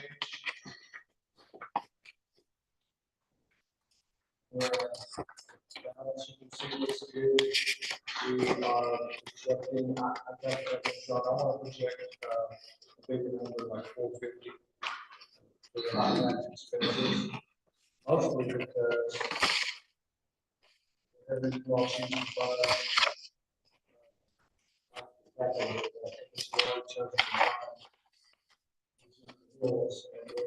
really liking along in February, mostly because hot tax funds can be used to supplement the work across the street on the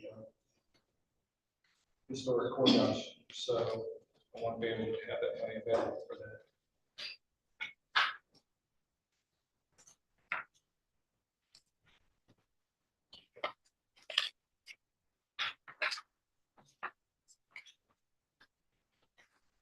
So we owe hazard mitigation, we owe money. Because it's in negatives, it's in black.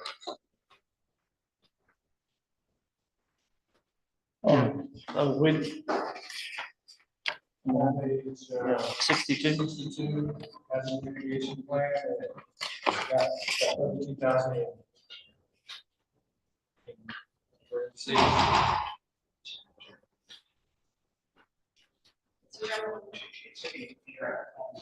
should be zero.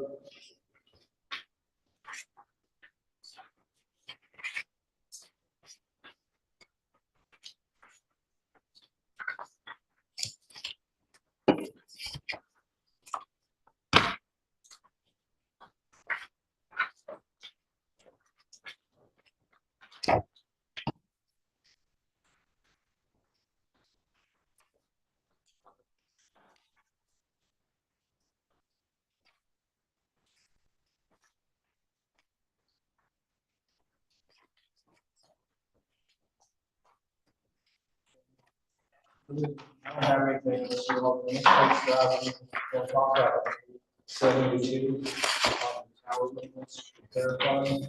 Oh, I'm sorry, it's not yet.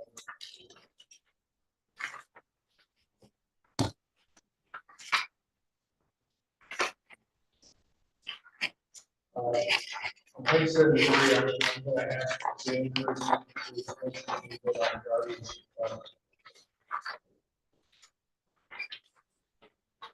How much labor can we have in place?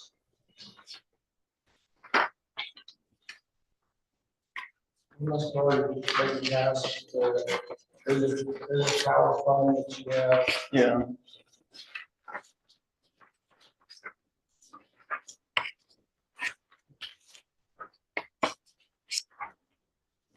It should be like VHF,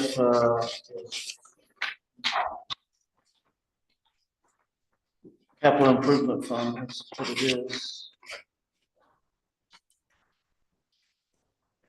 It's 86.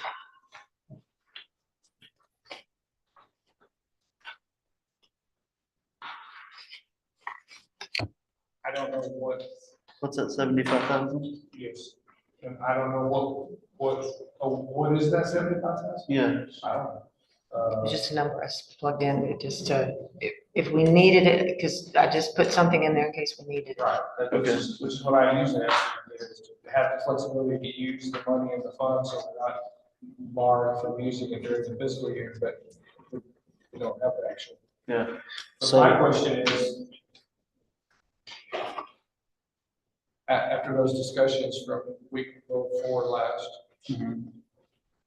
are we building this up? Well, so what we've been doing in the past is anything that was remaining in that one line item is we'll roll into this account.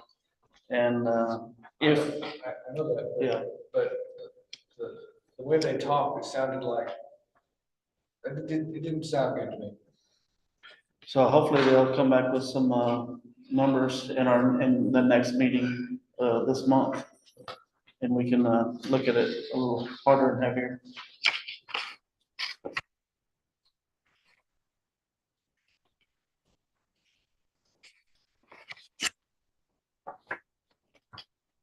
And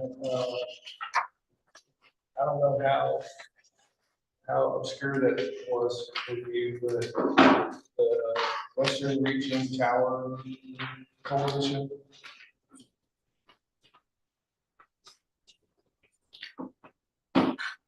So we've got some projects in the works that need to happen.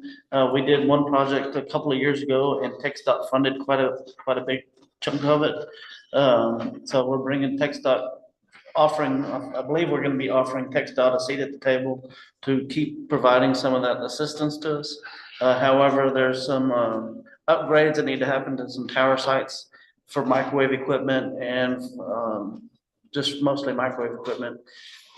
But our percentage of that is gonna be our rate of like 14%, no, 13%. Yeah, 13 something percent of the total bills. So, you know, when you start talking about radio equipment, you know how expensive those bills get really quick. So that's what the judge is referencing that we'll be looking at. But they are waiting on some new quotes, some revised quotes from Motorola. So this month, hopefully we'll see those quotes unless the storms have canceled our meeting. So, anyway, It just looks like, well, it's just a very,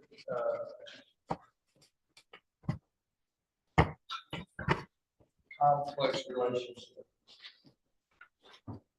Because voting isn't how it behaves.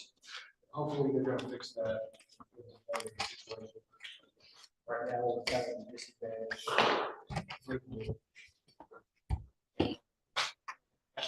I don't know, I just don't know. I think there's very different points of view about.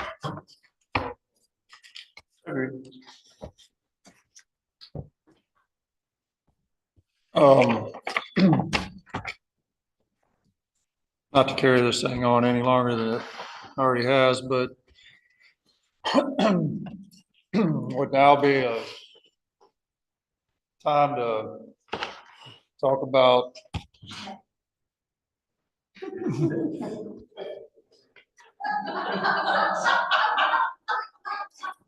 she said no. I don't know what she said. She said no. No, I have a whole courtroom over there. I gotta go. You gotta go, Judge. We'll talk about it another time. No, y'all can do it. I'm just giving you a hard time. Property on the south end of the county. Yeah, I wish you'd bring I wish we had something to bring. So we could talk about a whole package. Okay, all right. I'll leave it till then. That's okay, now you piqued everybody's interest. I know, but just think about how interested they'd be if I don't talk about it. But I guess we've got an opportunity to purchase 5 acres at the south end of the county for precincts 1 and 4. It could be with 2 existing buildings already on it, off of 32 and Lindeman Lane. And that price tag right now is possibly 1.5 million. It's up in the air at the moment, but it does have 2 existing buildings on it. It is with 32 access and Lindeman Lane. And if anybody knows that area, it's Dirt Works. And that would give the property that we're at home to expansion for the south annexes. Or the south annex, which would include possibly housing the DPS, a larger courtroom for the JP, more room for the constable's office, and an elections area. Any questions? Which, was it right for, ongoing input, implementation of purchase? Not trying to cover it in one existing budget. Right. And if you'll move fast, well, I could see an anticipation of the coverage. That project, the Round Mountain project, and even the maintenance project, and being very, very doable. On an annual basis, 7 years.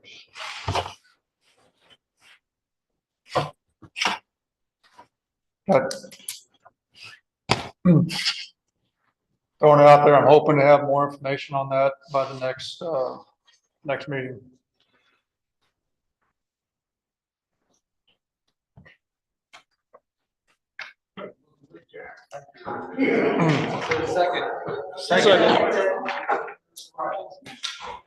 Friday or least the second? Either way, it don't matter. All in favor, say aye. Oh. Go ahead.